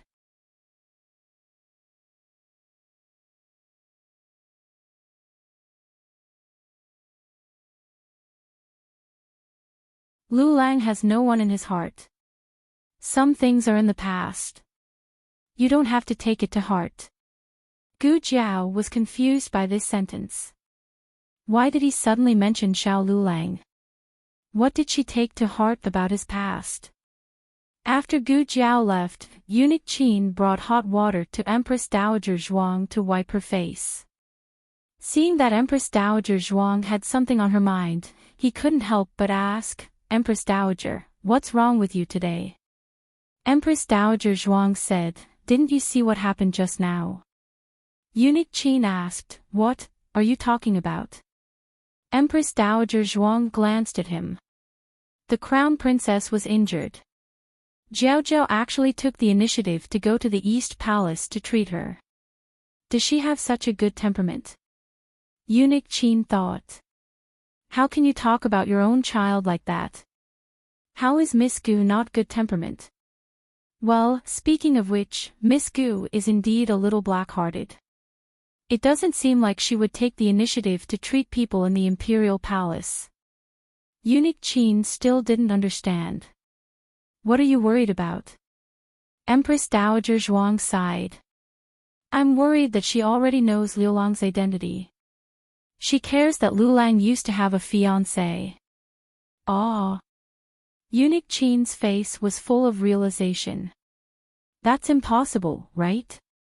Empress Dowager Zhuang snorted. Otherwise, why would she follow them to watch the fun? Eunuch Qin thought it was reasonable. That's true. Gu Jiao didn't know that her actions had aroused her great-aunt's suspicion. She was misunderstood by her great-aunt as jealousy. Well, she probably wouldn't have jealousy for the rest of her life. After leaving Rinshou Palace, Gu Jiao didn't go to Little Jingkong and Su Tang Tang to take them home. Instead, she went to another place. Prince Ning and Princess Ning took the two young commandery princesses out of the imperial palace. The young commandery princesses had a special carriage. The two young commandery princesses were carried to the carriage by their nannies. Prince Ning also sent Princess Ning to the carriage, but he didn't get in himself. He stood by the window. Through the open window, he gently looked at Princess Ning, who looked a little tired. He said slowly, "You must be tired. You are not feeling well. You should take care of yourself in the mansion." I didn't think about it. It's not that. Princess Ning saw that he didn't get in and guessed that he wouldn't go back. But she still asked, "Won't you go back?" Ah. Prince Ning smiled. Little Qi made a big trouble. He may be punished in the imperial study now. I have to go and see. I can't let father punish him badly. He had always been an elder brother who loved his younger brother. Besides, Little Qi was still young. There was no conflict of interest with him. It was reasonable that he loved Little Qi. Princess Ning looked at him without blinking. There was a trace of complexity in her eyes. "Do you really want to go?" Prince Ning was stunned. But Gu Jiao didn't expect that there would be another person in the storeroom. That person clearly didn't expect someone to come to the storeroom at this time. He had clearly calculated the timing. Forget it, I'll knock him out first. What a coincidence. Gu Jiao also thought the same. So the two of them attacked at the same time. They saw each other clearly and stopped at the same time. "It's you. It's you." He even spoke at the same time. "Gu Jiao, am I not qualified to act alone? Why is there someone who does bad things with me every time? What are you doing here?" Yuan Tang put down his knife and asked. Gu Jiao glanced at him. "In what position are you asking this question?" Yuan Tang was choked to death. Yes, if she shouldn't have come here, then as a hostage of Qin Nation, wouldn't he have even less reason to appear? Yuan Tang waved the folding fan in his hand and snorted. "That's because you didn't tell me anything. I could only investigate on my own. I'm not stupid. You suspected that I had some shady dealings with Zhao Nation's Princess Ning, so I was attacked. As long as I keep an eye on her, I'll definitely find some clues." Gu Jiao grunted. "You didn't forget to bring your brain when you went out today." Yuan Tang, was it really good to choke him like this? Gu Jiao noticed that his fan had returned to normal. She didn't know if the punctured fan had been repaired or if he had gotten a new one. There was a mechanism in this fan that could be used as a weapon when necessary. "Someone's coming," Gu Jiao suddenly said warily. Yuan Tang carefully sensed his surroundings. Sure enough, he heard a very slight movement above his head. Previously, he had thought that this girl's martial arts were inferior to his. However, after seeing this girl lose control and kill so many assassins, he didn't dare to underestimate her anymore. However, he was still very surprised. This girl's senses were too sharp. The two of them did their best to hold their breaths and minimize their presence. The two of them wanted to see what was going on in the Princess Ning's room, but there was only a crack in the door. Yuan Tang winked and squatted down. Gu Jiao pressed down on his neck and forced him to squat down. Yuan Tang was dumbfounded. "I told you to squat down." Gu Jiao mouthed, "No need to thank me." Yuan Tang, "Forget it. A good man doesn't fight with a woman." Yuan Tang squatted down and gave Gu Jiao a high vantage point. The two of them stared intently at the movement on the other side. Since that person had used Qinggong to sneak in, it was probably inconvenient for him to reveal his whereabouts.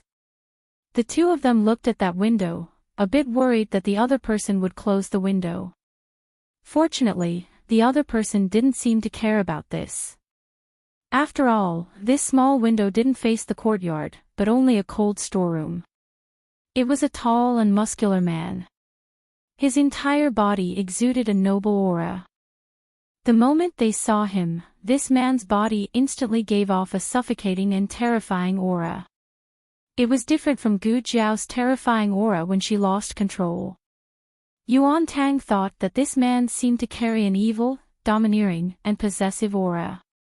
Yuan Tang only saw the back of this person. For a moment, he couldn't guess who the other person was, much less his intentions. He tried to see something from Gu Jiao's expression. In the end, when he looked up, he only saw a small chin that seemed to be mocking him. The man came to the bedside. The Crown Prince consort had already rested and was lying on her side on the soft bed. Her hair was black and shiny like satin. She didn't wear any makeup, and her eyes were lightly closed. However, it still couldn't hide her beautiful face. Suddenly, the man sat down on the bedside. Yuan Tang was shocked. The Crown Prince consort had fallen asleep and didn't notice that someone had come into the room. But very quickly, she felt a cool hand moving up and down her face and hair. She thought that the Crown Prince had returned and muttered in a daze, "Your Highness, don't make a fuss. This concubine wants to rest." She thought that she had said the last sentence, but unexpectedly, she had only said it in her dream. The man's hand that had been gently caressing her hair and face suddenly grabbed her neck. Yuan Tang was a hostage of the state of Qin and could be considered to have weathered many storms. However, he almost couldn't help but cry out in shock. What exactly was going on? He thought that this was the Crown Prince consort's trusted expert, but he offended his superior and touched the Crown Prince consort. He thought that this was the Crown Prince consort's lover, but he seemed to want to kill the Crown Prince consort. How great was the enmity and resentment! Gu Jiao's expression was very calm, and her breathing was very relaxed. Yuan Tang's mouth twitched. His temperament couldn't compare to a teenage girl's. Inside the room, the Crown Prince consort was finally woken up. When she saw a familiar face when she woke up, she almost trembled for no reason. What? Scared? The man's half-smiling voice sounded in the empty bedchamber, carrying a hint of ruthlessness and mockery. Yuan Tang felt his heart turn cold. This voice was both familiar and unfamiliar. It seemed like he had heard this voice before, but that person's voice shouldn't be so ruthless. Yuan Tang suddenly felt like he was splitting up. Gu Jiao didn't mind the commotion, and her eyes were actually shining.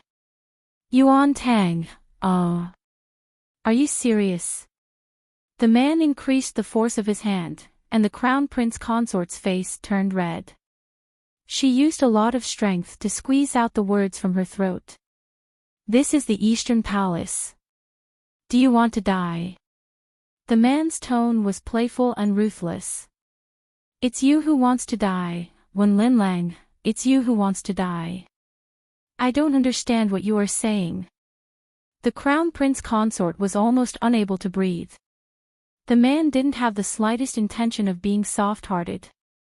I warned you not to get too close to other men. The Crown Prince consort looked at him coldly. He is the Crown Prince, and I am the Crown Prince consort. Isn't your words laughable? The man said coldly, at least don't do it in front of me." After saying that, he promptly pulled back his hand before the crown prince consort fainted, harshly pulling her back onto the cold bed. The crown prince consort suddenly couldn't breathe, and she lay on the edge of the bed, panting heavily. The man's icy fingertips tapped her chest. "When Lin Lang, remember this. You provoked me first, so this place can only belong to me. If you dare to have feelings for another man, I will kill him." The crown prince consort sneered. "He is the crown prince. Kill him if you have the ability." The man sneered. "You think I don't dare?" As if thinking of something, the crown prince consort's expression froze, and she turned her face away.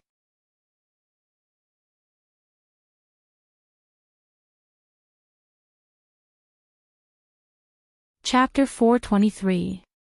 The man looked at her hand that was grabbing the corner of her clothes and sneered. "What?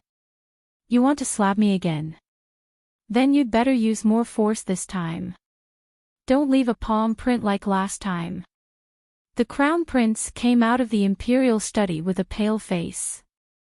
He didn't look where he was going and almost bumped into someone. He was about to lose his temper when he found that it was King Ning. He couldn't tell what he was feeling and greeted him sullenly. "Brother." King Ning smiled and said, "What's wrong? You don't look happy. Did Imperial Father reprimand you or Little Seven?" The crown prince said bitterly, "Father said that I didn't teach Little Chi well. What does that have to do with me? Who knows where that little fatty got the courage to run around the palace?" King Ning laughed and patted him on the shoulder, saying, "You are the crown prince and the elder brother. You are the role model for all the princes. It's inevitable that Father has high expectations for you. Don't worry. Father is just saying. He won't really blame you. As for Little Chi, he is at a naughty age. It's normal for him to get into trouble. Father loves him very much. He won't really blame him." These words were quite pleasing to hear. The crown prince wouldn't be jealous of Qin Chuyu for taking away his father's favor. After all, Qin Chuyu was his younger brother and there was a big age gap. Besides, King Ning was right. Father scolded him because he had higher expectations for him than the other princes. He sighed, but Father still wants to punish Little Chi. It's useless for me to plead. King Ning smiled and patted the crown prince on the shoulder, saying, "Go back to the Eastern Palace first. I'll talk to Father." The crown prince opened his mouth. To be honest, he and King Ning weren't on the same side. King Ning was the biggest threat on his path to becoming the emperor. Not only was King Ning smarter and more capable than him, but also because his father loved King Ning very much. But King Ning's elder brother was hard to hate. His eyes were warm, bright, and honest. He worked hard to be a good son to his father and a good brother to the princes. He was ambitious, but he didn't seem too ambitious. Especially when he had no unspeakable feelings for Lin Lang. Don't think that I don't know. Old Third, Old Fourth, and even Imperial concubine Shu's Old Fifth secretly admired Lin Lang. Only Big Brother was open and aboveboard, a gentleman. Thinking of this, the crown prince found Prince Ning much more pleasing to the eye. "All right then, I'll leave Little Chi's matter to you, eldest brother. Lin Lang is injured, so I have to go back and take care of her as soon as possible." He had just taken a few steps when Prince Ning suddenly called him, "Second brother." The crown prince turned around. "Is there anything else, Big Brother?" Prince Ning said, "Father has been very worried about the assessment of the 6 departments recently, and the cabinet is also arguing about it. I'm planning to go to the cabinet, do you want to come with me?" "This." The crown prince hesitated. As the crown prince of a country, he naturally knew that it was a good thing to participate in government affairs and share his father's burdens, but he was really worried about Lin Lang's injuries. Prince Ning smiled. "Then why don't I tell Father that I'll go alone? Would father be happy if he knew about this? The crown prince muttered, "Father didn't mention this matter just now." Prince Ning smiled. "That's because I haven't reported it yet." Fine, he couldn't escape. The crown prince sighed. "Then I'll wait for Big Brother to go to the cabinet together." Prince Ning smiled. "All right." Seeing the two brothers get into the carriage intimately, Gu Jiao and Yuan Tang, who were behind the tree, stared blankly. Yuan Tang said, "No way. They didn't even fight. Does the crown prince think that he's not completely cuckolded enough?" Yuan Tang had already found out who the man who secretly met with the crown princess was. Not only because he recognized the other party's voice, but also because when the other party turned around to leave, he accidentally saw the other party's face clearly. His feelings at that time could only be described as extremely surprised. Gu Jiao made a sound of surprise. She was indeed very surprised. Yuan Tang said coldly, "I want to clear my name." Gu Jiao flatly refused. "No." "Why?" Yuan Tang asked. "Consort Rui Wang will die." Gu Jiao said, "She's the only person who can see if you secretly meet with the crown princess. She's an important witness. Once you're cleared of the crime, Prince Ning won't keep her alive. You can't talk about morality with people like Prince Ning.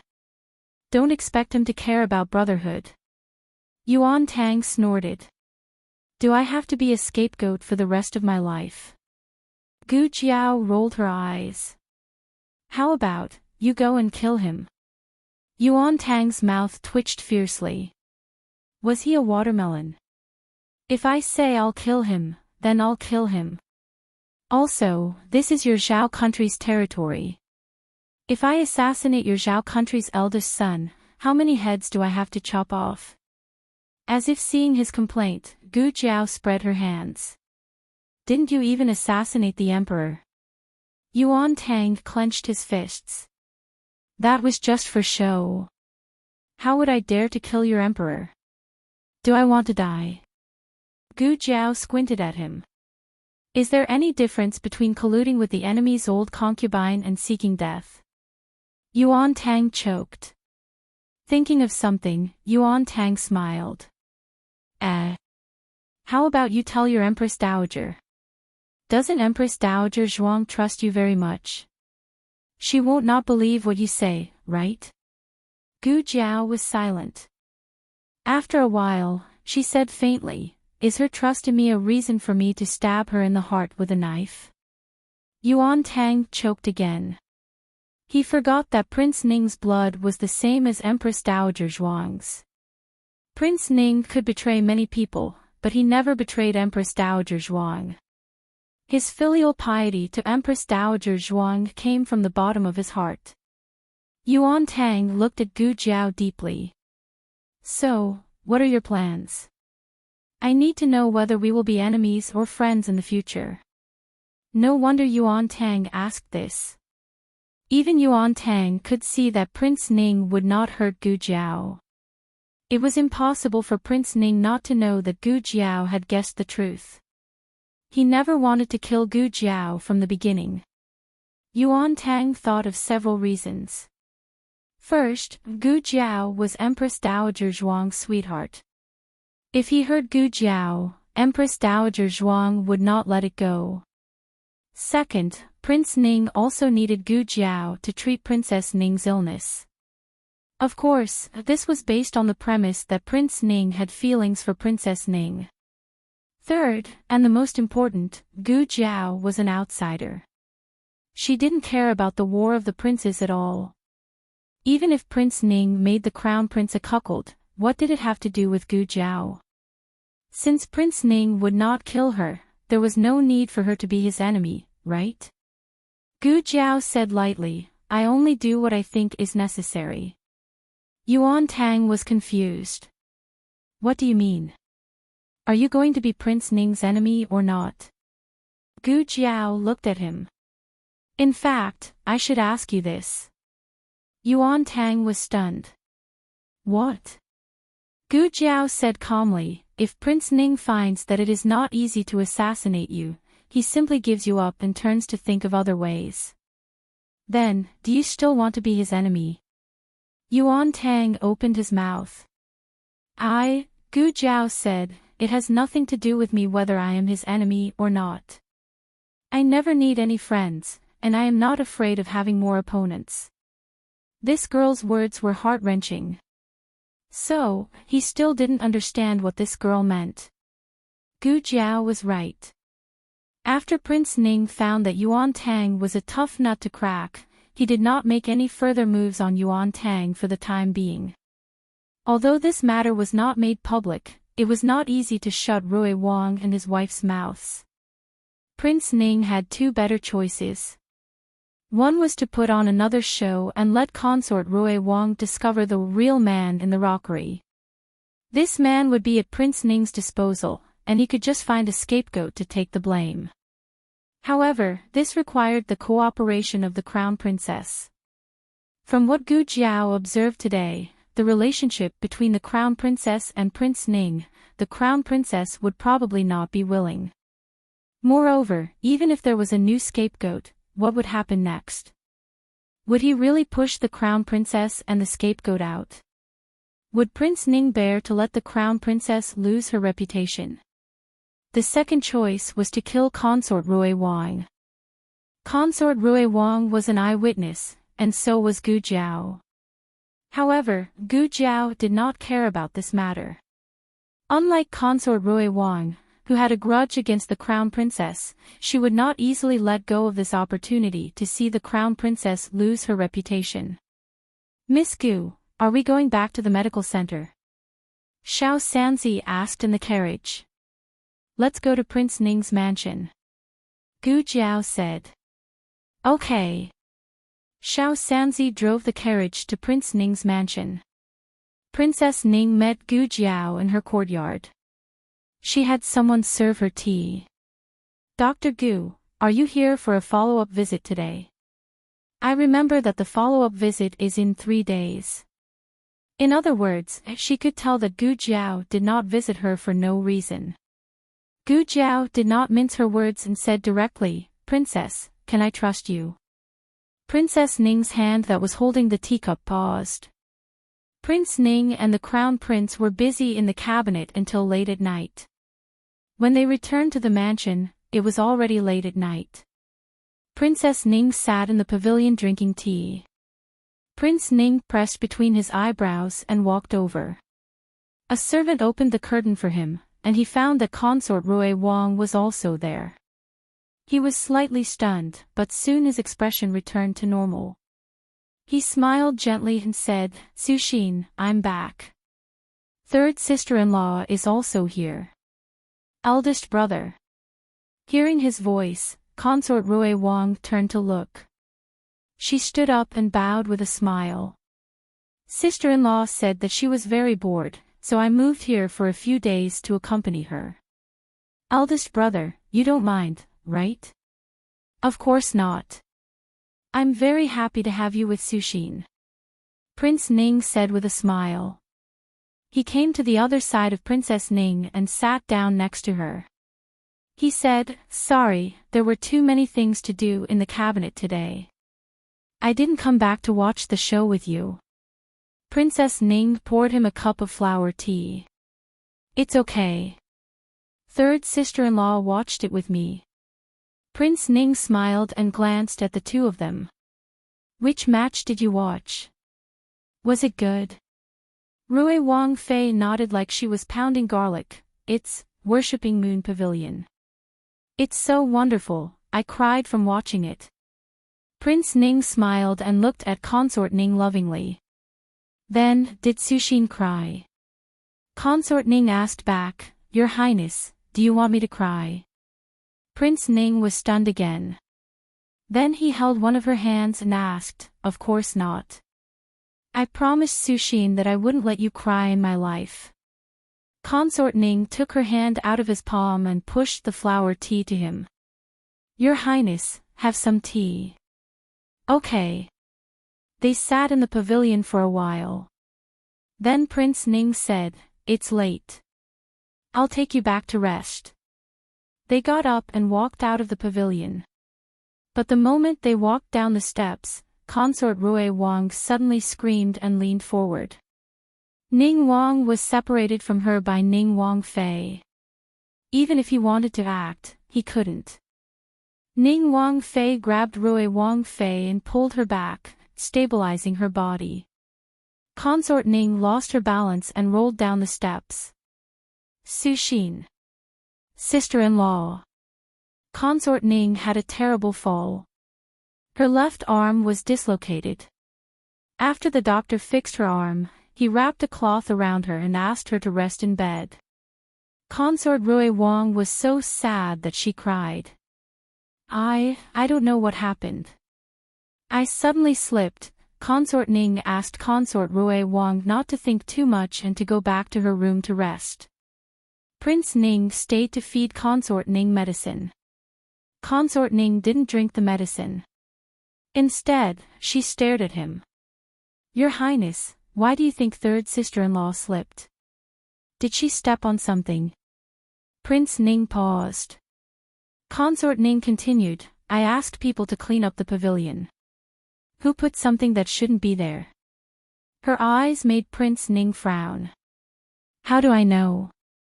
After saying that, Prince Ning realized that his tone was not good enough.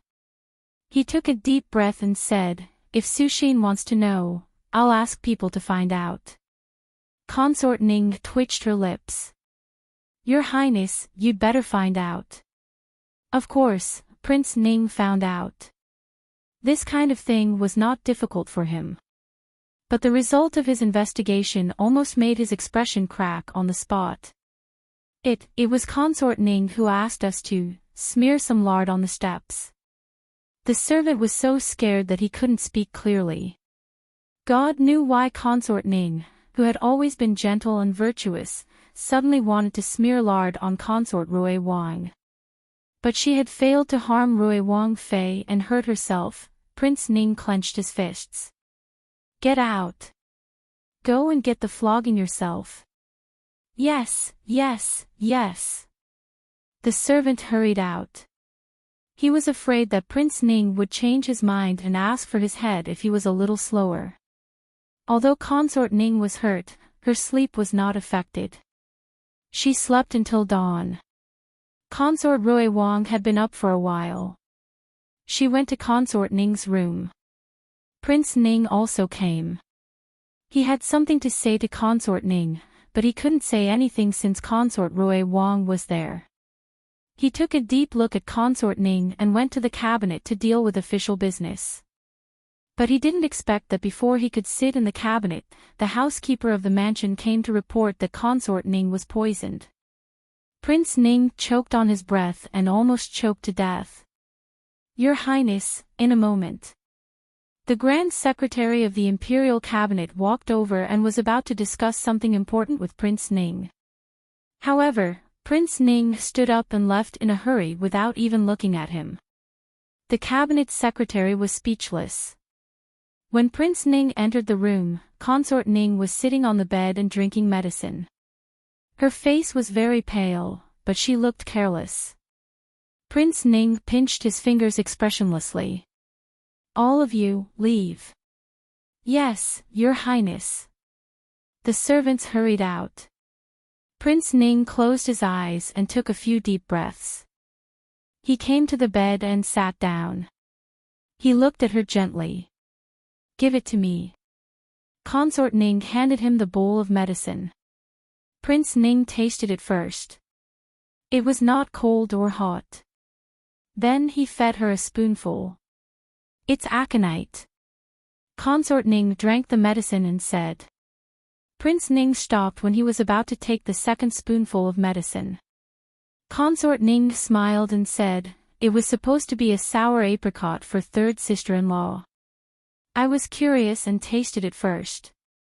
Unexpectedly, I was poisoned." "Your Highness, who poisoned me?"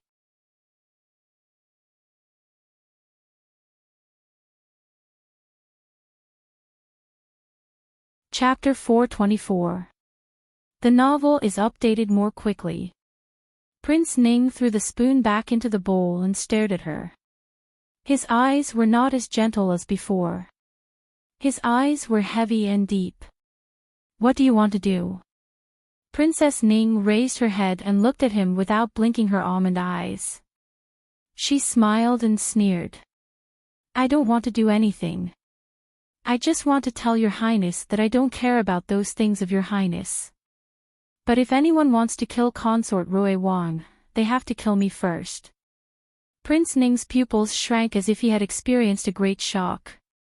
Even though he had developed the character of being calm even if Mount Tai collapsed, at this moment, he couldn't help but feel a touch of frost between his eyebrows. He clasped her wrist. Those things of mine. You should tell me clearly what those things of mine are. The medicine is cold. Princess Ning smiled and naturally broke away from Prince Ning's hand. She took the medicine bowl from his hand. She had always been afraid of bitterness, but she drank it all in one breath. Not a drop was left. She handed the empty bowl to Prince Ning. Your Highness, please put it down for me. Prince Ning took a deep look at her. Coldness, complexity, and anger flashed in his eyes. But in the end, he suppressed them all. He took the medicine bowl and put it on the table. He calmed down and said softly, have a good rest. I'll ask someone to send third sister-in-law back. Princess Ning said indifferently, I heard that aconite is not as toxic as arsenic. I don't know. I haven't tried it. Prince Ning had already stood up and walked out. Hearing this, he suddenly turned around and looked at Princess Ning. Enough, Chu Yu. I won't hurt her. Chu Yu was Princess Ning's name. Suxin was her name. After the wedding, he had never called her name directly. Princess Ning was stunned and smiled. Your Highness, you'd better remember your words. Prince Ning came out of Princess Ning's yard with an extremely cold look. His henchman followed him and said to Prince Ning, Master, are you really going to send Consort Rui Wang back? Do you want? As he spoke, he made a throat-slitting gesture. Ning Wang looked at him coldly. Who gave you the guts to do this? The trusted aide was stunned. Didn't Your Highness say that the Qin nation's hostages can't do anything about it? Otherwise, we might as well. King Ning's eyes were cold as he said, What do you mean? Since when are you in charge of this prince's affairs? The trusted aide cupped his hands and bowed. This subordinate dares not. Prince Ning put his hands behind his back and looked at the autumn scenery in the garden. He said lightly, Send Consort Rui Wang back. Don't hurt her. His confidant opened his mouth.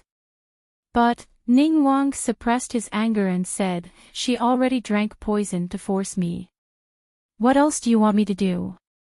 The confidant's face changed as he hurriedly replied, Yes. Wait. The confidant was about to send Consort Rui Wang back to the Fu when Prince Ning stopped him, who came to the Fu yesterday. Yesterday. The confidant thought for a moment and replied, Dr. Gu from the Miracle Hands Hall came. It seemed that he came to check on the princess consort. The check was in 3 days. Prince Ning murmured. His eyes were deep as he said, When did Dr. Gu come? Was it before or after the princess consort sent someone to pick up Consort Rui Wang? Before, the confidant said. Prince Ning narrowed his eyes. 3 days later, Prince Ning caught someone and brought him to Rui Wang's Fu. The crown prince also appeared with him. The crown prince was confused. Eldest brother, why did you call me to Rui Wang's Fu? Prince Ning said, There are some things that I need to explain to third brother and third sister-in-law in front of you. The crown prince asked, What is it? Prince Ning said, You'll know in a moment. Rui Wang and his wife were also surprised. Why would the crown prince lower himself to visit Rui Wang's Fu? When Prince Ning ordered his subordinates to bring a man with his hands tied behind his back into Rui Wang's courtyard, they all widened their eyes. Wen Yang. The crown prince was the first to recognize him. This young man named Wen Yang was none other than Wen Linlong's older brother. He was 26 years old this year and was an ignorant and incompetent hedonist. When Wen Yang saw the crown prince, he cried out, "Crown prince brother-in-law! Crown prince brother-in-law, save me!" The crown prince asked in confusion, "Eldest brother, why did you catch Wen Yang?" To be honest, Wen Yang's reputation wasn't very good. The crown princess usually didn't allow the crown prince to interact with her family, so the crown prince could only turn a blind eye. Rui Wang and his wife also had a puzzled expression. Prince Ning looked down at Wen Yang condescendingly. There was no longer the usual gentleness between his brows.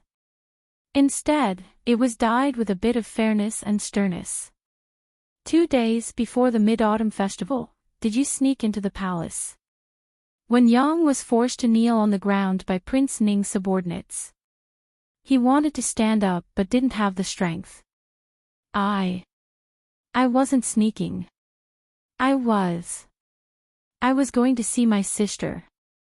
Prince Ning said coldly, "Entering the palace without being summoned is considered sneaking in. It's useless even if you have the Eastern Palace's token." Wen Yang's neck shrank. It wasn't the first time that Wen Yang had entered the palace with the Eastern Palace's token.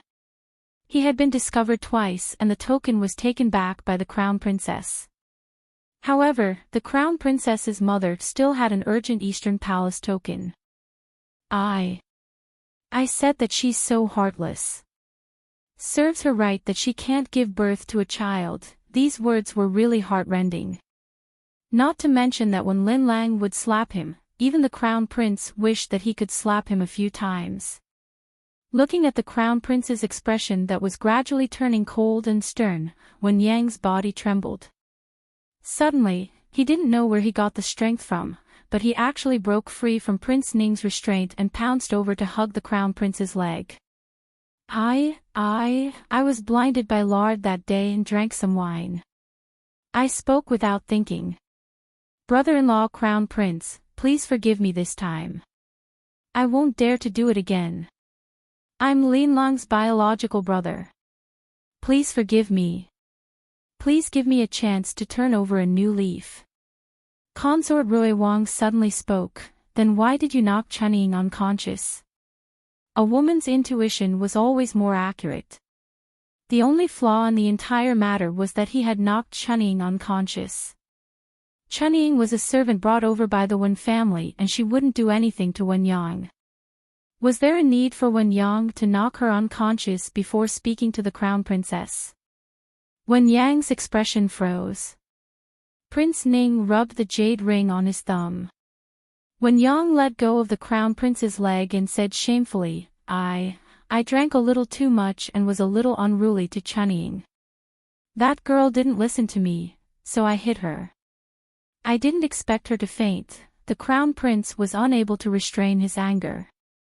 "You even dared to touch a female official of the Eastern Palace. I think you don't want to live anymore." Wen Yang knelt on the ground and fiercely slapped himself.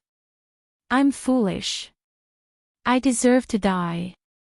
Brother-in-law crown prince, scold me. Why don't you give me a good beating? I won't dare to do it again in the future." Everyone was familiar with Wen Yang's conduct.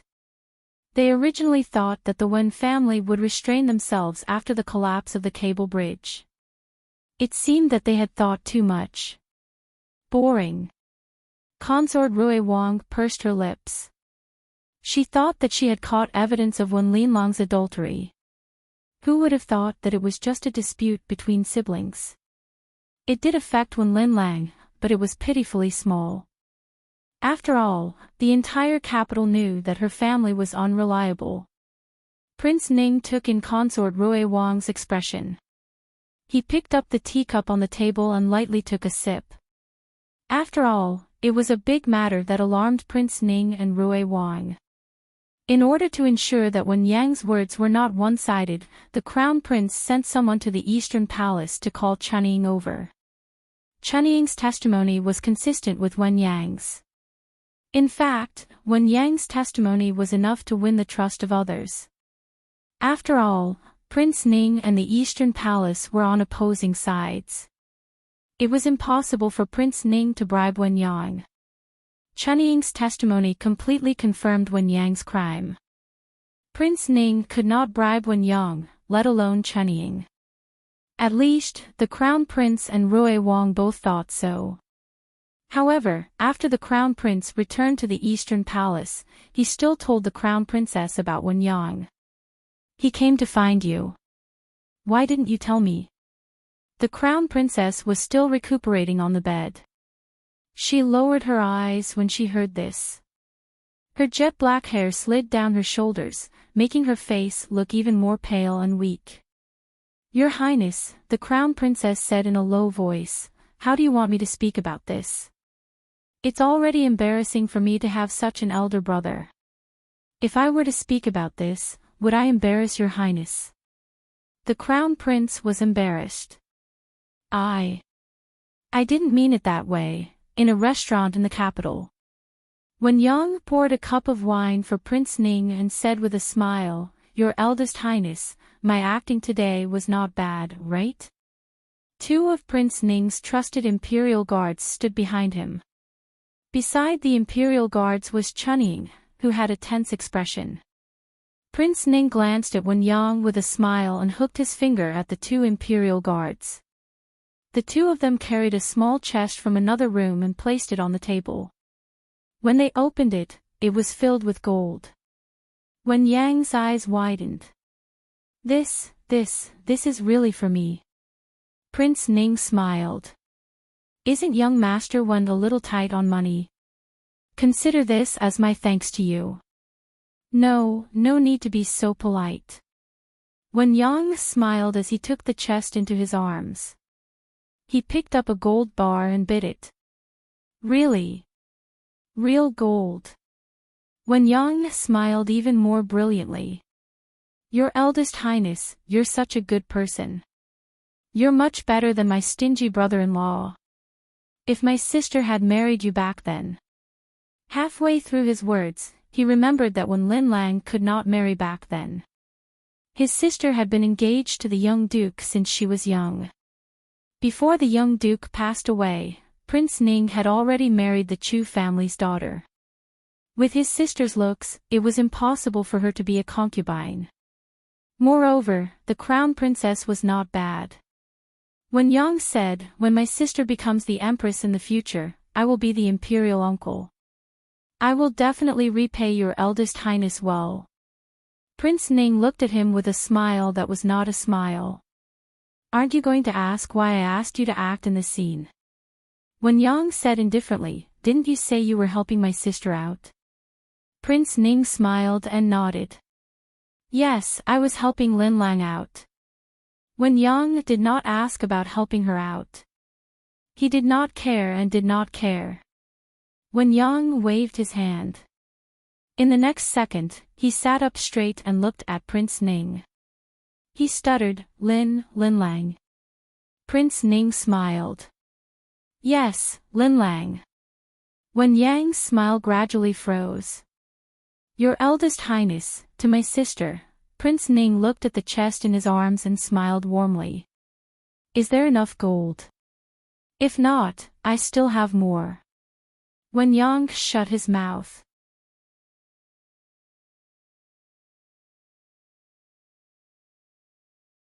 Chapter 425. The middle-aged man at the side said, "What? The crown prince? Wen Yang is his brother-in-law. Why would he kill him?" The young man chuckled and said, "You don't know. The crown prince consort has always disliked the actions of her maternal family and almost cut off all contact with them. Do you still remember the broken cable bridge on the first day of the new year? It was the Wen family who used the crown prince consort as an excuse to seal the bridge and road. This caused the people offering incense to have nowhere to go and could only squeeze onto the cable bridge. In the end, the bridge broke. Another scholar said, "I remember this matter.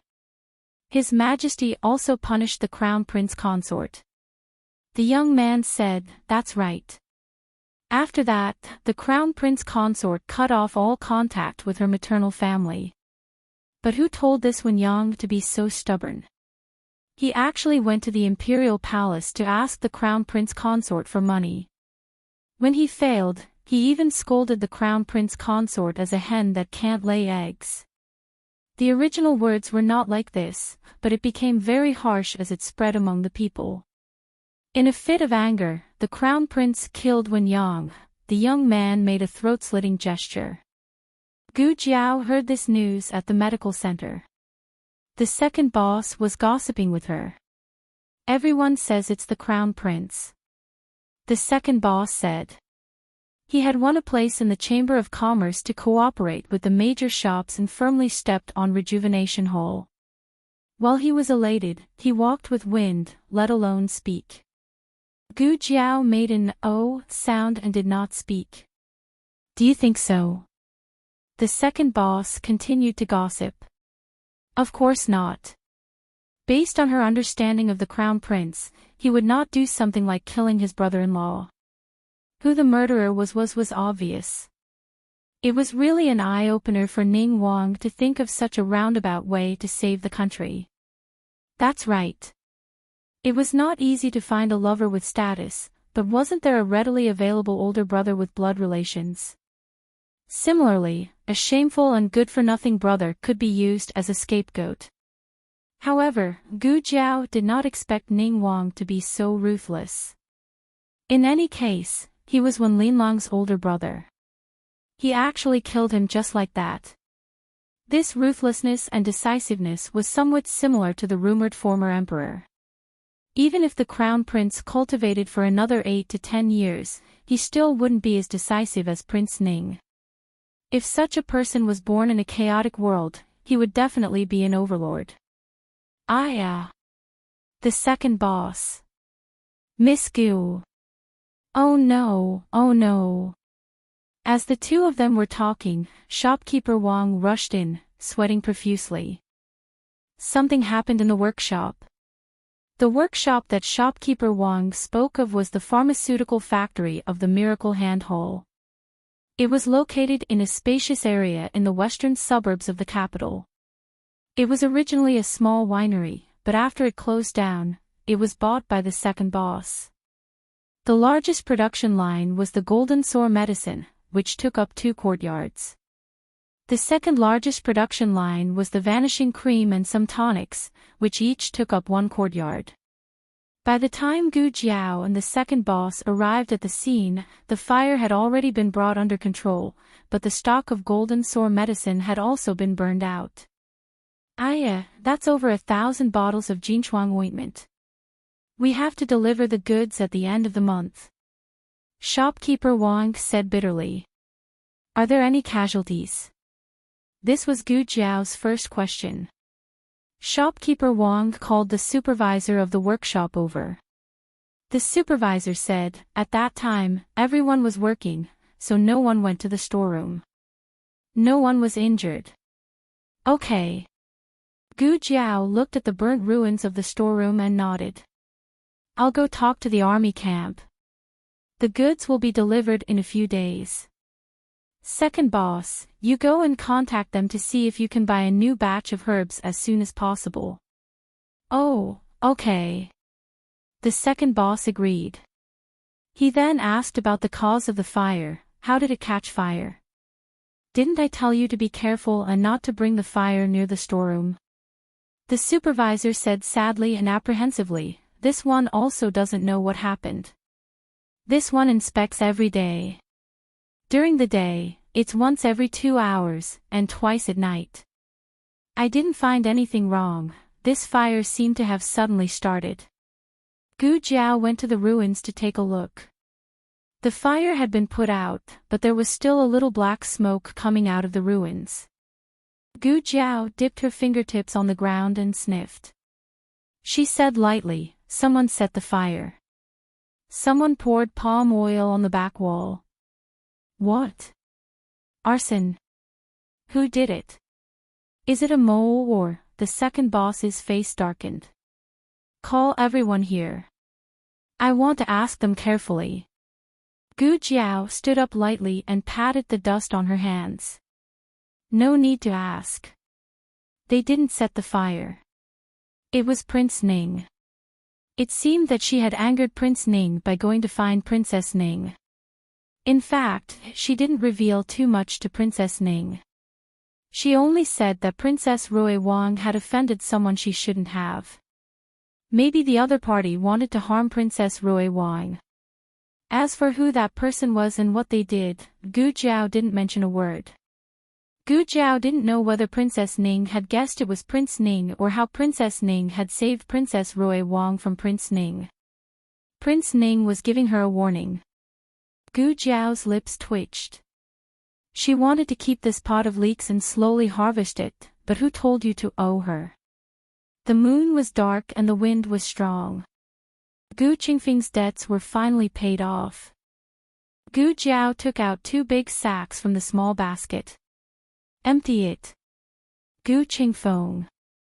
In the end, the two carried 2 sacks full of gold bars out of Prince Ning's mansion. There was still a piece of gold bar that couldn't fit, so little Nine carried it back.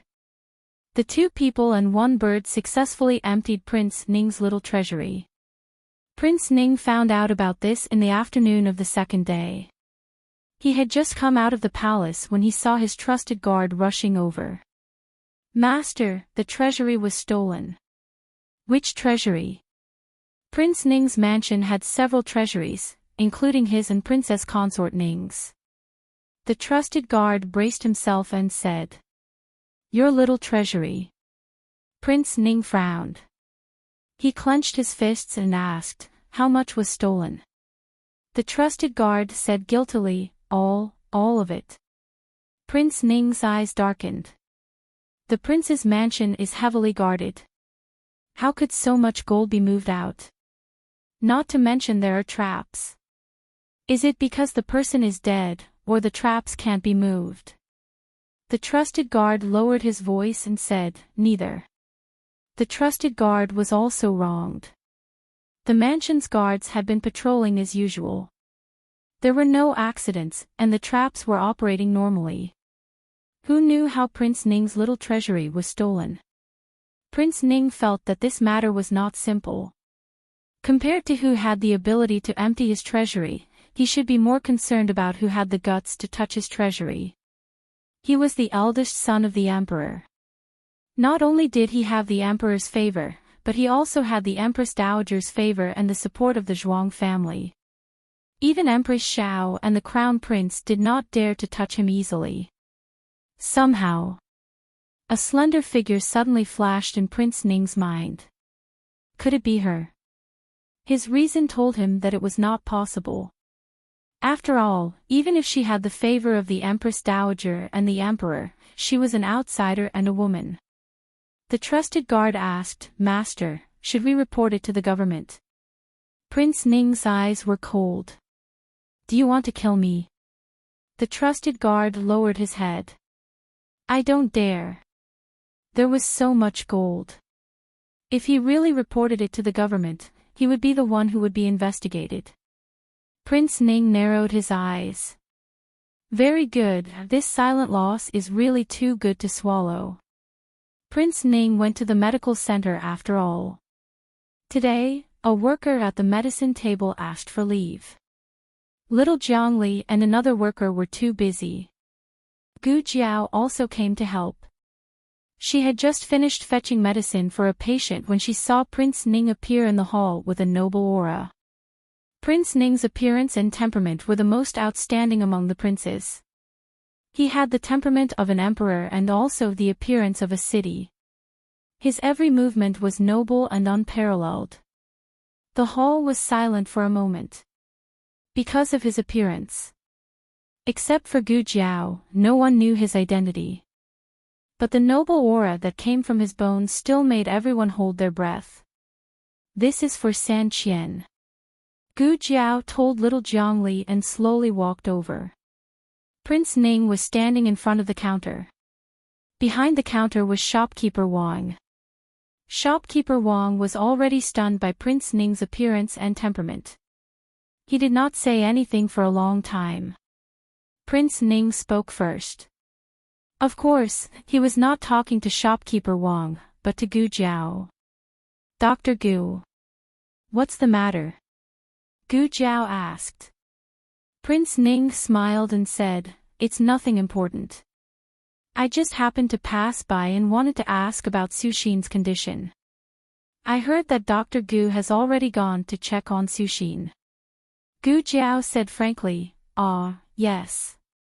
It's not a big problem for the time being. She just needs to continue taking her medicine. Although Gu Jiao's acting skills were unsightly, there was one thing that she never felt guilty about. Prince Ning looked at her deeply. I wonder where Dr. Gu was last night. Gu Jiao raised her eyebrows. Rinshou Palace. I wonder why your highness is asking about this. Thump. Shopkeeper Wang behind the counter knelt down. Prince Ning's expression did not change at all. He still had a warm smile, but his eyes were sharp.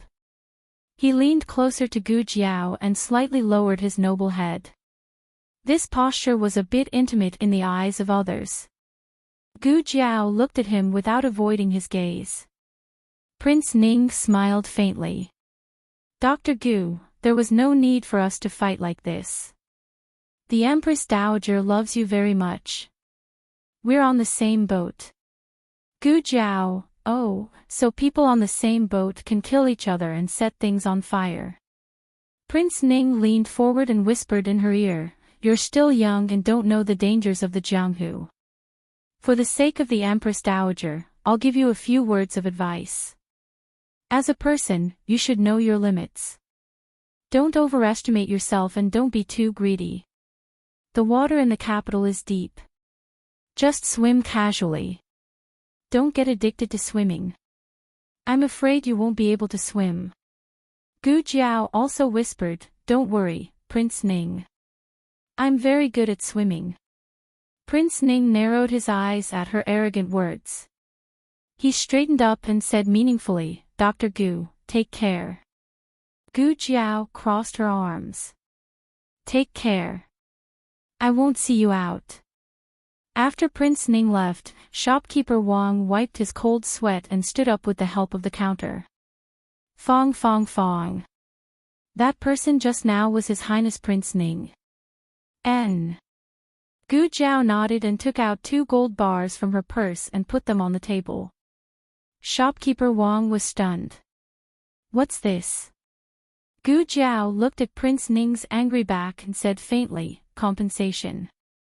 It's from the arsonist. Shopkeeper Wang, after Prince Ning left the medical center, he immediately went to the imperial palace. He naturally had to investigate whether Gu Jiao slept in Rinshou Palace last night. However, not long after he entered the palace, he saw the dazed crown princess near the throne room. There was only Chunying by the crown princess' side. Chunying saw Prince Ning come over and tactfully retreated to the side. The crown princess was still immersed in great shock and didn't realize that there was someone else by her side. How could it be? Really? Why? She looked in the direction of the throne room and grabbed at Chunying's hand while speaking incoherently. When she felt the man's touch through her fingertips and palm, she turned her head with a start and quickly pulled her hand back. At this time, there was no one nearby. Moreover, she was standing behind a large tree. Her field of vision was very well hidden. Prince Ning approached her without any misgivings. His broad chest was practically pressed against her slightly trembling back. What did you see that caused you to lose your composure? The crown princess turned her face away and avoided his presence. She seemed to have a bit of vengeance and anger. Aheng has returned. Prince Ning frowned. What did you say? The crown princess faintly turned around and looked at him with a mocking expression. Aheng has returned. The Xiaoheng that you killed has returned.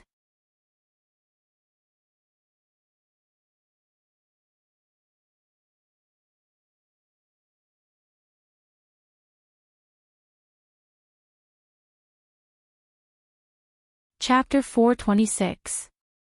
King Ning suddenly reached out and grabbed the crown prince consort's neck, pressing her against the tree.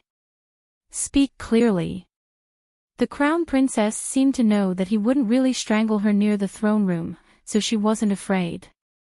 She sneered, say what? Say that you didn't kill Xiaoheng, or that Xiaoheng didn't return to the capital alive. Saying this, she removed his hand from her neck.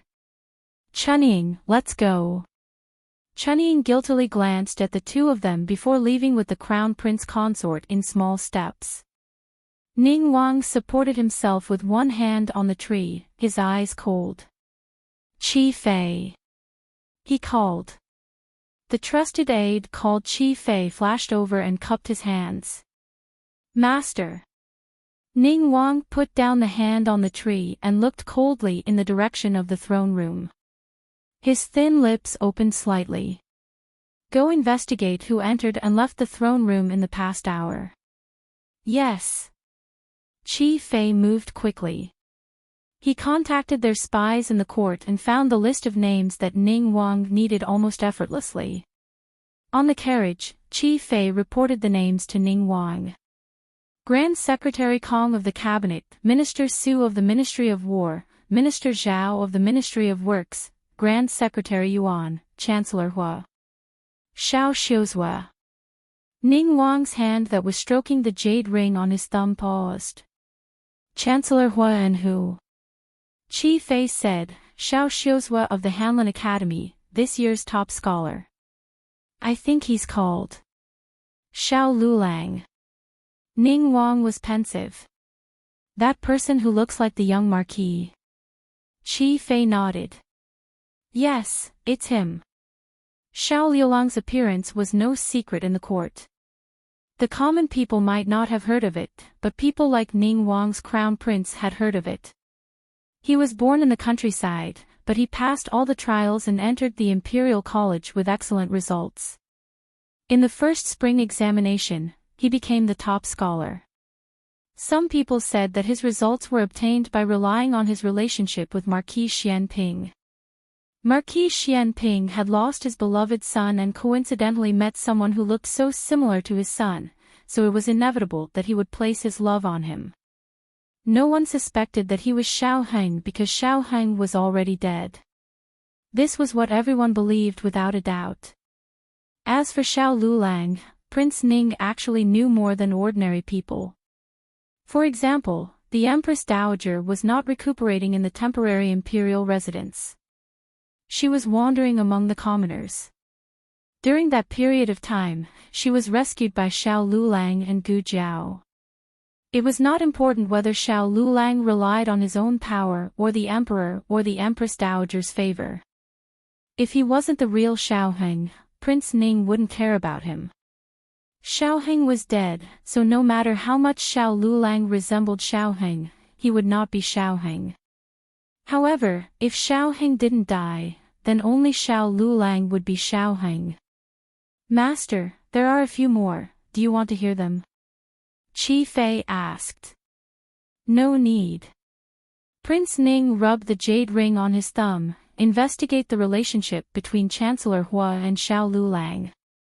He couldn't determine whether Wen Linlong's words were true or not, so he couldn't just listen to her side of the story. It wasn't hard to investigate this. Before returning to the Imperial College, it was still relatively easy for the old Chancellor to hide his whereabouts. However, now that he was an official in the Imperial Court, he stepped into the eyes of the common people and left more clues. In addition, the people in the Imperial College all thought that the old Chancellor was in contact with Xiao Lulang because he felt that he looked like his beloved disciple who had already passed away. No one doubted him, so he naturally didn't have to spend too much effort to hide it. In just 2 days, Qi Fei had found out about the fact that the old Chancellor lived next door to Xiao Lulang. He calls the old Chancellor Grandpa Gu. Qi Fei said. Prince Ning frowned. If he didn't remember wrongly, Xiao Lulang and Gu Jiao called the Empress Dowager Grandpa. The Empress Dowager and Chancellor Hua. Prince Ning furrowed his brows in annoyance. Continue. Yes. Chi Fei said, "It was Xiao Liulang's family who moved to Jade Water Alley first, and then Chancellor Hu moved there." Prince Ning said, "Was it before or after Chancellor Hu returned to the Imperial College?" Chi Fei said, "Before." A bold guess suddenly rose in Prince Ning's heart. After Xiao Heng died in the fire, Hu Xian's heart was like dead ashes, and he resigned and left the capital. Prince Ning originally thought that Hu Xian returned to the capital because His Majesty invited him to come out of retirement again, but now it seemed that this might not be the case. He returned to that sad place of the Imperial College because of Xiao Lulang. That place that burned his beloved disciple to death. How did he have the mood to go on duty every day? It was obvious just by looking at Princess Xinyang. She still didn't dare to return to the princess estate because she was afraid of being hurt by the scene. In the past, Prince Ning had overlooked this detail because he firmly believed that Xiao Heng was dead, and he would no longer suspect anything related to Xiao Heng. Now that he thought about it, it really was full of flaws. If Xiao Heng was still alive, then Chancellor Hu's actions and reactions would all make sense. Prince Ning rubbed his jade thumb ring, his gaze deep. Xiao Heng, young Chancellor, young Marquis. Hanlin Academy. Lulang, Lulang, Lulang. Xiao Lulang abruptly woke up from his sleep. He opened his eyes and looked up, only to see Ning Ziyuan standing in front of his table with a stunned expression. He didn't have time to withdraw the hand that was poking his shoulder. "Are you okay?" Ning Ziyuan looked at him strangely. "You're sweating all over. Are you not feeling well? Did you not rest well last night?"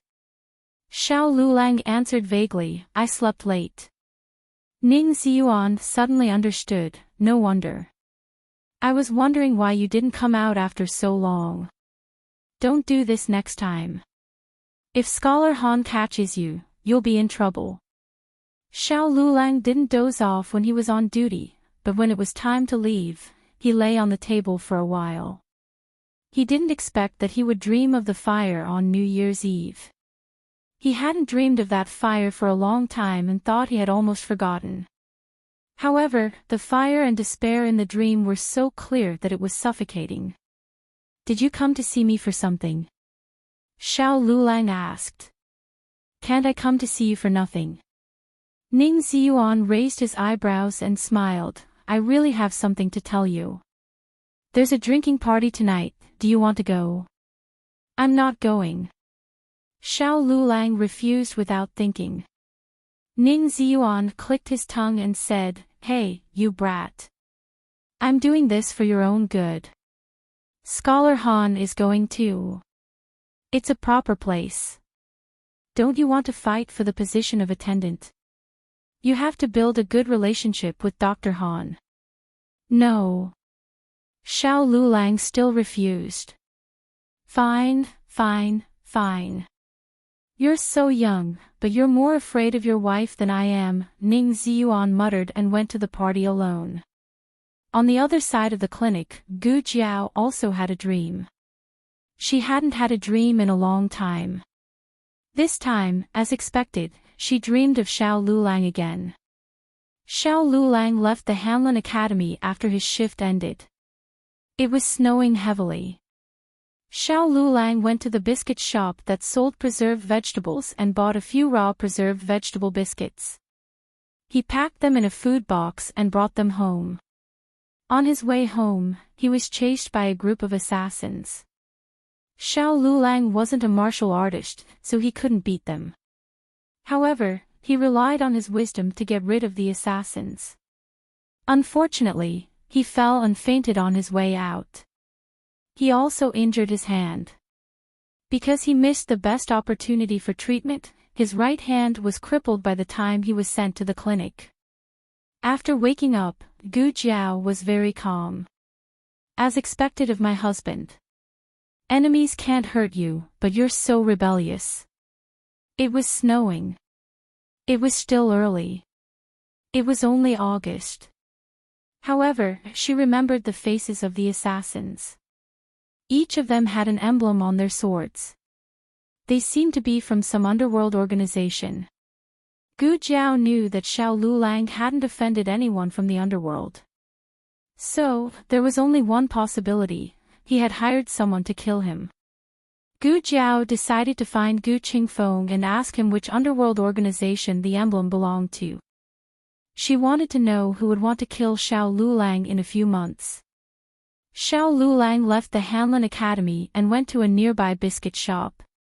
"I want a few preserved vegetable biscuits. Can you make them raw?" They were so hot that they were soft and didn't have the same crispy texture. "Okay. There are only 6 left. How many do you want?" "Give them all to me." The owner wrapped the biscuit dough in bamboo leaves and put it in Xiao Lulang's food box. Xiao Lulang paid and took the food box home.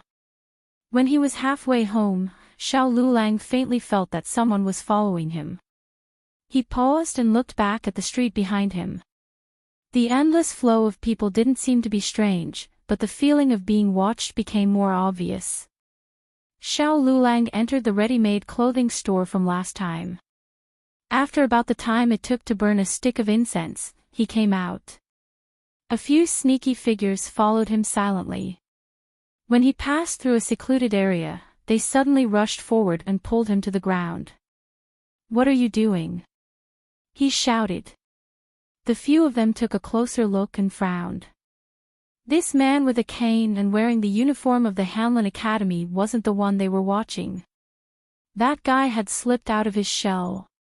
"You," an assassin drew his sword in anger. Another person stopped him. "Don't complicate matters. If someone suddenly died here, the officials would be alerted and it would be even more inconvenient for them to move." Xiao Lulang gave the waiter some silver and asked him to pretend to be him. He changed into a set of clothes from the shop and walked out through the back door. He could still walk without a cane, but limping was not as convenient as when he had a cane. When he passed by a rouge shop, he accidentally fell down. His right hand knocked against the lame opening of the shop steps, making a long gash. Blood flowed all over the floor. He didn't care about his injury and pain. He quickly got up and continued to walk forward. "Brother-in-law." A 15-year-old girl in pink ran out of the rouge shop. Her clothes weren't gorgeous, but they were very delicate and pretty. Xiao Lulang didn't seem to hear her call him brother-in-law and continued to walk forward. Yao Axian lifted her skirt and chased after him with small steps. When she was about to leave the alley, she stopped in front of him. "Brother-in-law, it's really you. Do you still remember me? I've been to Bai Shui Alley. I'm Axian, Yao Axian was Yao Shirgija's daughter. Strictly speaking, she should call Xiao Lulang cousin-in-law. She didn't need to use the word cousin-in-law. Xiao Lulang frowned. It didn't matter if he remembered her or not, he didn't plan on paying attention to her. Yao Axian didn't seem to notice Xiao Lulang's alienation. Her eyes swept over and found his hand dripping with blood. Her beautiful face turned pale as she said, "Brother-in-law. What happened to your hand? Are you injured? Where did you get injured?" Xiao Lulang gave a cold smile and pointed to the other side of the alley. "Over there are people chasing after me. If you go and lure them away, they may or may not kill you. It all depends on your luck. Do you dare to go?" Yao Axian's face turned white. Xiao Lulang sneered and used the hand that wasn't stained with blood to stand up. Yao Axian quickly said, "It's not that I don't dare. It's just that it's useless even if I go. I won't be able to hold them back and will only expose brother-in-law." Xiao Lulang threw a nail at her. "Pick it up." Yao Axian didn't understand and picked it up. Xiao Lulang said coldly, "Swallow it." "Ah!" Yao Axian was so frightened that she threw the nail in her hand and it smashed into the blood on the ground. Xiao Lulang snorted, sincerely. Yao Axian said unwillingly, "Has my cousin swallowed a nail for you before?" She hasn't. Xiao Lulang looked at the noisy street. I can't bear to do it. If she had to swallow it, it would be me swallowing it for her. Lunatic. This man is a lunatic.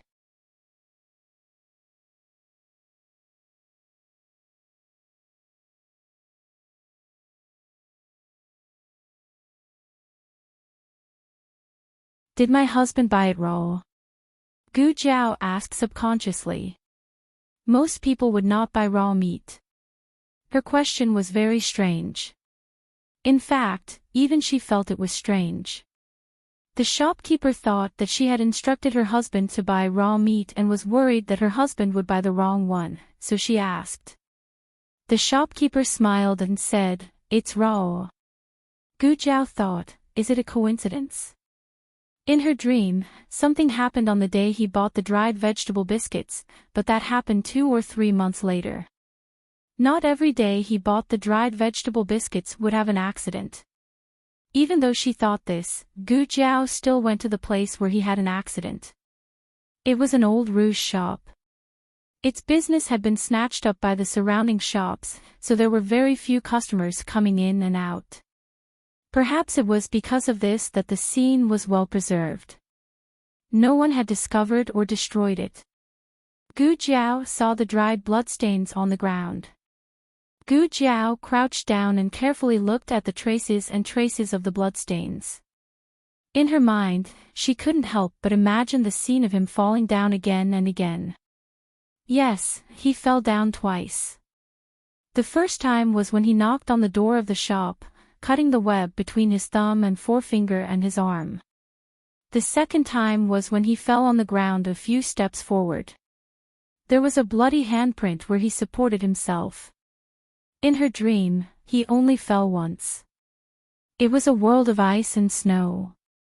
He fell quite miserably and fainted on the spot. What's going on? Did the things in the dream happen in advance? This was the first time Gu Jiao encountered this kind of situation. She didn't have any experience and didn't know if her guess was right. This bloodstain could be someone else's. If it's a mistake, then it's a mistake. She definitely couldn't gamble with Xiao Lulang's life. It would be best if it wasn't Xiao Lulang. If it was, then it wouldn't delay the time to save him.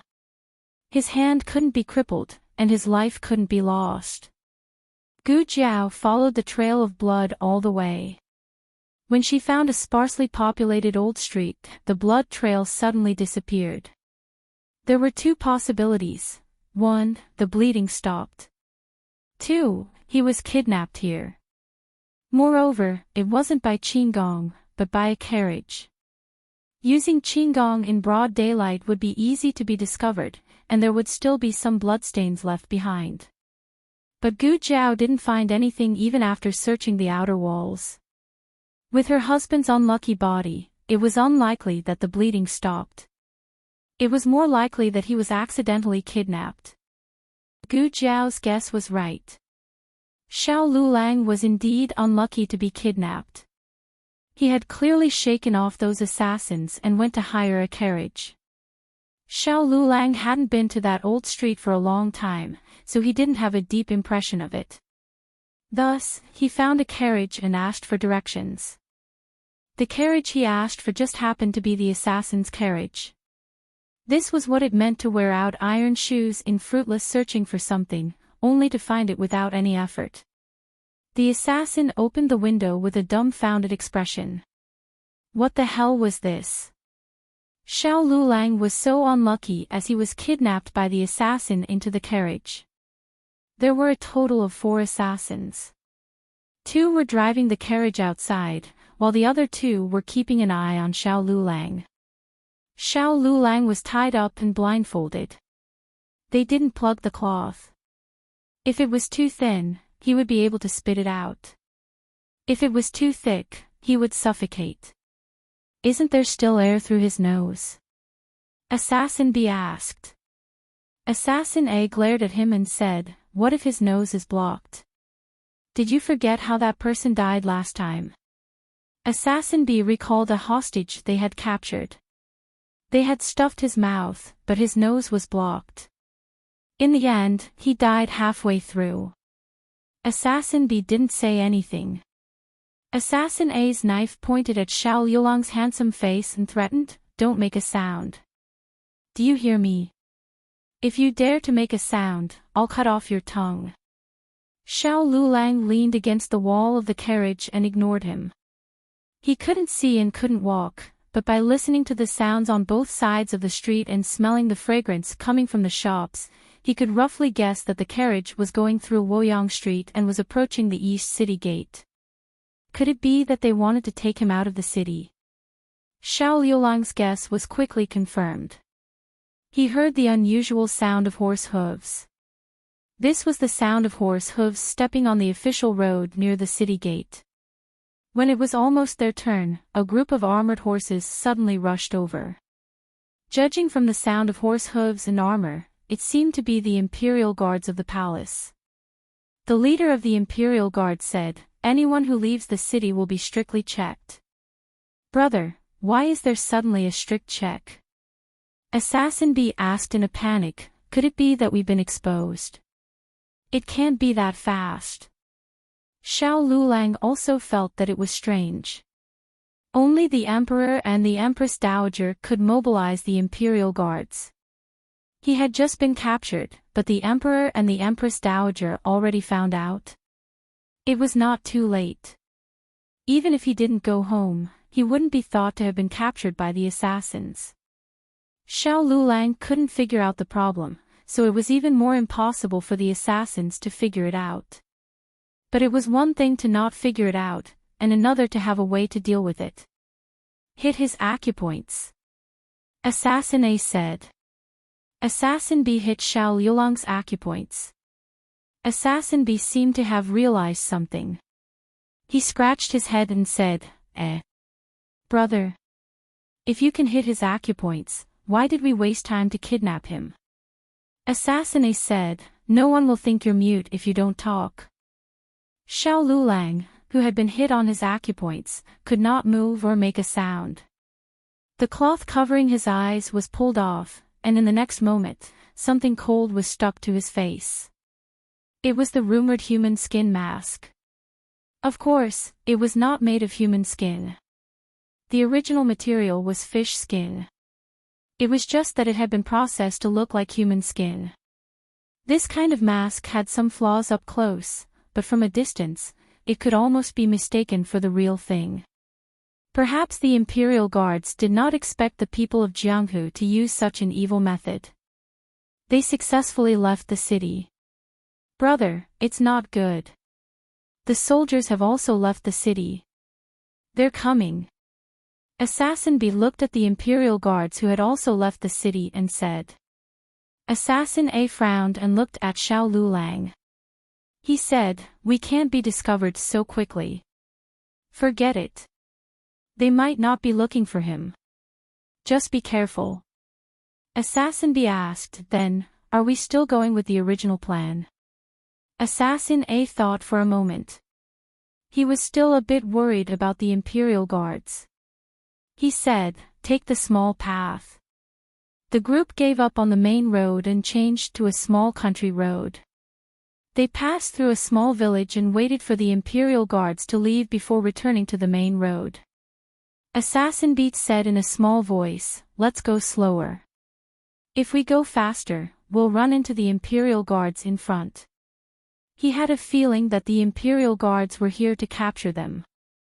Assassin A was also troubled. Wasn't he just a poor government official from the countryside? It would be fine if he was captured.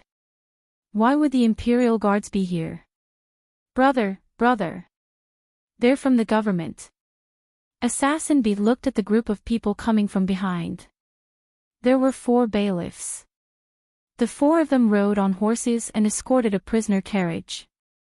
Inside the prisoner carriage sat a prisoner wearing a prisoner's uniform with his hands and feet shackled. Assassin A suddenly had an idea. Kidnap the prisoner carriage. The 4 of them could easily kidnap a few bailiffs from the government. The 4 of them knocked the bailiffs unconscious and threw them into the nearby bushes. Go, open the prisoner carriage. Assassin A took the key from the bailiffs and threw it to Assassin B. Assassin B went to open the prisoner carriage and said to the prisoner inside, "Okay, you can go now." Prisoner, "I don't want to go, thank you." Assassin B slapped him hard on the face and called him out. He took off his prisoner clothes and shackles and put them on Xiao Lulang. His actions were naturally not gentle. Xiao Lulang's hand was already injured. After being treated so rudely, the wound that had just scabbed over was torn open again. Blood flowed all over the ground. Assassin A complained, "Be careful. Don't kill him before you get the money. Find something to bandage him." Where would there be anything to bandage him? Assassin B tore off a piece of Xiao Lulang's uniform and wrapped it around him. The assassins changed into bailiffs' uniforms and rode on the bailiffs' horses. They brazenly went to their destination. The assassin's bandage was not very good. Xiao Lulang's wound was still bleeding. His pressure points had been sealed, so he could not wrap the cloth tighter around him. The carriage traveled a bit on the official road. They ran into Minister Zhao of the Ministry of Works, who had just returned from outside. Minister Zhao was also participating in the examination of the 6 ministries. Xiao Lulang was the invigilator, so the two had met before. Xiao Lulang tried to ask Minister Zhao for help. Perhaps Assassin B's pressure point sealing was not good enough. Xiao Lulang was already able to move slightly. However, he was not sure if this move would be enough to attract Minister Zhao's attention. He was very careful. The prisoner carriage jolted and he fell forward. It looked like he did not sit properly and fell down. His shoulder and head heavily hit the prisoner carriage. The loud noise startled Minister Zhao, who lifted the curtain. However, he only glanced at the prisoner carriage before putting the curtain back down. It was clear that he did not plan on interfering with the work of the other government offices, so he did not suspect anything. The two sides quickly passed each other. Minister Zhao's carriage was far away. Xiao Lulang knew that his hope had been extinguished. This might be his last hope. Because they were almost at their destination. "Big brother, look. We're almost there. It's right in front." Assassin B was so excited that he almost rushed out on his horse. Assassin A stared at him, "Don't mess around. Be careful of attracting the Imperial Guards." Right. We can't attract the Imperial Guards." Assassin B giggled as he agreed. The group of people followed the official road to a T-junction. They did not continue on the official road, but turned into a small road. Right at this time, another carriage came from the other side of the official road. Xiao Lulang only lightly swept his eyes over it and his body froze. He suddenly did not care about hiding the fact that he could move slightly. He turned his face and lowered his head, trying to not let the other party see him. He had forgotten that he was wearing a human skin mask. So what if they saw him? They wouldn't recognize him. "Princess, there's a prisoner's carriage in front." In the carriage, Yujin whispered to Princess Xinyang. Princess Xinyang said, "Then go slower. Let the prisoner's carriage pass first." "Yes." Yujin answered. She lifted the curtain and said to the coachman, "Go slower." The coachman slightly tightened the reins and slowed down. After the prisoner's carriage passed, they continued to speed up. Long Yi spurred his horse and also followed them. Suddenly, Long Yi stopped. Princess Xinyang did not hear the sound of Long Yi's horse.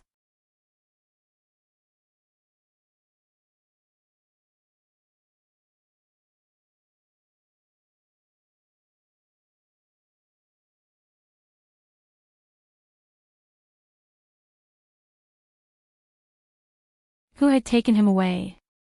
And where was it taken? We've been guarding the main road, but we didn't see anyone pass by. Could it be they've returned to the capital? one of the Imperial Guard's guests. The leader of the Imperial Guard said, "Have you carefully checked all the carriages entering the capital?" The subordinate said, "There are 2 people whose carriages were not checked." The leader of the Imperial Guards frowned. "Who is it?" The subordinate said, "Minister Zhao and Princess Xinyang's carriage." On Vermilion Bird Avenue, the carriage stopped outside the residence. Princess Xinyang and Yujin got off the carriage. As expected, Long Yi had already brought back the cage. To be exact, he had brought back the person in the cage. He took off the inferior human skin mask on his face, took off his blood-stained prison clothes, and changed into a set of dry clothes. The clothes were somewhat small. Not to mention that the lapel could not be tied, the sleeves and trousers were also much shorter. As before, Long Yi placed the prisoner on Princess Xinyang's bed. Xiao Liulang's breath was somewhat weak. It was unknown whether he was tired or had lost too much blood, but he had fainted. Princess Xinyang walked over with an indifferent expression, but stopped when she was about to cross the threshold.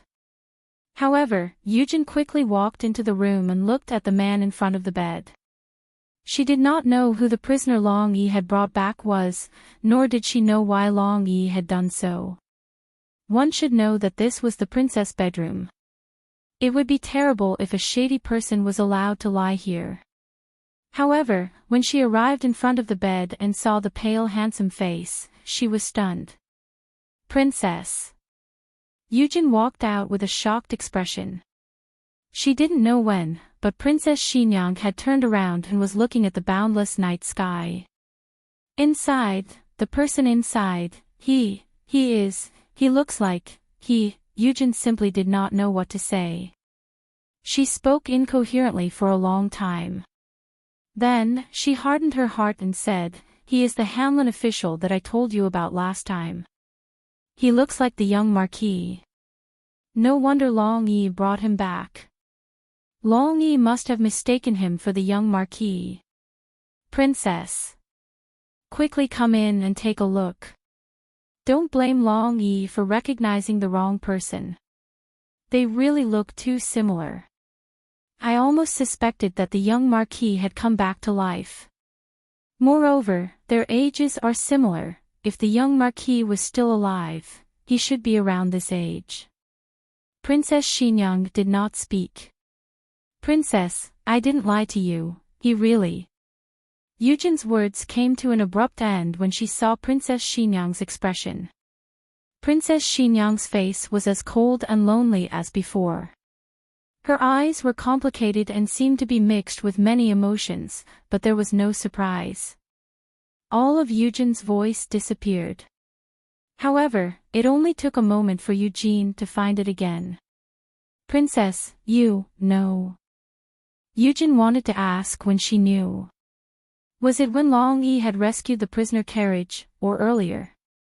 Princess Xinyang turned around and went to the study next door. Yujin came to the door and intended to enter the room, but she felt the great alienation and loneliness of Princess Xinyang. She did not want anyone to enter the room. Yujin stopped outside the doorway and stared blankly at Princess Xinyang, who was shrouded in darkness. Her eyes moved and she asked, "Princess, is he the young Marquis?" Xiao Liulang's injury was very serious. Yujin went to the nearby medical hall to invite a doctor. The doctor looked at the injury and said that he was unable to save the injured hand with his medical skills. This hand was injured once, fell once, and was tossed around by the assassin many times. It was not better than being frozen in the snow for several hours. The doctor still had a conscience and said with a sigh, "I heard that the doctor of Miracle Hand Hall has outstanding medical skills. He can even reconnect a broken hand. Madam, it would be better to go to Miracle Hand Hall and find a doctor to take a look." Just when Yujin intended to go to Miracle Hand Hall to invite a doctor, Gu Jiao came. Gu Jiao had received the news from the Imperial Guards. Her intuition told her that Xiao Lulang was saved by Princess Xinyang. As for whether it was Princess Xinyang or Long Yi who saved him, she did not know. Yujin was slightly surprised. Miss Gu. Gu Jiao said, "Is my husband here?" Yujin confusedly looked at her. "Your husband?" Gu Jiao said with a serious face, "Hanlin official, Xiao Lulang." Eugene was speechless once again. She feared that all the surprises in her life were used tonight. Gu Jiao went to Princess Xinyang's room. At this moment, she did not have time to ponder about Yujin or Princess Xinyang's psychological activities. She immediately checked Xiao Liulang's injuries. Just like in the dream, his right hand was injured. Even the location of the wound was exactly the same. However, he had encountered other things on the way, so his injuries were more serious than in the dream. At this point, she was finally able to conclude that the matter in the dream had been brought forward. She just couldn't figure out why it was brought forward. Gu Jiao opened the small medicine box and took out disinfectant to clean Xiao Liulang's wound. The place that had scabbed over with great difficulty once again oozed blood. Gu Jiao smelled the scent of fresh blood. She closed her eyes and began an arduous cultivation. Gu Jiao came out of the room less than half an hour later. The operation on Xiao Lulang was far more difficult than the operation on other patients. This man's temptation to her was too big. Even his blood made her more excited than other people's blood. She had no choice but to spend more effort to suppress it. It was over half an hour later. Xiao Lulang lay quietly on the bed with an foredrip. Yujin brought in a basin of hot water. It was the first time she had seen such a strange thing. She couldn't help but take a second look. "Thank you." Gu Jiao accepted the hot water and wiped Xiao Liulang's face and hands. "Dr. Gu." Yujin hesitated. "What's the matter?" Gu Jiao asked. "Can you go see the princess? Tell the princess." Yujin glanced at the unconscious Xiao Lulang and swallowed the words, "Young Duke." "The patient's condition." "Okay." Gu Jiao put down the handkerchief and went to the study next door. There were no lamps in the study. Only the cold moonlight and the scattered candles in the corridor shone in. Princess Xinyang sat by the window sill with her back to the door. Gu Jiao gently knocked on the already open door, then walked over. She sat down in front of Princess Xinyang. "What are you doing here?" Princess Xinyang indifferently asked. She didn't raise her head to look at Gu Jiao and continued to look at the night outside the window. Gu Jiao said, "His injury is not serious. I came to inform the princess."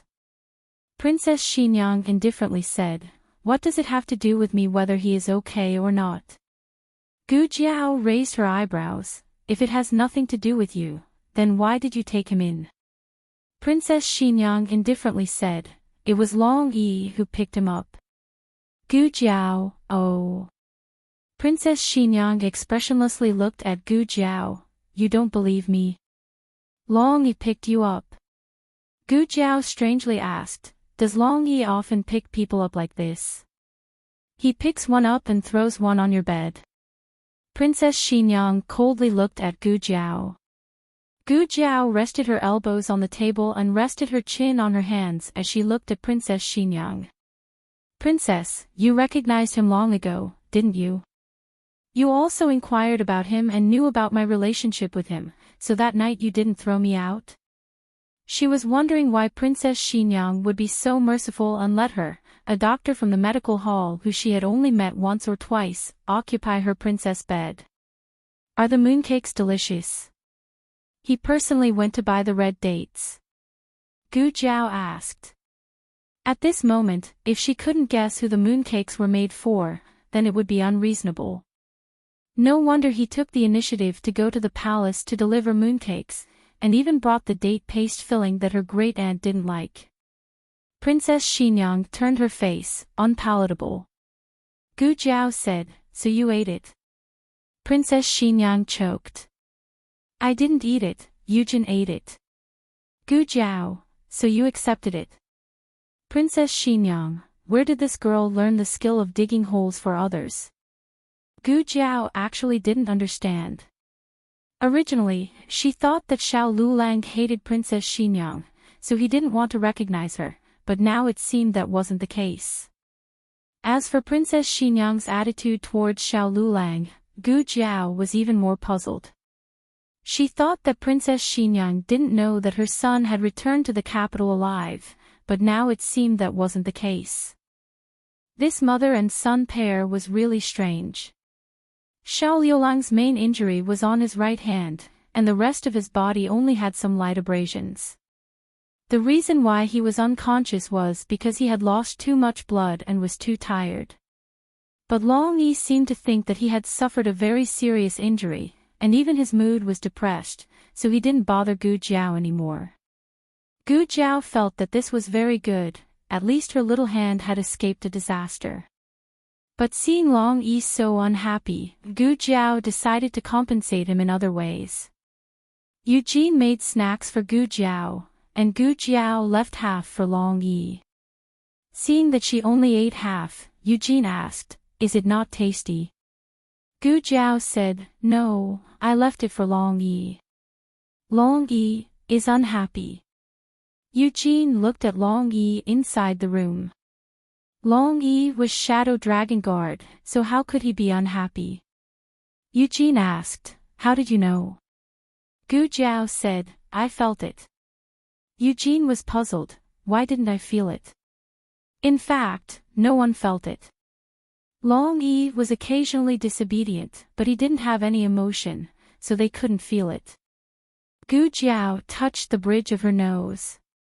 She thought that everyone could feel Long Yi's emotion. Could it be that only she could? The news of Xiao Liulang's injury finally reached the palace. At that time, the crown princess was reporting the recent situation of the female school to the emperor in the imperial study. She happened to hear the report of the imperial guards, saying that Xiao Lulang was kidnapped by assassins and was injured. Now, her whereabouts were unknown. Gu Jiao had a guess in her heart, but she didn't tell the imperial guards. Therefore, the imperial guards didn't know that Xiao Lulang was already saved. The emperor was furious, still not sending people to look for her. Wait! The emperor stopped the imperial guard leader who was about to retreat. The imperial guard leader saluted, "Your Majesty." The emperor pondered, "Call Ning Wang." After such a big thing happened, the first person that the emperor thought of was not the crown prince, but his eldest son. Yes. After coming out of the imperial study, the crown princess's face was pale. Crown princess. Chunying followed behind her and looked worriedly at her, who looked like she would collapse in the next second. She said in a small voice, "You are injured, and the crown prince said to let you stay in the eastern palace to recuperate. Why are you in such a hurry to come here?" The crown princess didn't answer her and asked in a daze, "Chunying, did you hear what I said just now?" Chunying didn't answer. The crown princess indeed felt that her body couldn't take it anymore. She reached her hand to the side, to Chunying. A large and powerful hand supported her arm. When that scorching body temperature burned her skin through her thin clothing, her body stiffened and she suddenly turned to look at the other person. When she saw who it was, she suddenly broke free from the other person's hand and retreated a few steps. "Chunying!"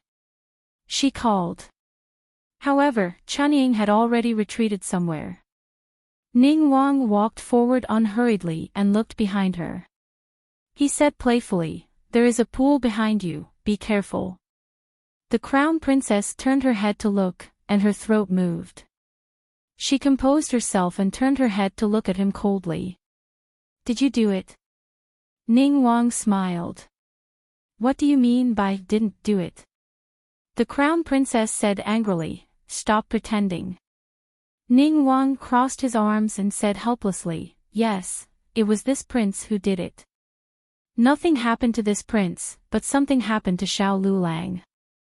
Are you very disappointed?" The crown princess's eyes flashed, and she looked away. "I don't understand what you are saying." Ning Wang smiled softly and raised his hand to caress her temples. He said gently, Lin Lang, this prince isn't so easy to deal with. If you think you can use Xiaoheng and Princess Xinyang to get rid of this prince, then you are too naive. This prince won't bicker with you this time, but there won't be a next time, understand?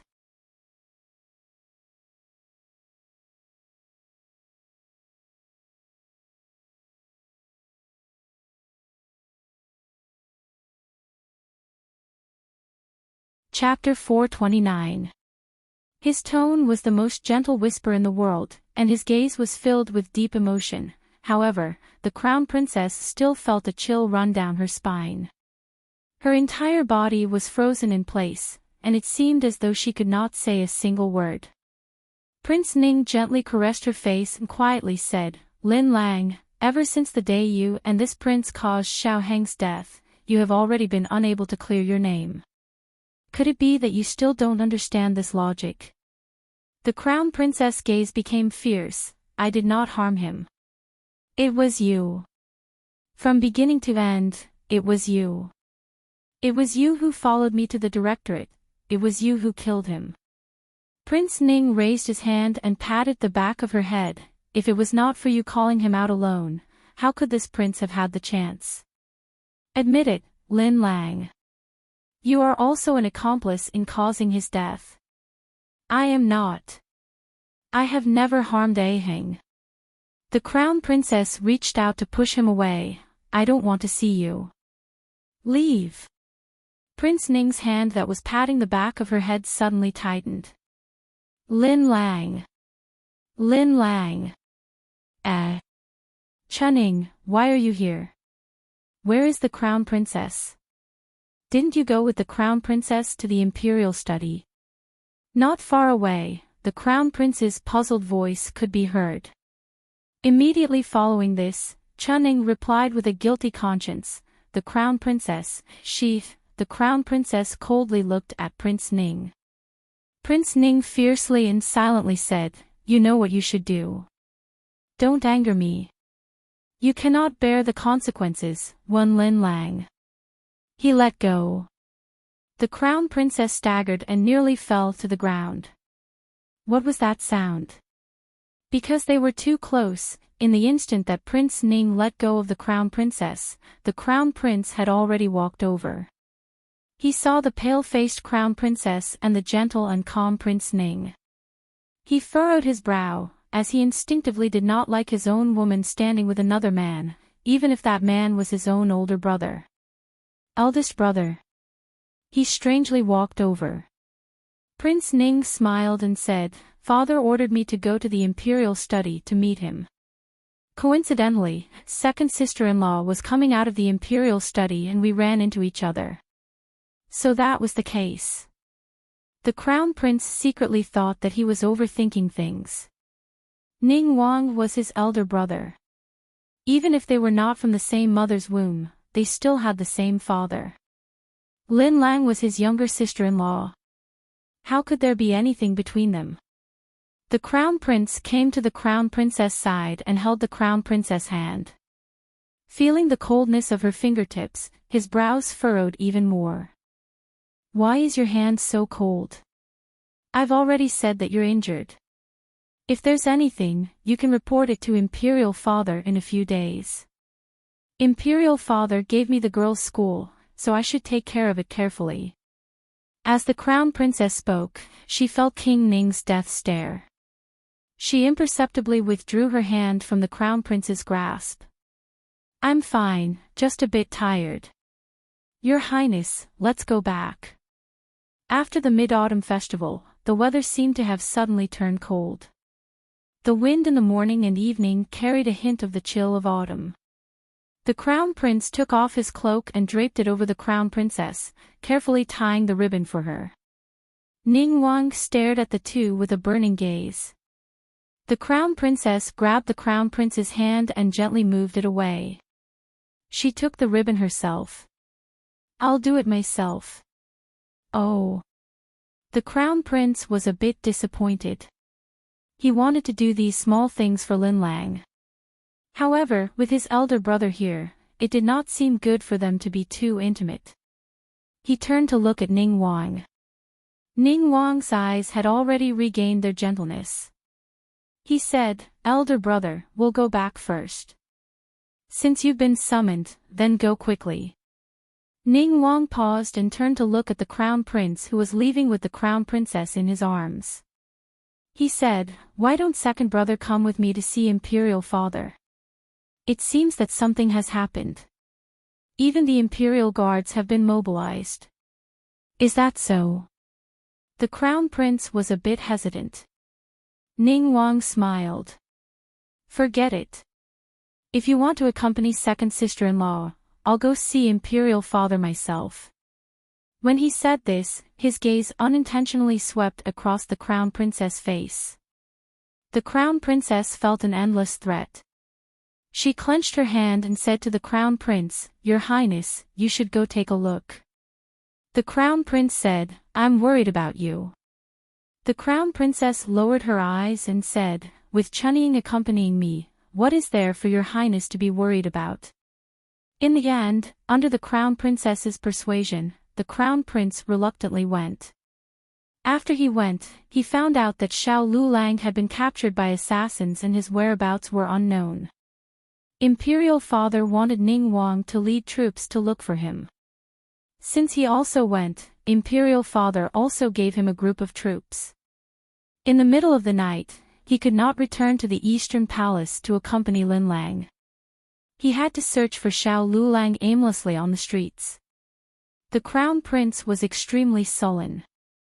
Really, isn't he just like Xiaoheng? He's not the real Xiaoheng. Why does Imperial Father think so highly of him? He even made me, the crown prince, lower my status to look for him. At this moment, Xiao Lulang, who the crown prince was painstakingly searching for, was quietly lying on the bed of Princess Xinyang. Gu Jiao helped him change the last infusion bottle. It was already late at night. Gu Jiao and Long Yi were quietly guarding him in the room. Gu Jiao was sitting on the edge of the bed, and Long Yi was sitting on the beam of the room. After finishing the infusion bottle for Xiao Lulang, Gu Jiao was lying on the edge of the bed, unable to resist her sleepiness, and fell asleep. Long Yi's eyes were wide open from beginning to end, like an owl that did not sleep. After an unknown amount of time, the entire Vermilion Bird Avenue quieted down. Only the steady breathing of a few people remained in the room. Suddenly, the door of the room was gently pushed open from the outside. A spotlessly white embroidered shoe stepped over the threshold and silently landed on the floor, which was as bright and clean as new. The elegant golden skirt was like floating gold leaf on the surface of a lake, slowly meandering across the room. Xiao Lulang was in a daze from sleep. He wanted to open his eyes, but he didn't have the strength. While half asleep, he felt a gentle and white hand press against his forehead. He didn't know whose hand it was, nor did he know whether he was dreaming or not. That hand pressed against his forehead for a while, then left. When Xiao Lulang completely opened his eyes, he only saw Gu Jiao lying on his side, sleeping. His hand was held in Gu Jiao's hand, and Gu Jiao's other hand was pressed under her body. In this position, no matter what, she couldn't free her hand to touch his forehead. So, was it just a dream? It was pitch black, and he was only half awake. For a moment, he didn't realize where he was. This environment, this atmosphere didn't make him feel disgusted, but it also didn't make him feel unfamiliar. He pulled the blanket over Gu Jiao's shoulder, then took out the hand that Gu Jiao had pressed under her body. He closed his eyes and fell asleep again. For the time being, Gu Jiao didn't announce that Xiao Lulang had escaped danger. In her dream, she only knew that someone had hired someone to plot against Xiao Lulang, but she didn't know who that person was. The other party didn't know that Xiao Lulang was safe, so they might be frantically searching for Xiao Lulang's whereabouts. As for Princess Xinyang, she didn't seem to have leaked any information about Xiao Lulang. At the first glimmer of dawn, Gu Jiao returned to Jadewater Alley. She had to let her family know that she was safe. While she was at it, she packed a few sets of Xiao Yulong's clothes for him to change into. Actually, she wouldn't be afraid if the mastermind had been caught, but now that they were in the open and the enemy was in the dark, it was hard to guard against them. Gu Zhao thought it over. It was safer here with Princess Xinyang. As long as Princess Xinyang didn't chase them away, she would pretend not to see the slight disdain on her face. What Gu Zhao didn't know was that right after she left, the Crown Prince consort arrived. She came to visit Princess Xinyang. At the same time, she also wanted to confirm something with Princess Xinyang. Princess Xinyang slept late last night and didn't close her eyes until dawn. However, the servant girls in the courtyard recognized the Crown Prince consort and understood that she was someone Princess Xinyang cared about, so they still invited her into the courtyard. This servant will call Lord Yujin. The servant girl was furious. The Crown Prince consort said, "No need. You can go do what you need to do. This consort will go find Yujin." Yujin was currently drying clothes in the inner courtyard. She held the position of 6th rank official in the Household Orders Department of Princess Xinyang's estate. 6th rank wasn't considered too high a rank in the capital, but it was a different story if she was Princess Xinyang's trusted official. For as long as the Crown Prince consort could remember, Yujin had been by Princess Xinyang's side and was one of Princess Xinyang's closest people. Lord Yujin. The Crown Prince consort walked over and greeted her politely. With Yujin's status, there was no need for her to personally do this kind of drying work. The Crown Prince consort couldn't help but take a second look. Then, she froze. It was a man's clothing. Princess Xinyang had hidden guards, but the Crown Prince consort didn't believe that Yujin would wash the clothes of a hidden guard. Has the Marquis returned? The Crown Prince consort's first reaction was that Marquis Xianping had returned to the capital to reunite with Princess Xinyang.